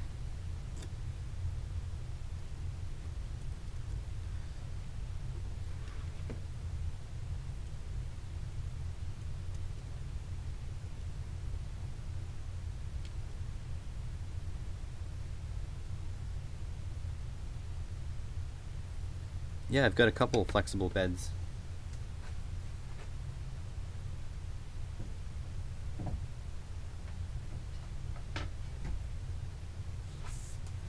I've got this guy here, which is a flexible piece of steel.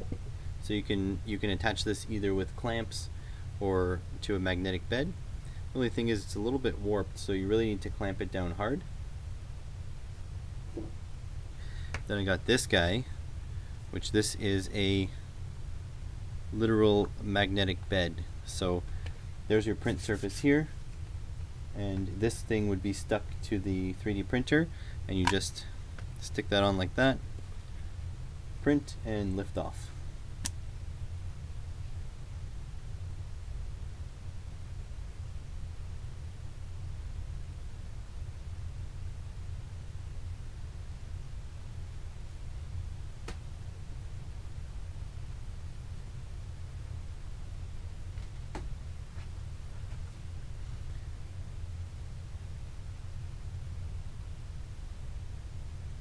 I guess my big question is, can you use a tempered glass bed and go like 100 degrees C with it? I know you can with borosilicate, but can you do it with just plain tempered glass?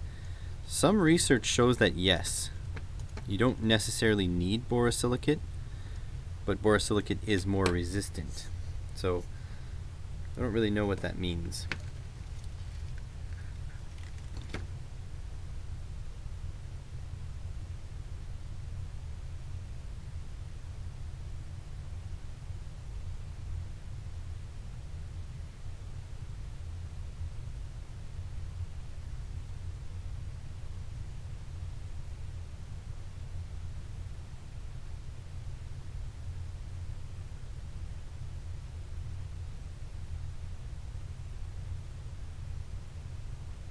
Okay, this piece next. Looks like it needs to go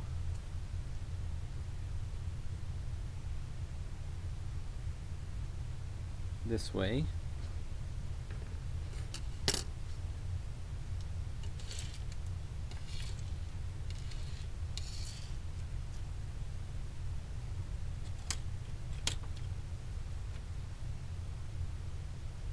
This guy and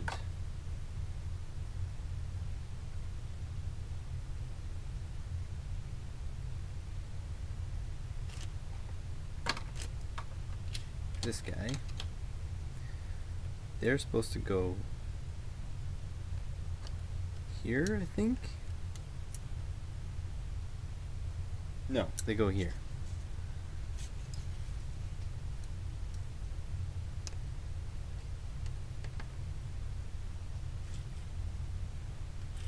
Okay, so that's M3.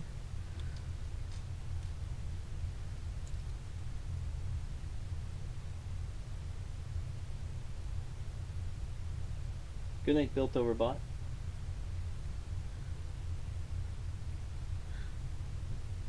So Brian, you think I'll be okay with tempered glass? Because there's a glass shop not too far from my place that can get me a piece of tempered glass for my 3D printer for not very expensive.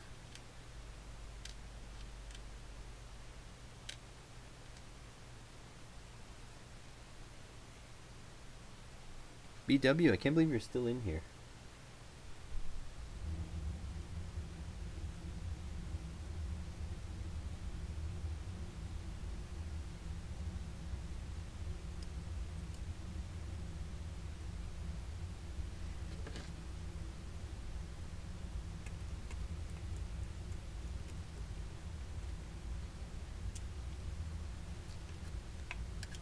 Yeah, I'm going for a thick piece of tempered. I think I want to keep it thermally stable.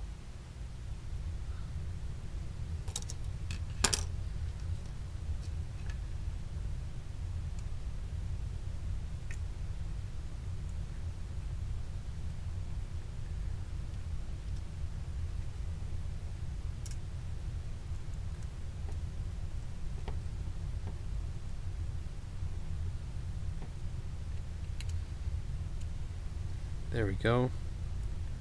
These things are not quite lined up. They're not exactly the same.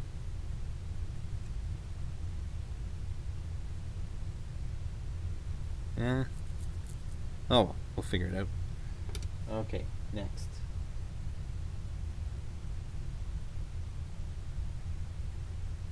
M3 by 8. We're going to put this down like this.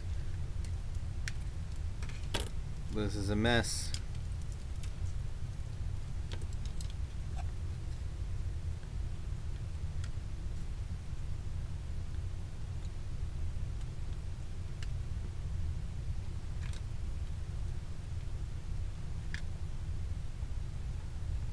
Yeah, that's true.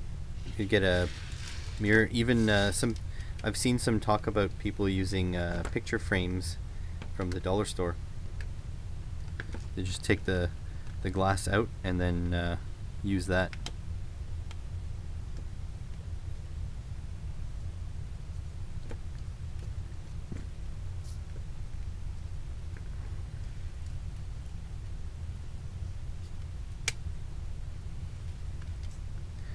I have to say, this is well designed. It is finicky to put together,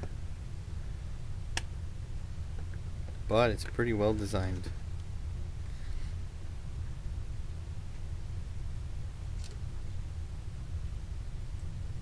Now, where were all those posts? Over here.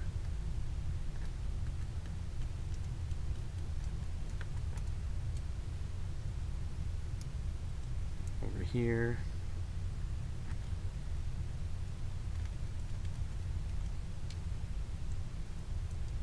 Over here.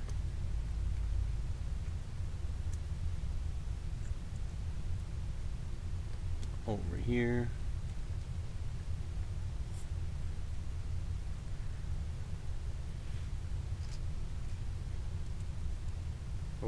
here.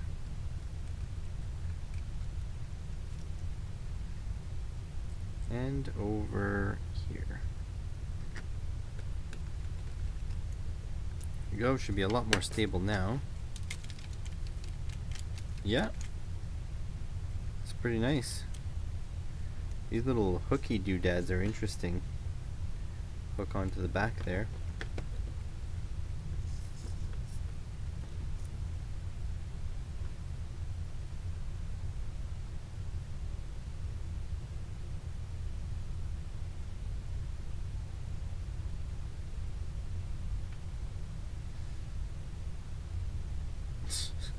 I guess that was an AVE reference. Let's see. Oh no, they're gonna have me install another servo. I'll probably do it wrong.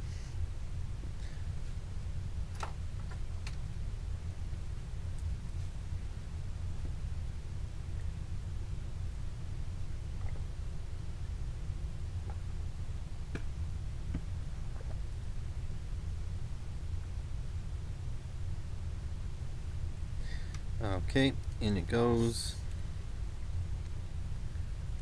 I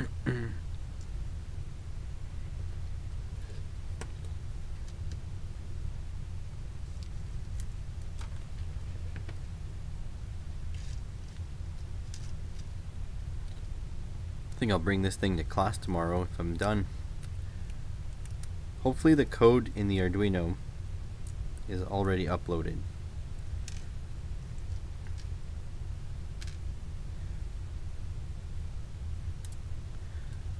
Like so.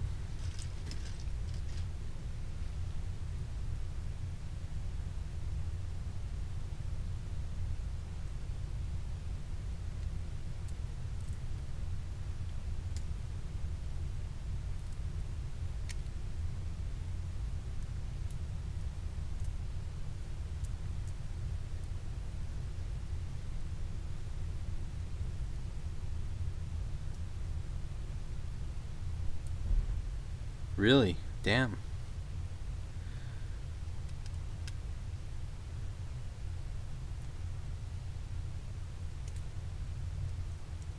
Like she goes nuts, like even if you pay the extra.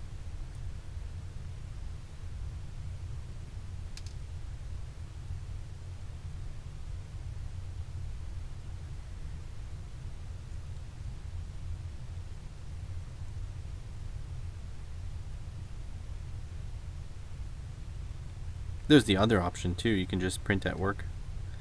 Leave it in your locker room printing.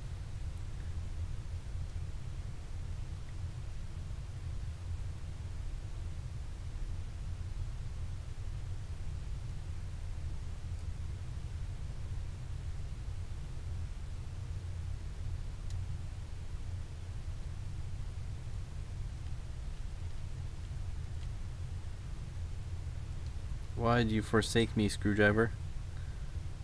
Why? There we go. Nope. Not there we go.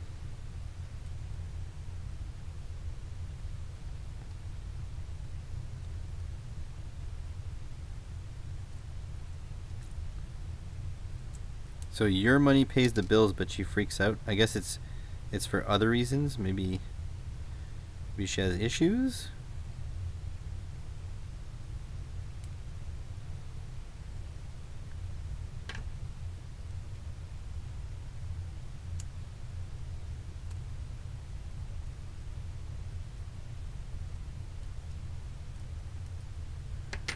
Well, I think this one is boned.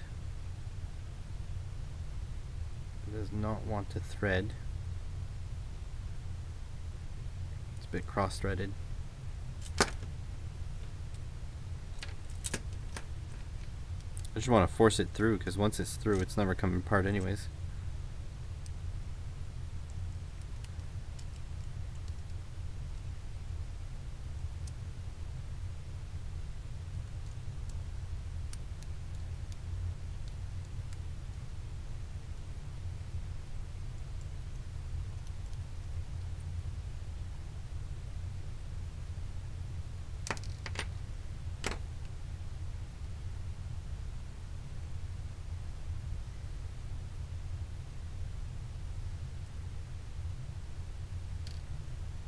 Anyways, all I'm saying is that if you can get a 3D printer, they're pretty awesome, especially if you like CAD. I just love CAD. It's like CAD and I get along.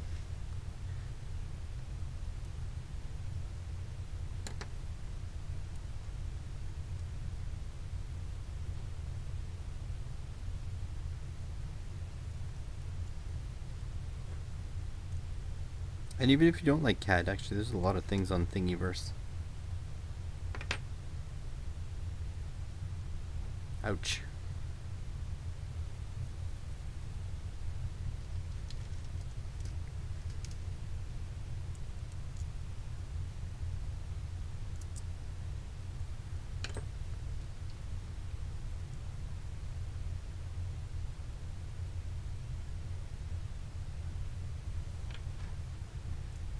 That's rough to hear. Sorry to hear that, BW.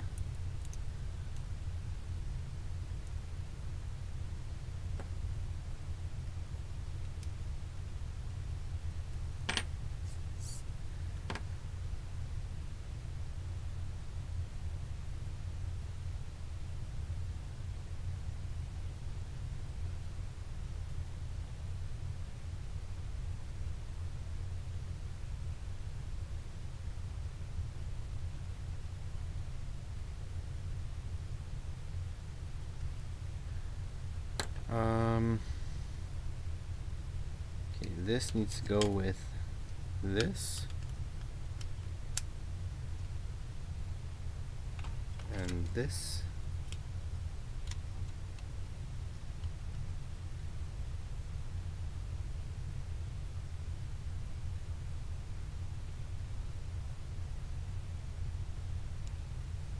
That's good. Does he use Tinkercad?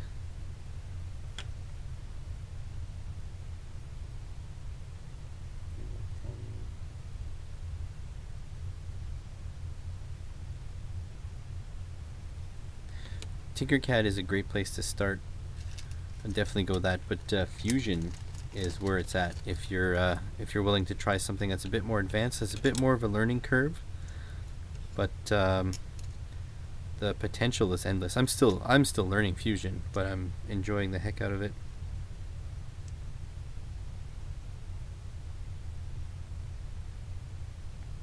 That's definitely not. Oh, it's M3 by 8. I thought it was M. There's some M3 by 8 and some M3 by 10. Don't know.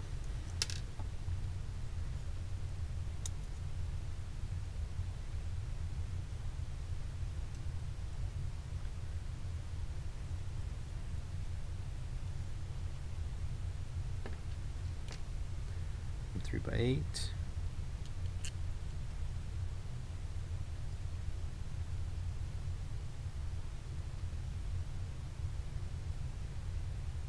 Yeah, no kidding. I'm really sorry to hear that, BW. If you need to vent or something someday, just let me know. Here for you, buddy.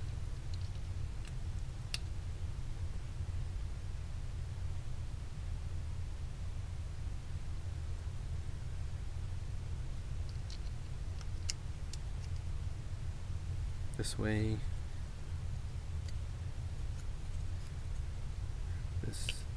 This way.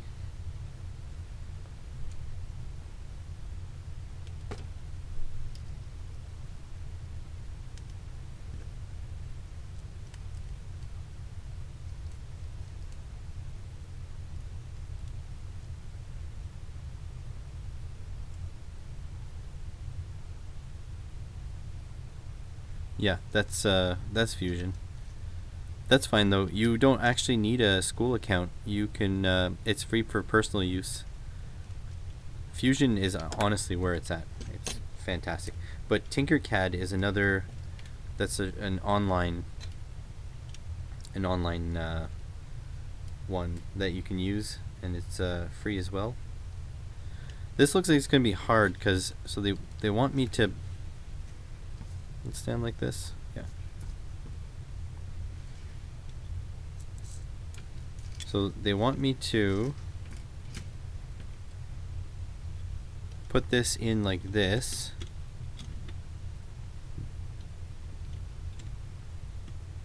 Oh, I see.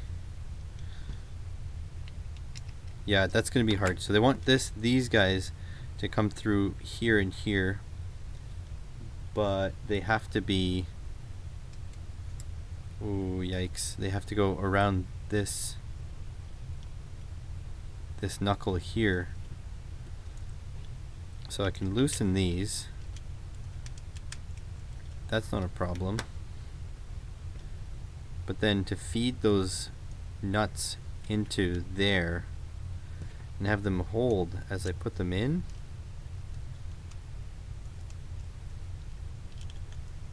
that's not going to be fun.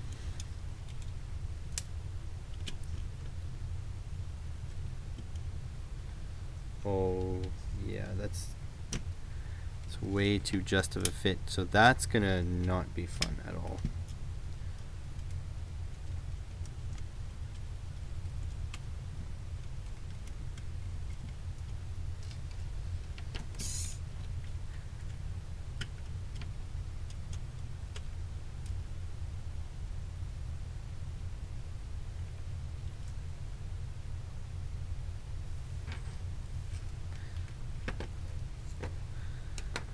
Okay, how am I going to do this? I think I've got tools.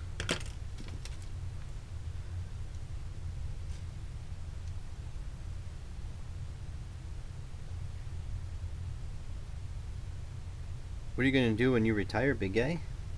You gonna, I don't know, gonna be still on YouTube hanging out? You gonna make your own YouTube channel maybe?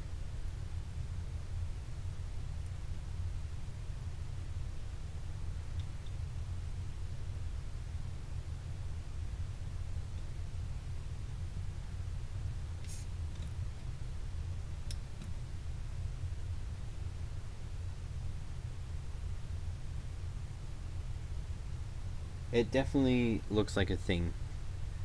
What that thing is, I don't know. Looking slightly hexapodish, but it also looking slightly not hexapod.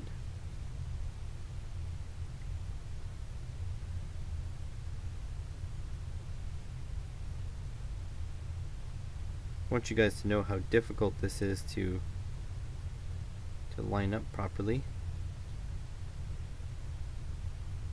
I think my wife is long gone to bed too, which sucks. I'm probably gonna wake her up when I shower.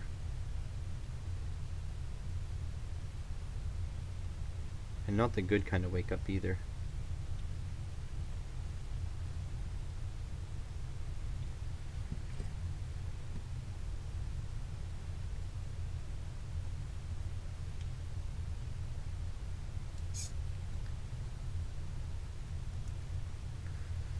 Okay, I think that's one, unless I knock it out here. Knocked it out. Dang it, Bobby.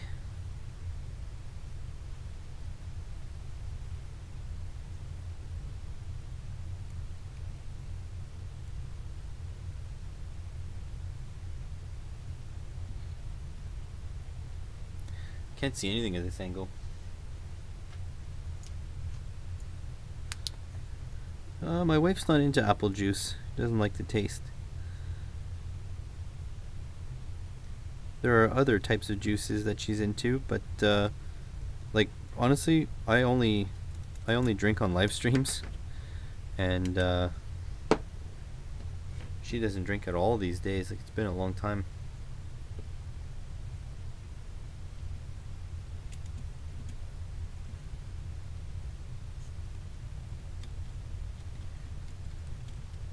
One done.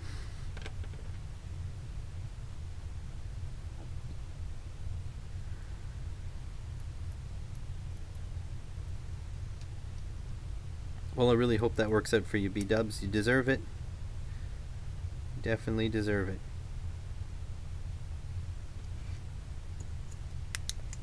Oh boy. Sorry for the seizures. Oh wow, that slipped right in.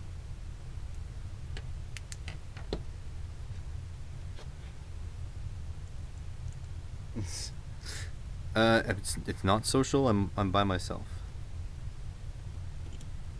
I mean, I'm not really by myself. I guess I've got you guys. Oh no, it fell. I knew it was too good to be true. Couldn't have done it first try. There we go.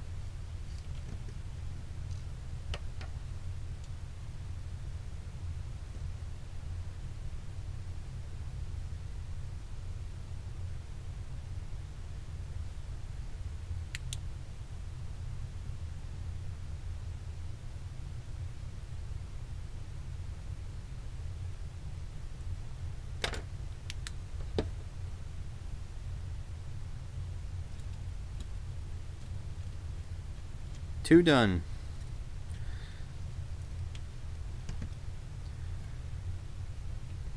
Have you guys seen the new Top Gear special, or sorry, Grand Tour special? I have not seen it yet, and I'm eagerly awaiting the time I'll have to do it.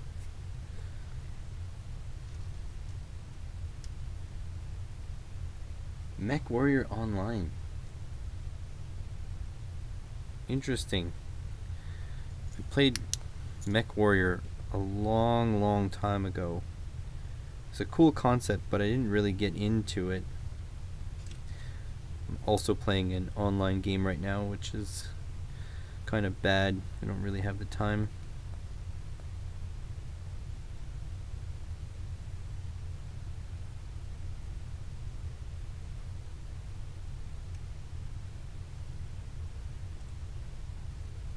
There we go. Push this guy in.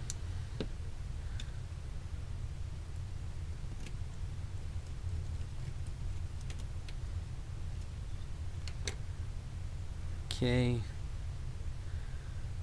One more M310 over here.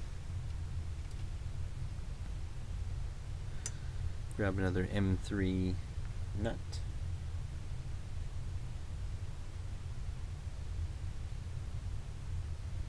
World of Tanks. So World of Warships and World of Tanks, are those actually good? I've seen them advertised all over the place. But I've been playing World of Warcraft. I played a lot when I was younger. Like a lot. And I've recently made some new friends. They're more friends of my wife, but I think they're friends of mine now too. Been playing with those people.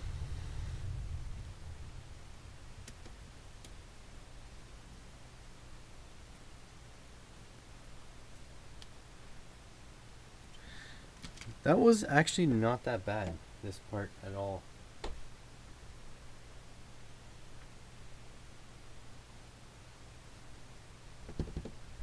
Okay.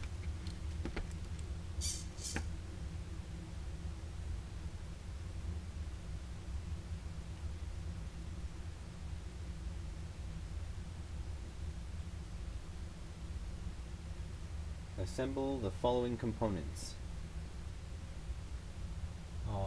Okay.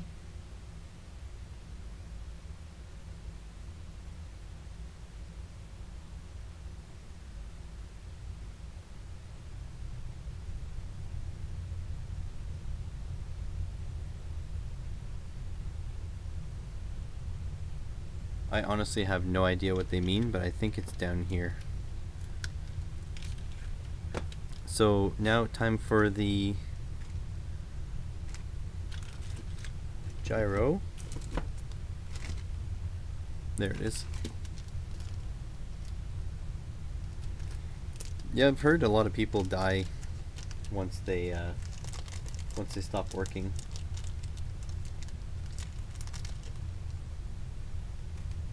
In my profession, people die if they keep working. This way. This way.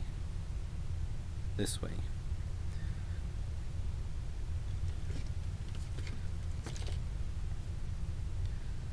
Okay, so M25.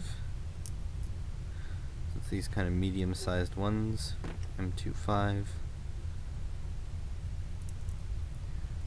And this goes down here. Now I need some M25 nuts. These guys, M25 nuts.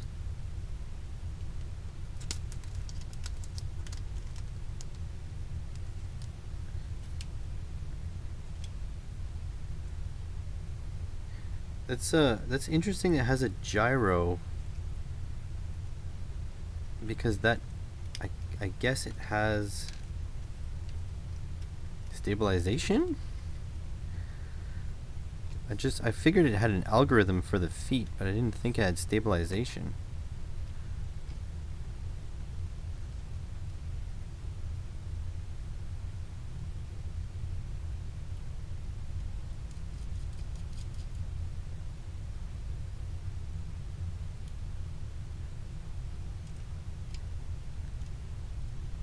You know what I find really cool about YouTube? When I go onto other YouTubers' live streams and I see the people that I usually see in my live streams, pretty awesome. So then it's like I cheat, because I get the interaction. I haven't done anything for it. It's awesome. 1 and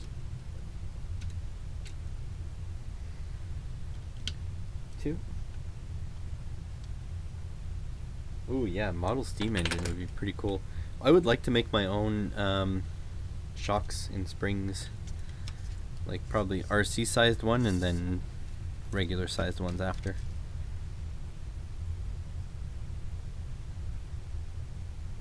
Okay. Now I need to get these new pixely things. Oh, hey, Mrs. Whack, I thought you went to sleep a long time ago. But I'm assuming you're stopping here because you're going to sleep soon.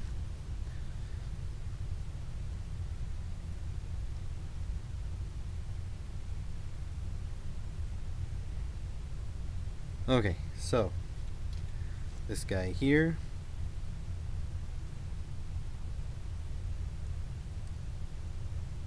Wow, this is a loose fit. Why do they need such long wires? Like, that's huge. Look at that. It just like sticks out.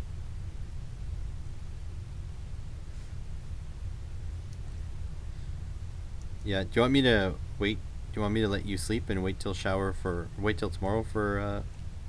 shower there, Mrs. Whack?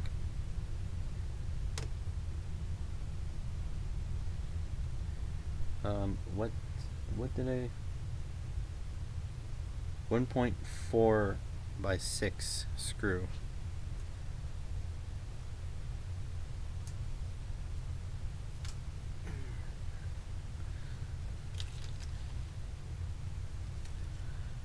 Uh, 1.4 by 6 self-tapping.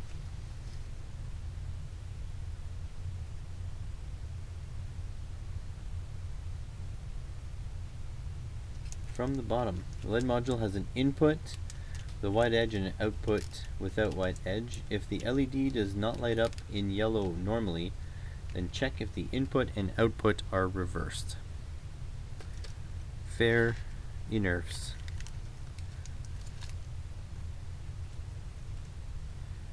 One extra.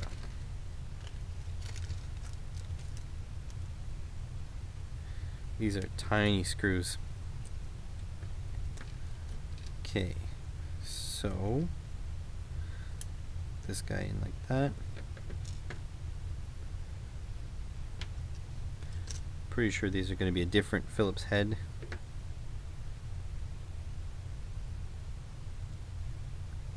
Oh yeah, they're tiny.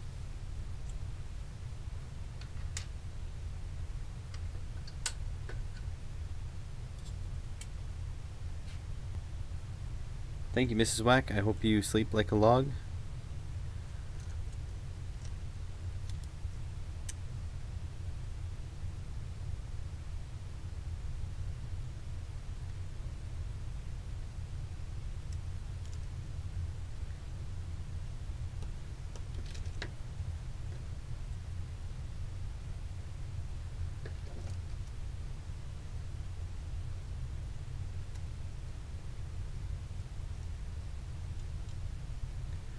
So the problem is they're gonna stick out past the top. Huh.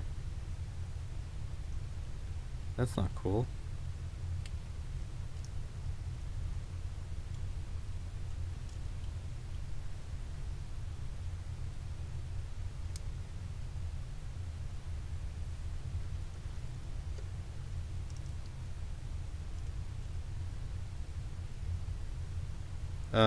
I would love to print my own robot, but that takes a lot of engineering time, unfortunately. That's but you know what? I probably will eventually. However, I don't know if you kept up with Patreon BW, but there is a large project that has similar veins that you have access to on Patreon. All right, Brian, you can head out too. I'm gonna keep going for a little bit. Kind of don't want to abandon. I'm so close to being done here. I'm gonna twist up this axis into a little tail. There we go. You can even twist it up like a scorpion tail. Yeah, I really don't like these sticky outy bits. And if I try to snip them, I'm probably gonna end up with a piece of freaking screw in my eye.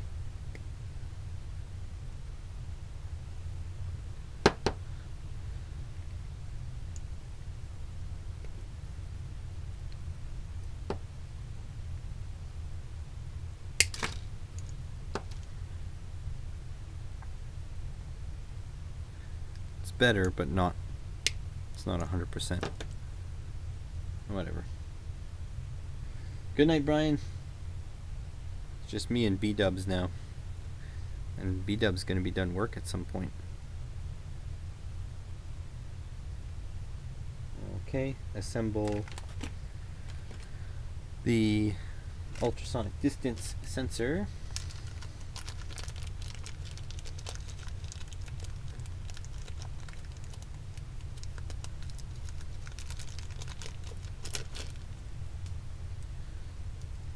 And like so.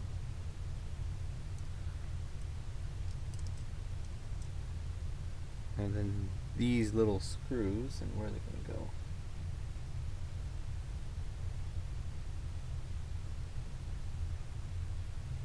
These screws just screw into through the back like that.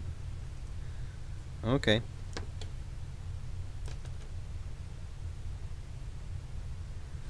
There we go. 4 of these guys.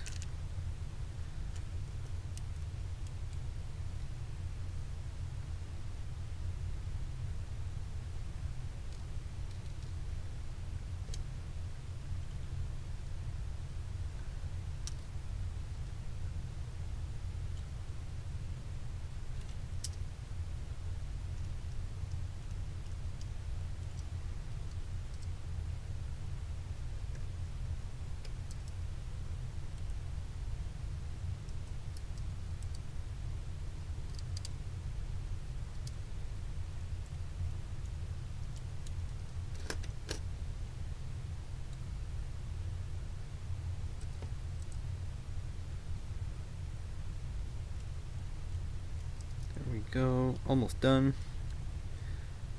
I don't know when the board comes in. It's going to be interesting. I'm hoping that I just put the batteries in and it just works. Don't want to faff around with going to find the right Arduino code. I just want it to work. I know that's probably asking for a lot.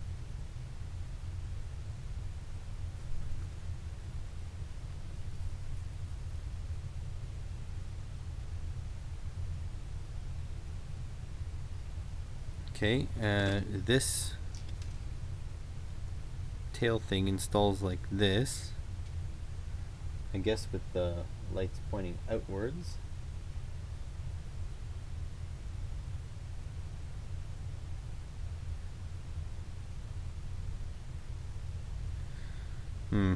Seems like these should be the other way. Oh, whatever. Just tuck it in like that. Don't really care. So this is gonna go like this. Sort of like that.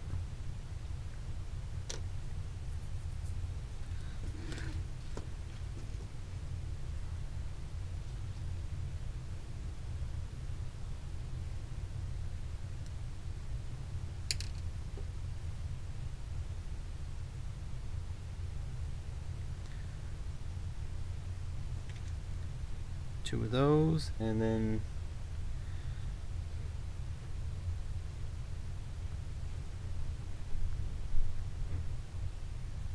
maybe M3 by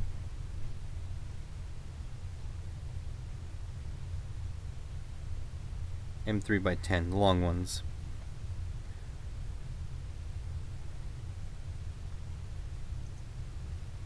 Kind of this way.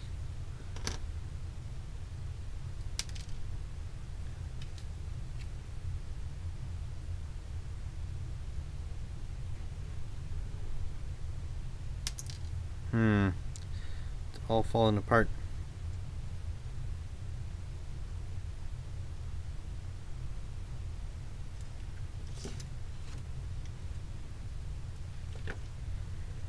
I don't know if I have any more M3 by 10s. That's an M3 by 10.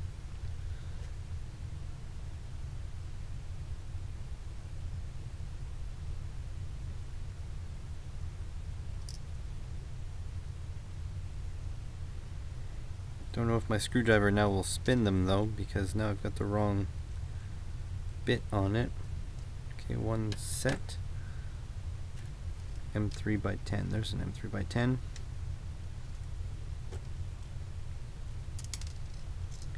You bastard.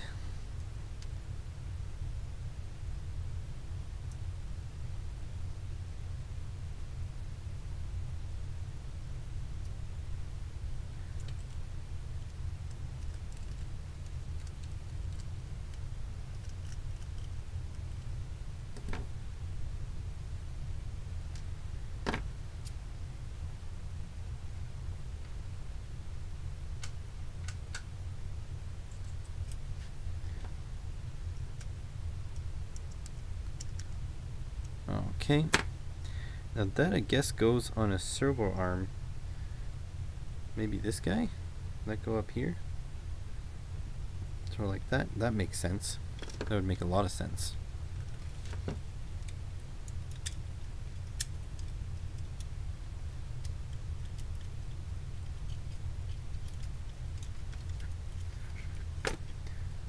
Don't know what these two things do.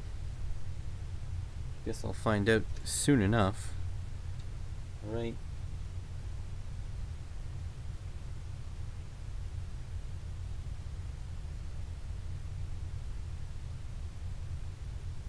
Yeah, M25 to go there.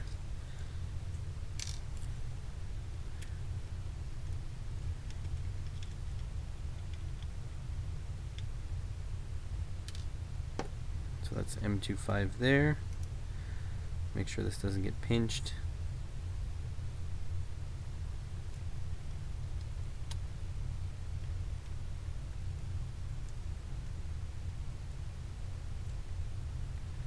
Then a self-tapper. Self-tappa the rappa.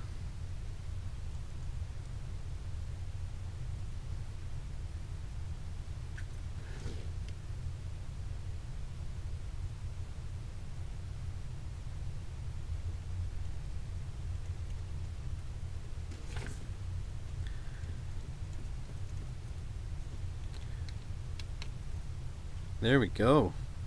Hey, that is looking like something. Look at that. I still got a bunch of extra pieces here.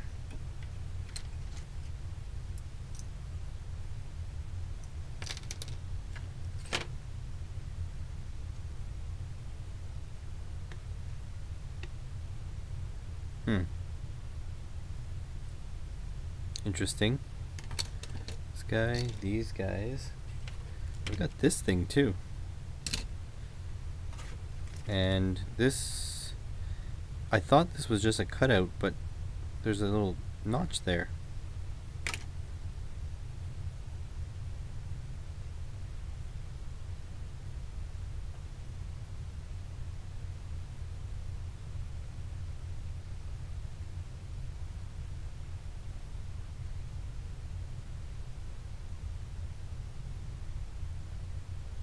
Oh, I see. I see. So this will be the mount here. I think that'll go there.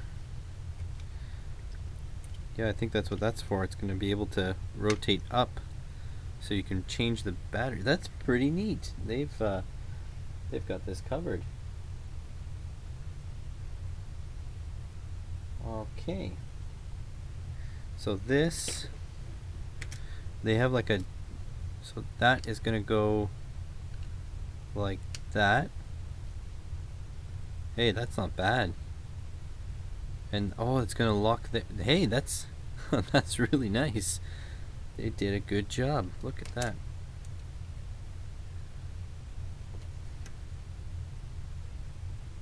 Huh.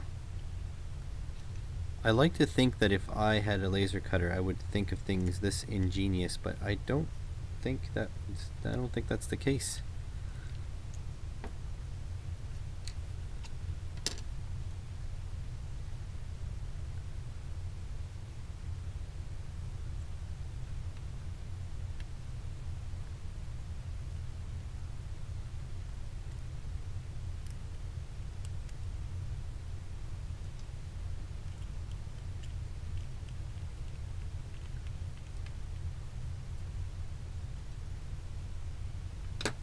Okay, another M3 there. I might run out of parts because I did knock a few onto the floor.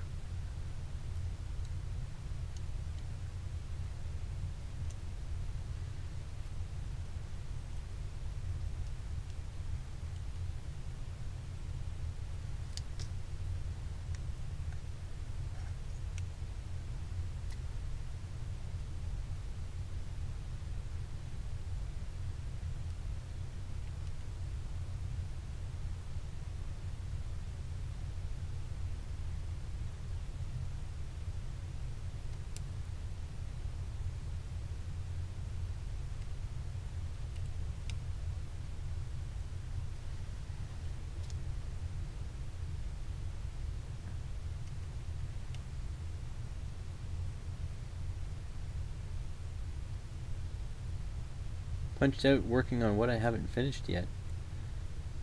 So you mean you're still you're working but you're not getting paid? Is that what's going on there?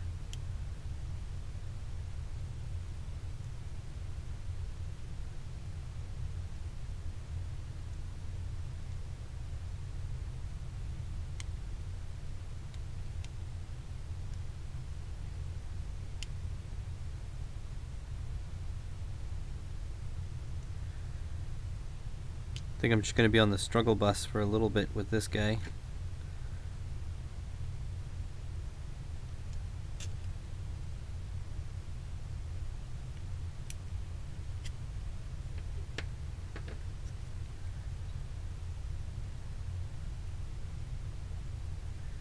Yeah, so some of the holes are really tight fits and some are pretty loose fits. So we gotta be a little hyper aware that some are gonna go in easy and some are not.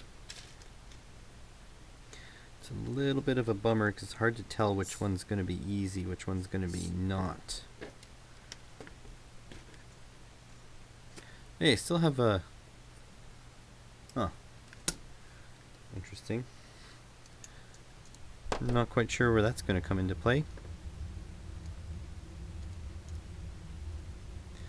I feel like I've run out of M3 by 10, probably because they went flying. Hopefully I won't need to resort to going into my stash. But yeah, that'll go like here.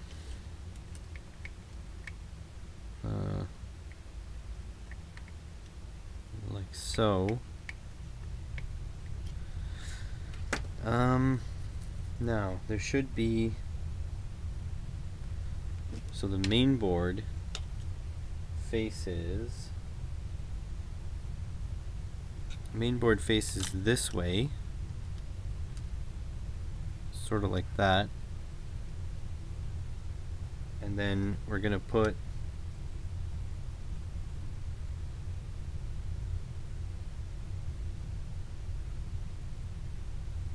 M3 by 12. We should have a few of those. Yeah.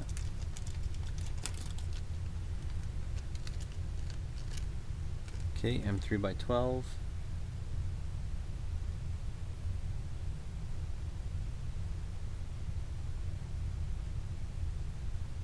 Having a hard time telling if the... Yeah, I think the battery box... Yeah, okay, so these cutouts are for that. But yeah, I think this should go like this. I think the battery box goes here.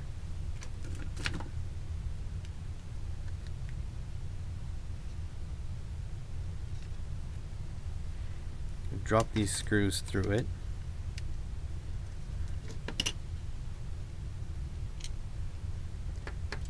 One and two. Drop it through.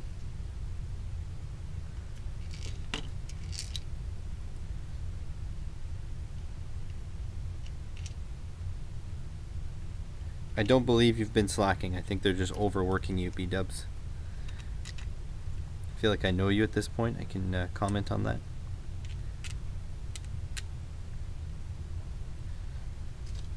Okay, and then this goes like this.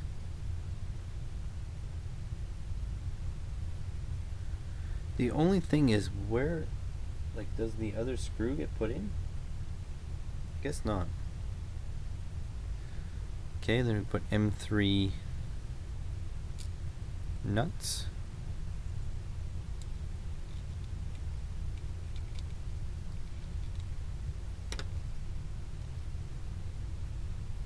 Need my wrench. Over here. It's not the right size.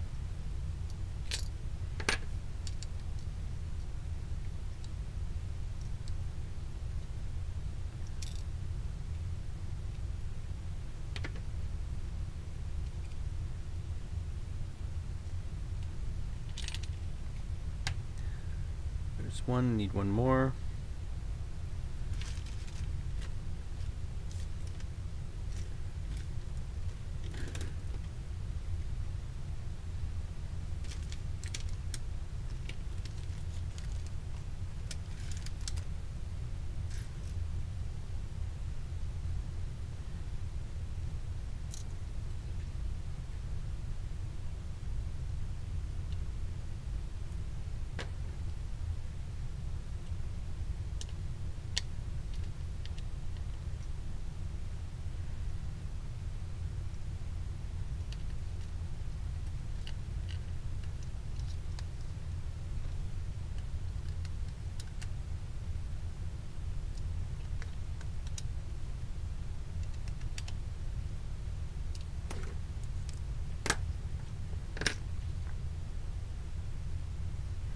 Alright, well that's pretty neat.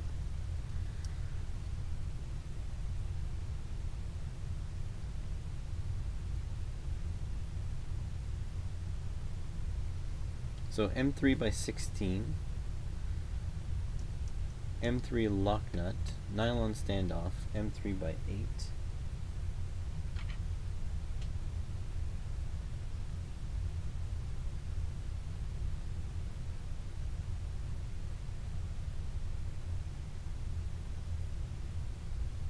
That's awkward.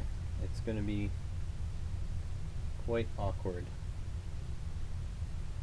So, I think we need to put a screw through here.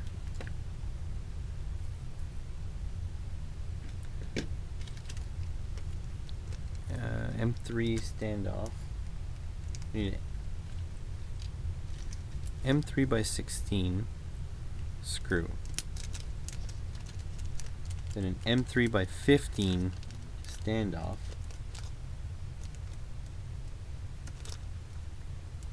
Yeah, I don't know. So I guess this goes in through here, or that goes in through there. I'm not sure. This might go in through there. but then the standoff, M3 by 15, that won't go all the way down, right? That doesn't make much sense.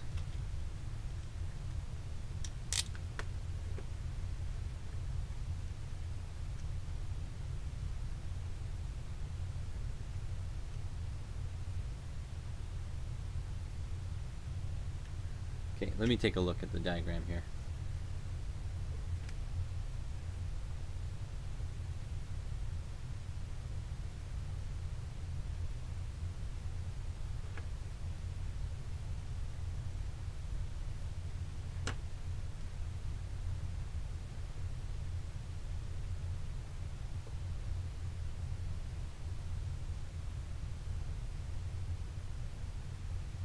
Okay, I think I got it. That doesn't go there at all. That's M3 by 8.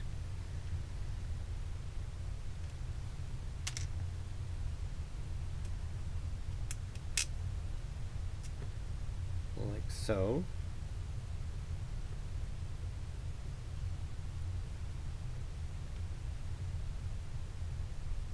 Okay, then I need the M3 by 16, which I just had. This is this guy. Then you put this through here.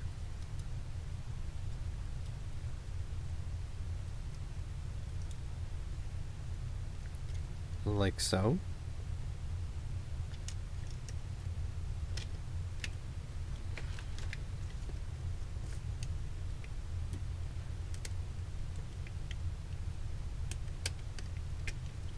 Okay, M3 lock nut, which is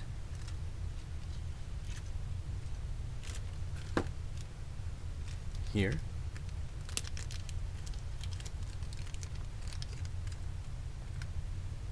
Like so. Whoa. Spin this around. So now they say here, don't put this on too tight, which makes sense.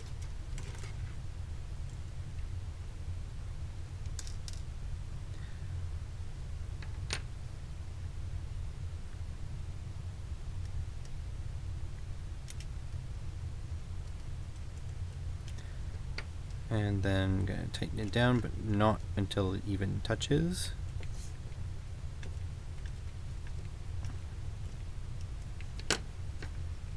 Go, plenty loose.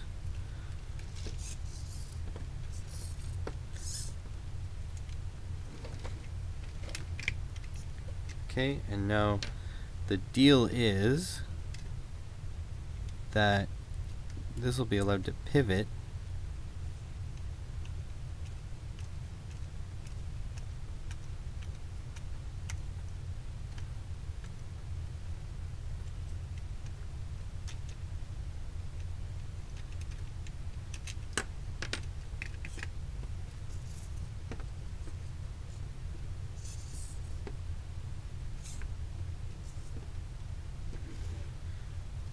Okay, very nice.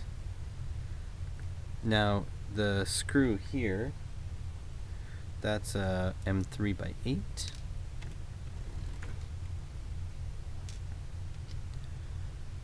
And you just loosen that to open up the hatch.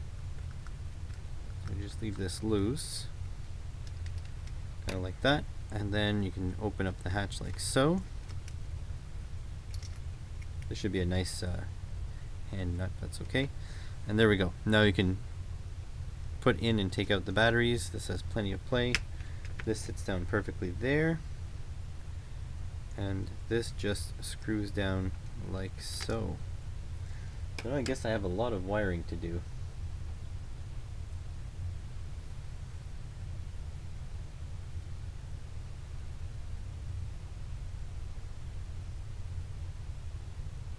Well, you know what?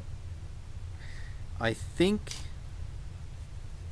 this will have to wait for another live stream, because I think I am well over, I'm at like 5 hours now. So I think I want to call it quits for now. I want to thank you guys all for watching. definitely, if you can afford to, go donate to your local food bank.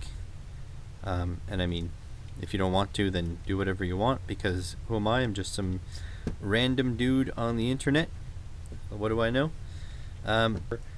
Coming in and hanging out, make sure to hit subscribe. I know by this point in the video, in the 4-hour long live stream, 5-hour long live stream, you probably aren't paying attention, so the one or two of you that makes it all the way to the end, thank you so much for watching, and hopefully I'll catch you in the next live stream when I finish this thing up. Thanks for watching, everyone.